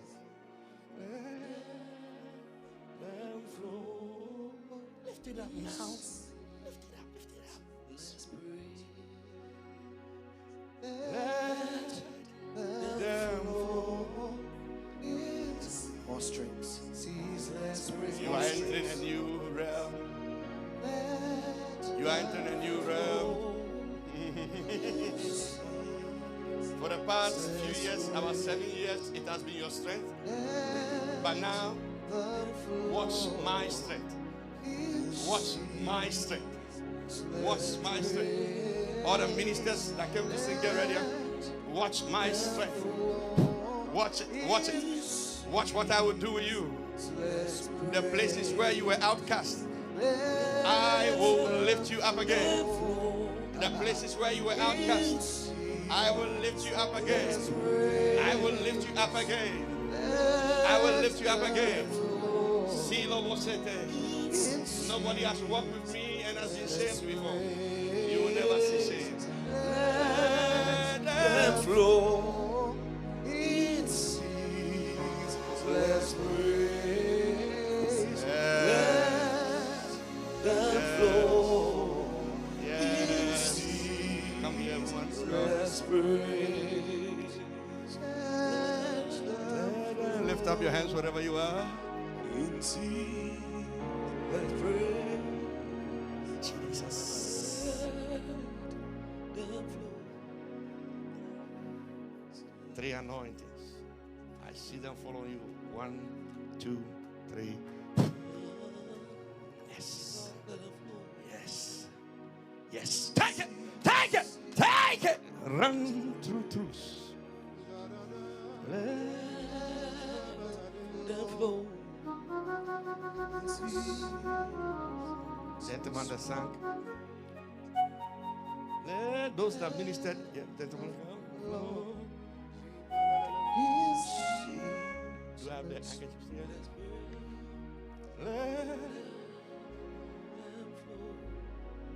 Lady, don't change. Just keep it like that.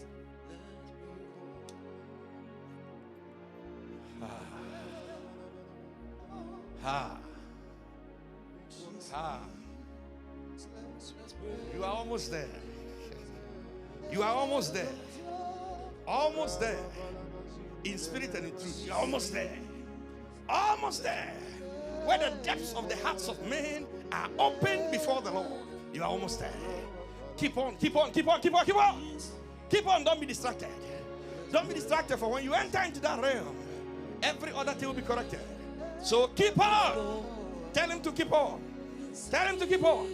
Receive grace. Receive grace. Receive grace. Sandagra. Prata prata kata kata. Clarity. Clarity. Clarity. Clarity. Your ears will hear clearly.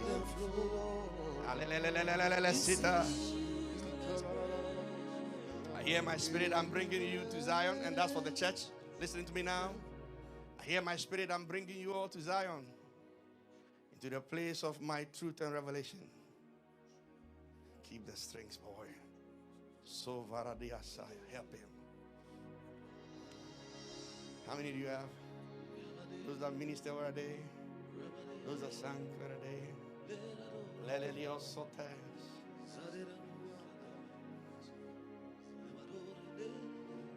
Come. Lift up your hands, woman of God. I watch you from home. Jesus. Today will be that day that you have always longed for. Coming into intimate relationship with him. A step ahead. A step ahead. A step ahead. Step ahead.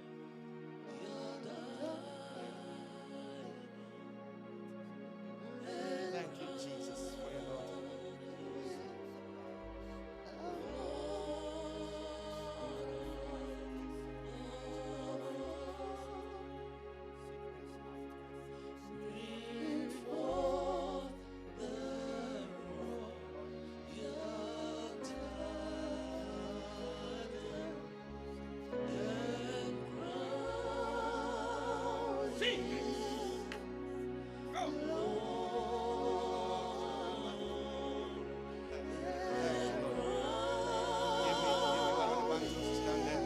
Give me oil. Jesus.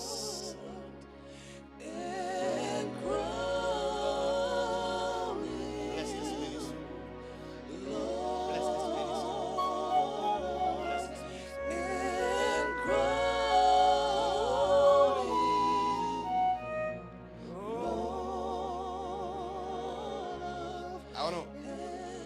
I told them to bring this as I was praying, so they brought it. I didn't bring it. They brought it.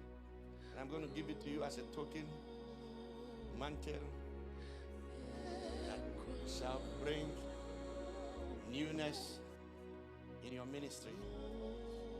You will not be the person they knew again. I see fire coming out of your mouth as you are singing. Fire. And you are having multitude of giftings. Multitude. Jesus. Multitude.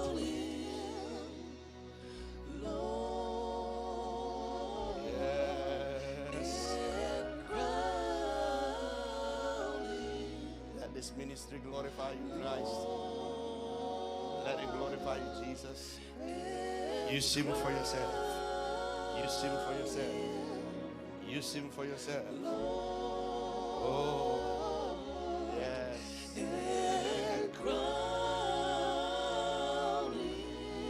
May your head never lack oil.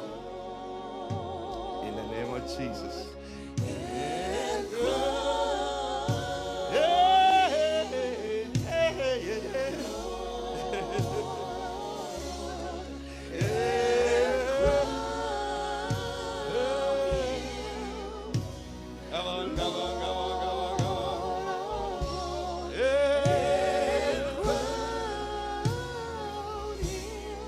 Now I will help you, says the Lord.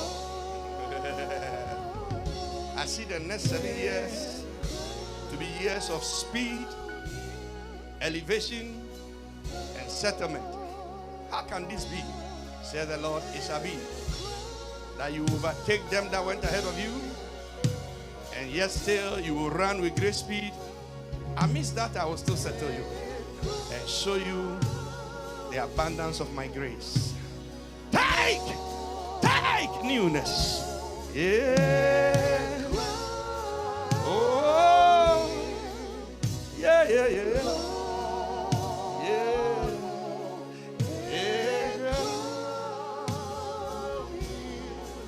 Lord, your servant is before you.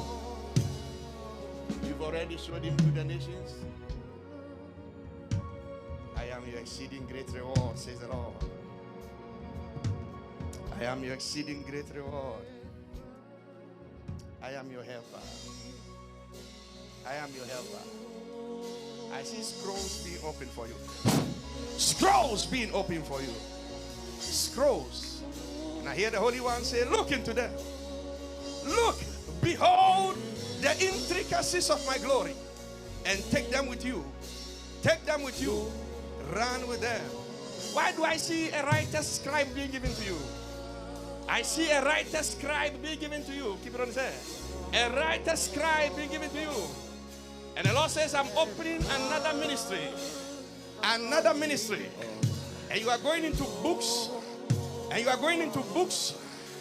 And you will write from the secrets of my throne. And share them.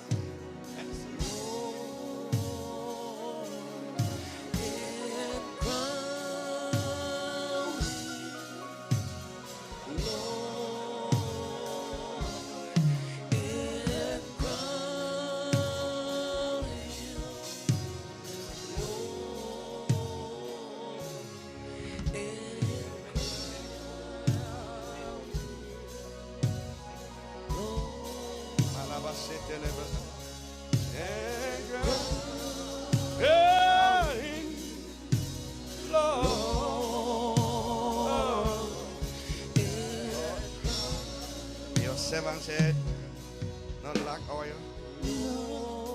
Newness. Newness.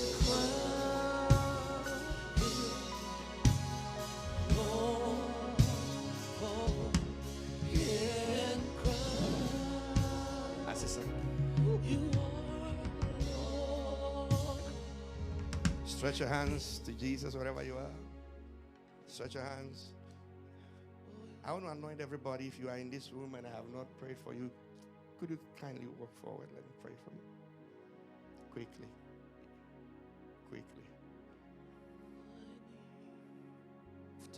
I need you. Oh, woman of God, sit down. Come there. Sit down, okay? Just keep the cameras away from us. Let the cameras be on the chairs there. Oh, you are a good man. Are you a pastor? You're a pastor. You're a pastor.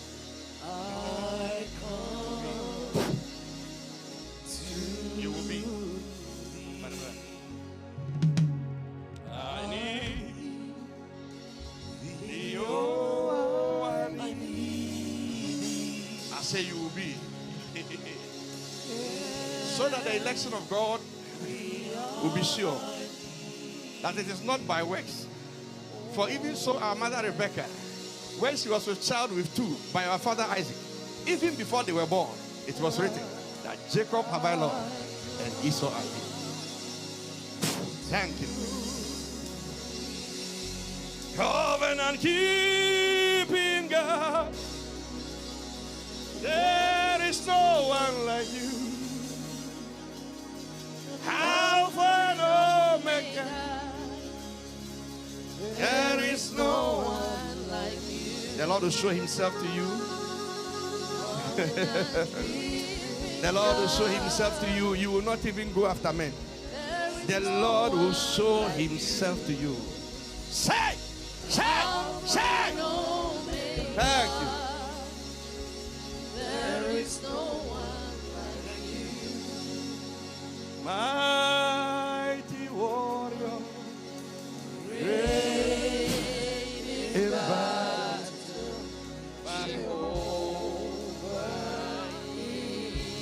bless your daughter. Grace. Receive grace. Receive grace.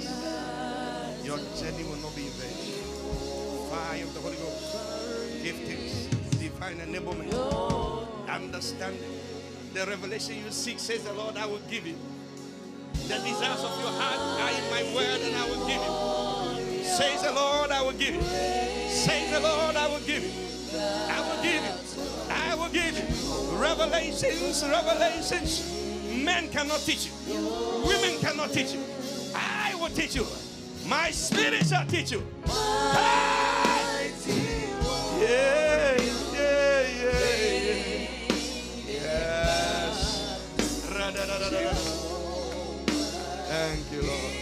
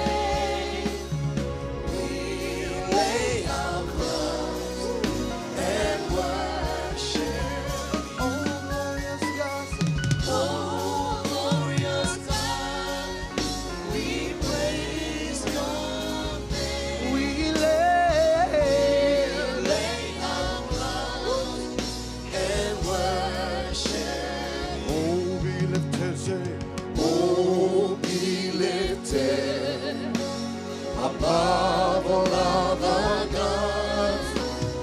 We lay our crowns and worship you. Oh, be lifted above all other gods. We lay our crowns and worship. Oh, glorious God.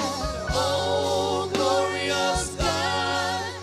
We praise your name. We lay our crowns and worship. Oh, glorious God. Oh, glorious God. We praise your name. We lay our crowns and worship. Oh, glorious God. Yeah. Oh, my. We praise your name. Lay our crowns and worship. Clap your hands for Jesus. Clap those hands to Jesus. Please take your seats. We praise your name. We lay.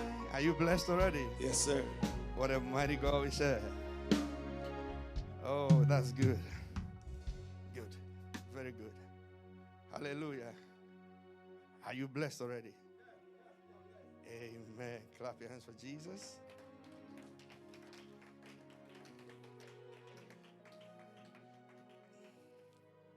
Clap your hands for Jesus.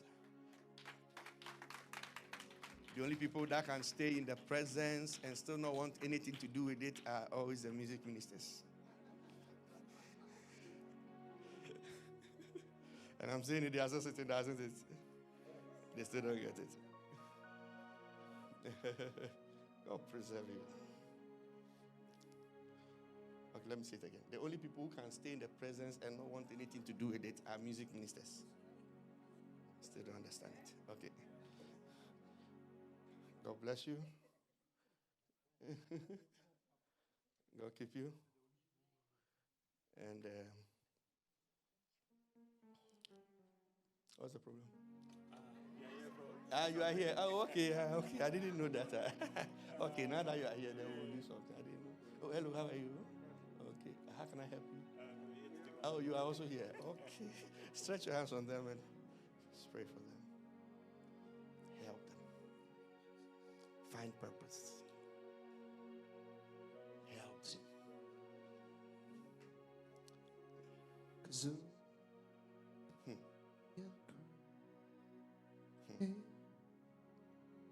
May God save your home. May God save your home. Glorious God. Let any cry from your home be stopped by God's mercy. We lay our crowns. See me one place. Okay. See me one place. Keep him. Move him from there to the other pulpit. In Jesus' name. God will use you. God will use you away from the guitar to the Bible. I enter into the holy of holies. Do you have some envelopes here? I forgot to say that. Okay. Those of you watching online, may God visit you wherever you are. May God show mercy to you. What great presence we've had. And I know the Lord will visit you too. Yeah. May God bless our sister Akosua. The Lord preserve you. In the name of Jesus. As we Paramenos, as we abide on the altar.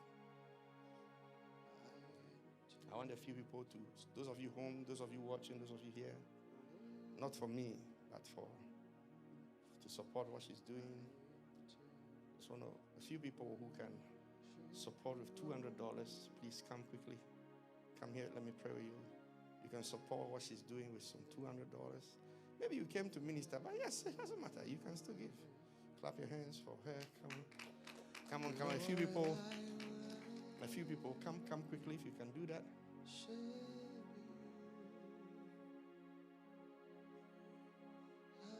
Yeah. Come on. I promise you, it's not for me. I'm actually. Yeah. You have something? Okay. Oh yeah, just leave it there. They'll just bring it. I have 3. 1, 2, 3. Are you with us? For your name is holy.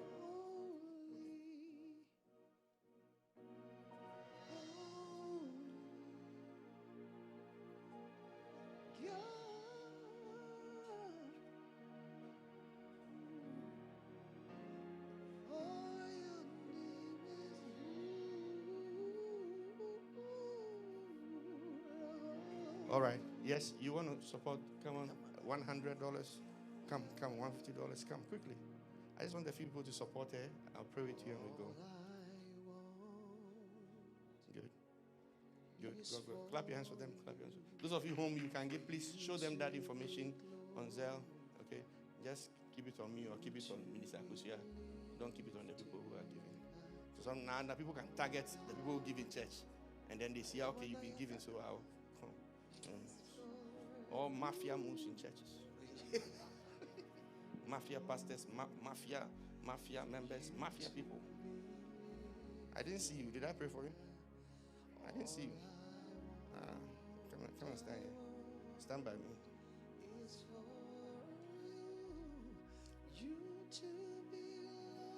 And they have wonderful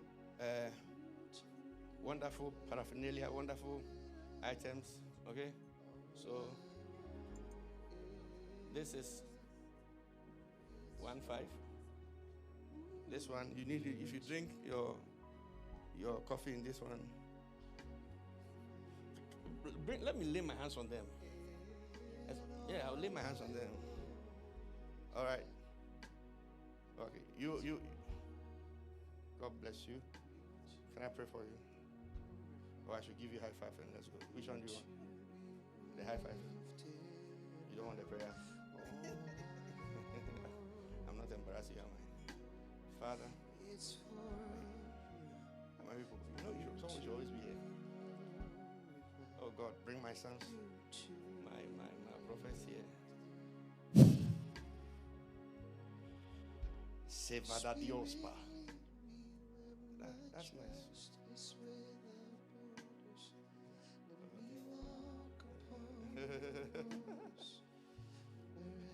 Is it Miss Akosua that invited you? She brought you to sing? Yeah. You people know her very well. Yeah. So today is her birthday. Yes, sir. What's her name? The new Insta starts today. That's what I'm saying. It will be very beautiful. Okay? You will laugh like Hannah, you. Oh, you will laugh. How many people laughed? Hannah, Rebecca, Sarah, you will laugh. Impossibilities will be so possible. You understand what I'm saying? Yeah. Things that you have closed your mind to, they will happen. And they will happen in 3 stages. 1, celebration. 2, celebration. 3, celebration. This is the true word. I think. You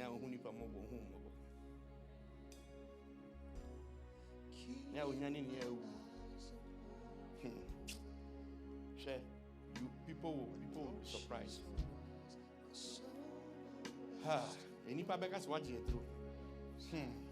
Because it's so impossible, but it will happen.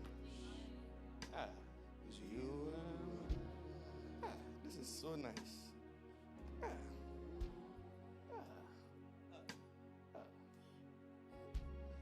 We have now started the program. This one. Yes. Yes. The great unknown. Yes. Feed me. Jesus. Help him. I rebuke that spirit of death to to cease in your household. Cease. Cease. I use as a point of contact for your sister. Strength comes to her now. And the restorer of lives restore unto her. Job 24:15 says, what has been swallowed, riches have been swallowed, the Lord shall bring it out of his belly. Jesus restore. Jesus restore. Restore. In the name of Jesus. The Lord has spoken to you already. The Lord is to you mighty. In Jesus' name. Oh, give the envelopes. I forgot to give it to them. Go stand there, give the envelopes to them. Father, come. Oh, God bless you. Okay? Yeah. Father, we dedicate this to you. She's just using this to support the ministry. Of course, these are not free. She bought them.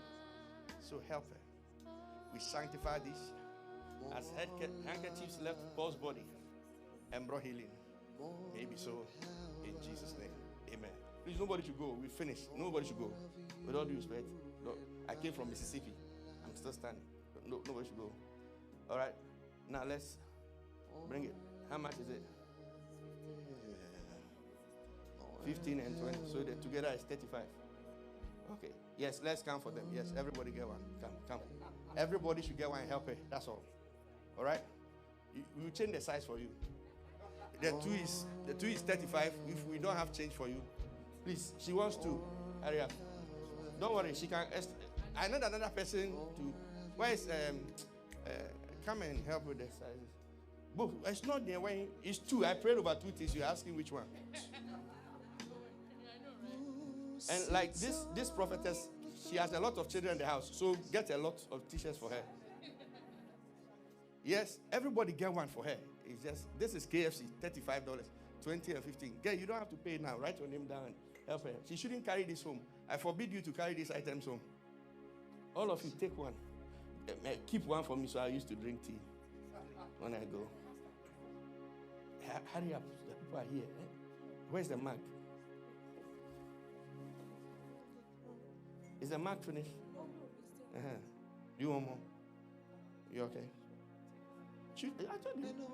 It's only when they are taking our money, people forget we are prophets. But I said, you want more? I said, yeah, sure. When people want to talk about pastors, they forget their. Yes, everybody, just come and take it. Hurry up. Everybody. This one, even if you don't drink coffee, you drink something in it. She's just doing it to help, right? Or somebody donated this for you for free. Yes, to help her.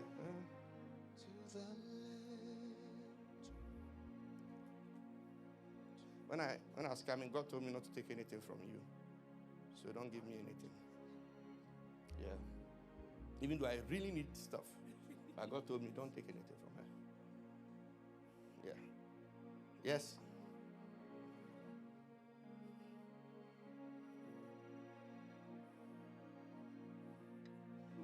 Yes. I will celebrate. Sing it. Sing unto the Lord. Yes. I will sing to him a new song. That thing was talking to me like that.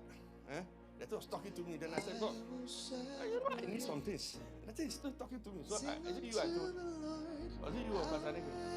It's you. I said, Yes, last one. Who is coming?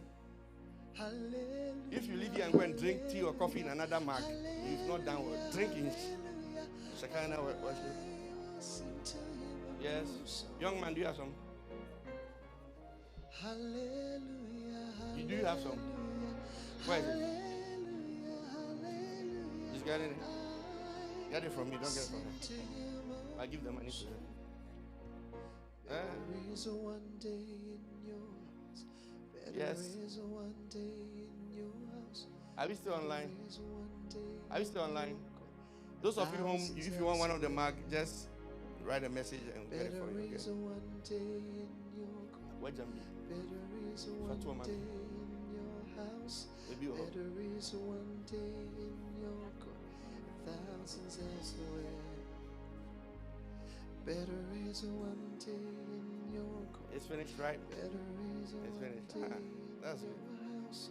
Better is a one day in your. Yeah. Maybe I'll be sensitive to God. I was sitting down. When I was sitting down here, the voice was still talking to me. Don't take anything from her. I said, what? I said, do I? Hey, God. He says, I'll provide for you. I said, okay. So help her. There are a lot of t-shirts. People don't. Make sure you have some small ones for me. I'll go and give it to my daughters.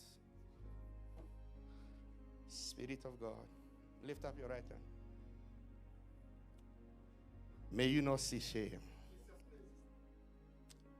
May you leave this place remembering the reason for your service. That it is impossible without Jesus. And as you go through this life, the Lord visit you, honor you, and bless you. Father, keep your daughter and preserve her mightily through Jesus Christ our Lord. Amen. Amen.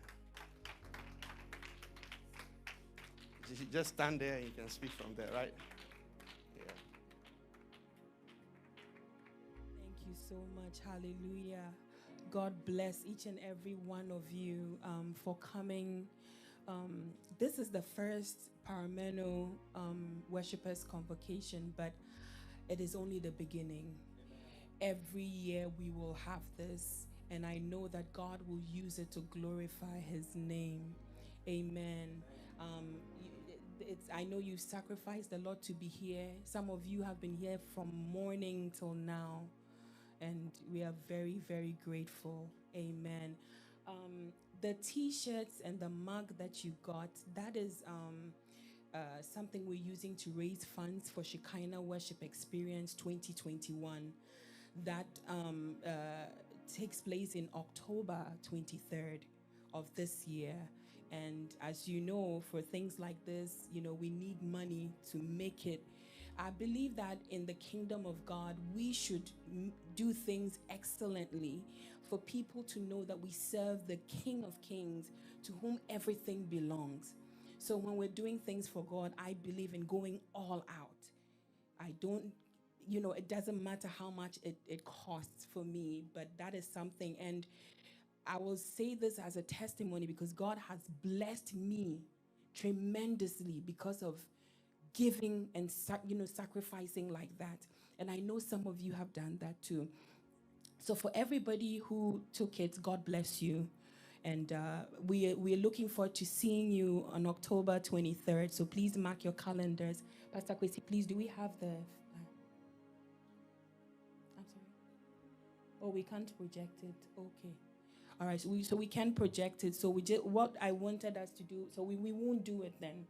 Okay, but I just want to say thank you so much for coming. Thank you to all the ministers who came and ministered. I wasn't here, but I was watching from home, and you were all a blessing to me. Those who came to even back the ministers, all the Reverend ministers, Reverend Denzel, my God, your word. My notepad was, I think I almost finished it because I was just taking notes. You really blessed me. Reverend Clarence Roberts, to God bless you for taking time off your busy schedule and being here. And for Reverend Boadum, who flew all the way from Mississippi to be here, to be a blessing to us. I don't know, but man, today I'm just thankful to God that I was able to make it here. At first, I didn't think I would be able to come, but I'm standing here to the glory of God. And I'm glad I came. I'm glad I made it. Amen. And my sister, Sister Donella, she and Pastor Sally drove all the way from Ohio to come here. And there was one thing she told me, and that kept me praying, and our team, praying so much for this gathering, because she said, my sister, I am hungry and I'm coming for an encounter. And after I hang up the phone, I said, God, please don't disappoint us. We are praying that there will be a mighty move, because Nobody wants to come here and go back the same. And God has glorified himself in such a way that words are not enough to even, explain it. So thank you so much, my brothers and sisters who held the fort, even, when I wasn't here. Thank you. I feel like I have sisters and brothers in the kingdom.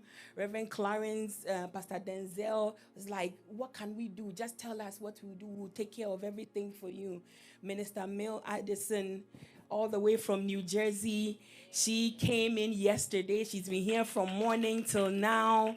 Man, God bless you. God bless you and your ministry. Amen. My sister Hetty, Mami Shira, Nana Say, Mami Dankwa, Teresa, Minister Thomas, Prophetess Irene, Mrs. Cheatham, my brother Emmanuel Nixon, and also the woman of God who made it possible for us to host this here is here, Reverend Barbara. Please put your hands together for her. Amen. And my brother, Minister Humphrey, my God. Today, I think it wasn't a day to drive here because the traffic I hear was so bad. But man, he endured it. Northern Virginia traffic. He came from New Jersey, drove here, and he was able to make it to minister. God bless you, sir. God bless you. God bless everyone. Amen. Amen. Thank you so much. What a presence. I am so full that I feel like I shouldn't let us go. But we have to go. We bless God. I want our Papa to bless us and then we can disperse. God bless you. And those of you who had to deal with me on, it's 5 minutes. God bless you. You know I love you. That is why I give you 5 minutes so that we can leave here early. So God bless you. And I pray that the next year when we call on you, you would show up and make God proud. God bless you. Amen. Please rise.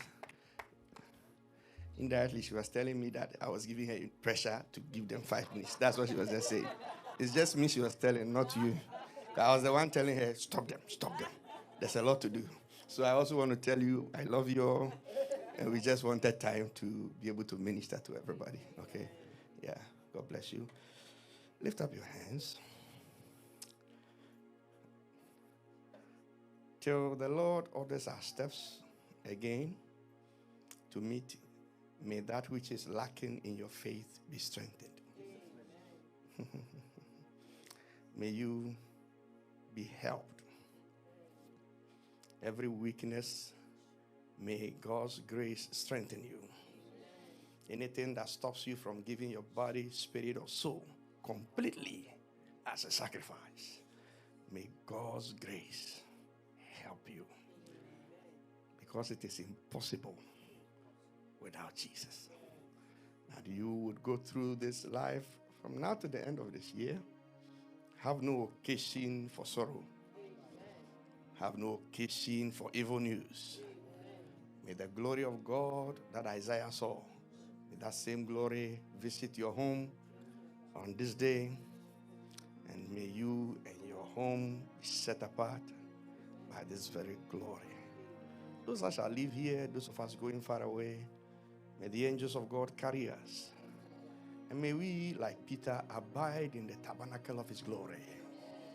In the tabernacle of his glory, where sickness cannot dwell, disease cannot dwell, affliction cannot dwell. And may we taste of this grace of God in Jesus' mighty name. Amen. Let's share the grace together. The grace of God, the love of God, sweet fellowship of the Holy Spirit be with us now forevermore. Jesus, and surely goodness all the days.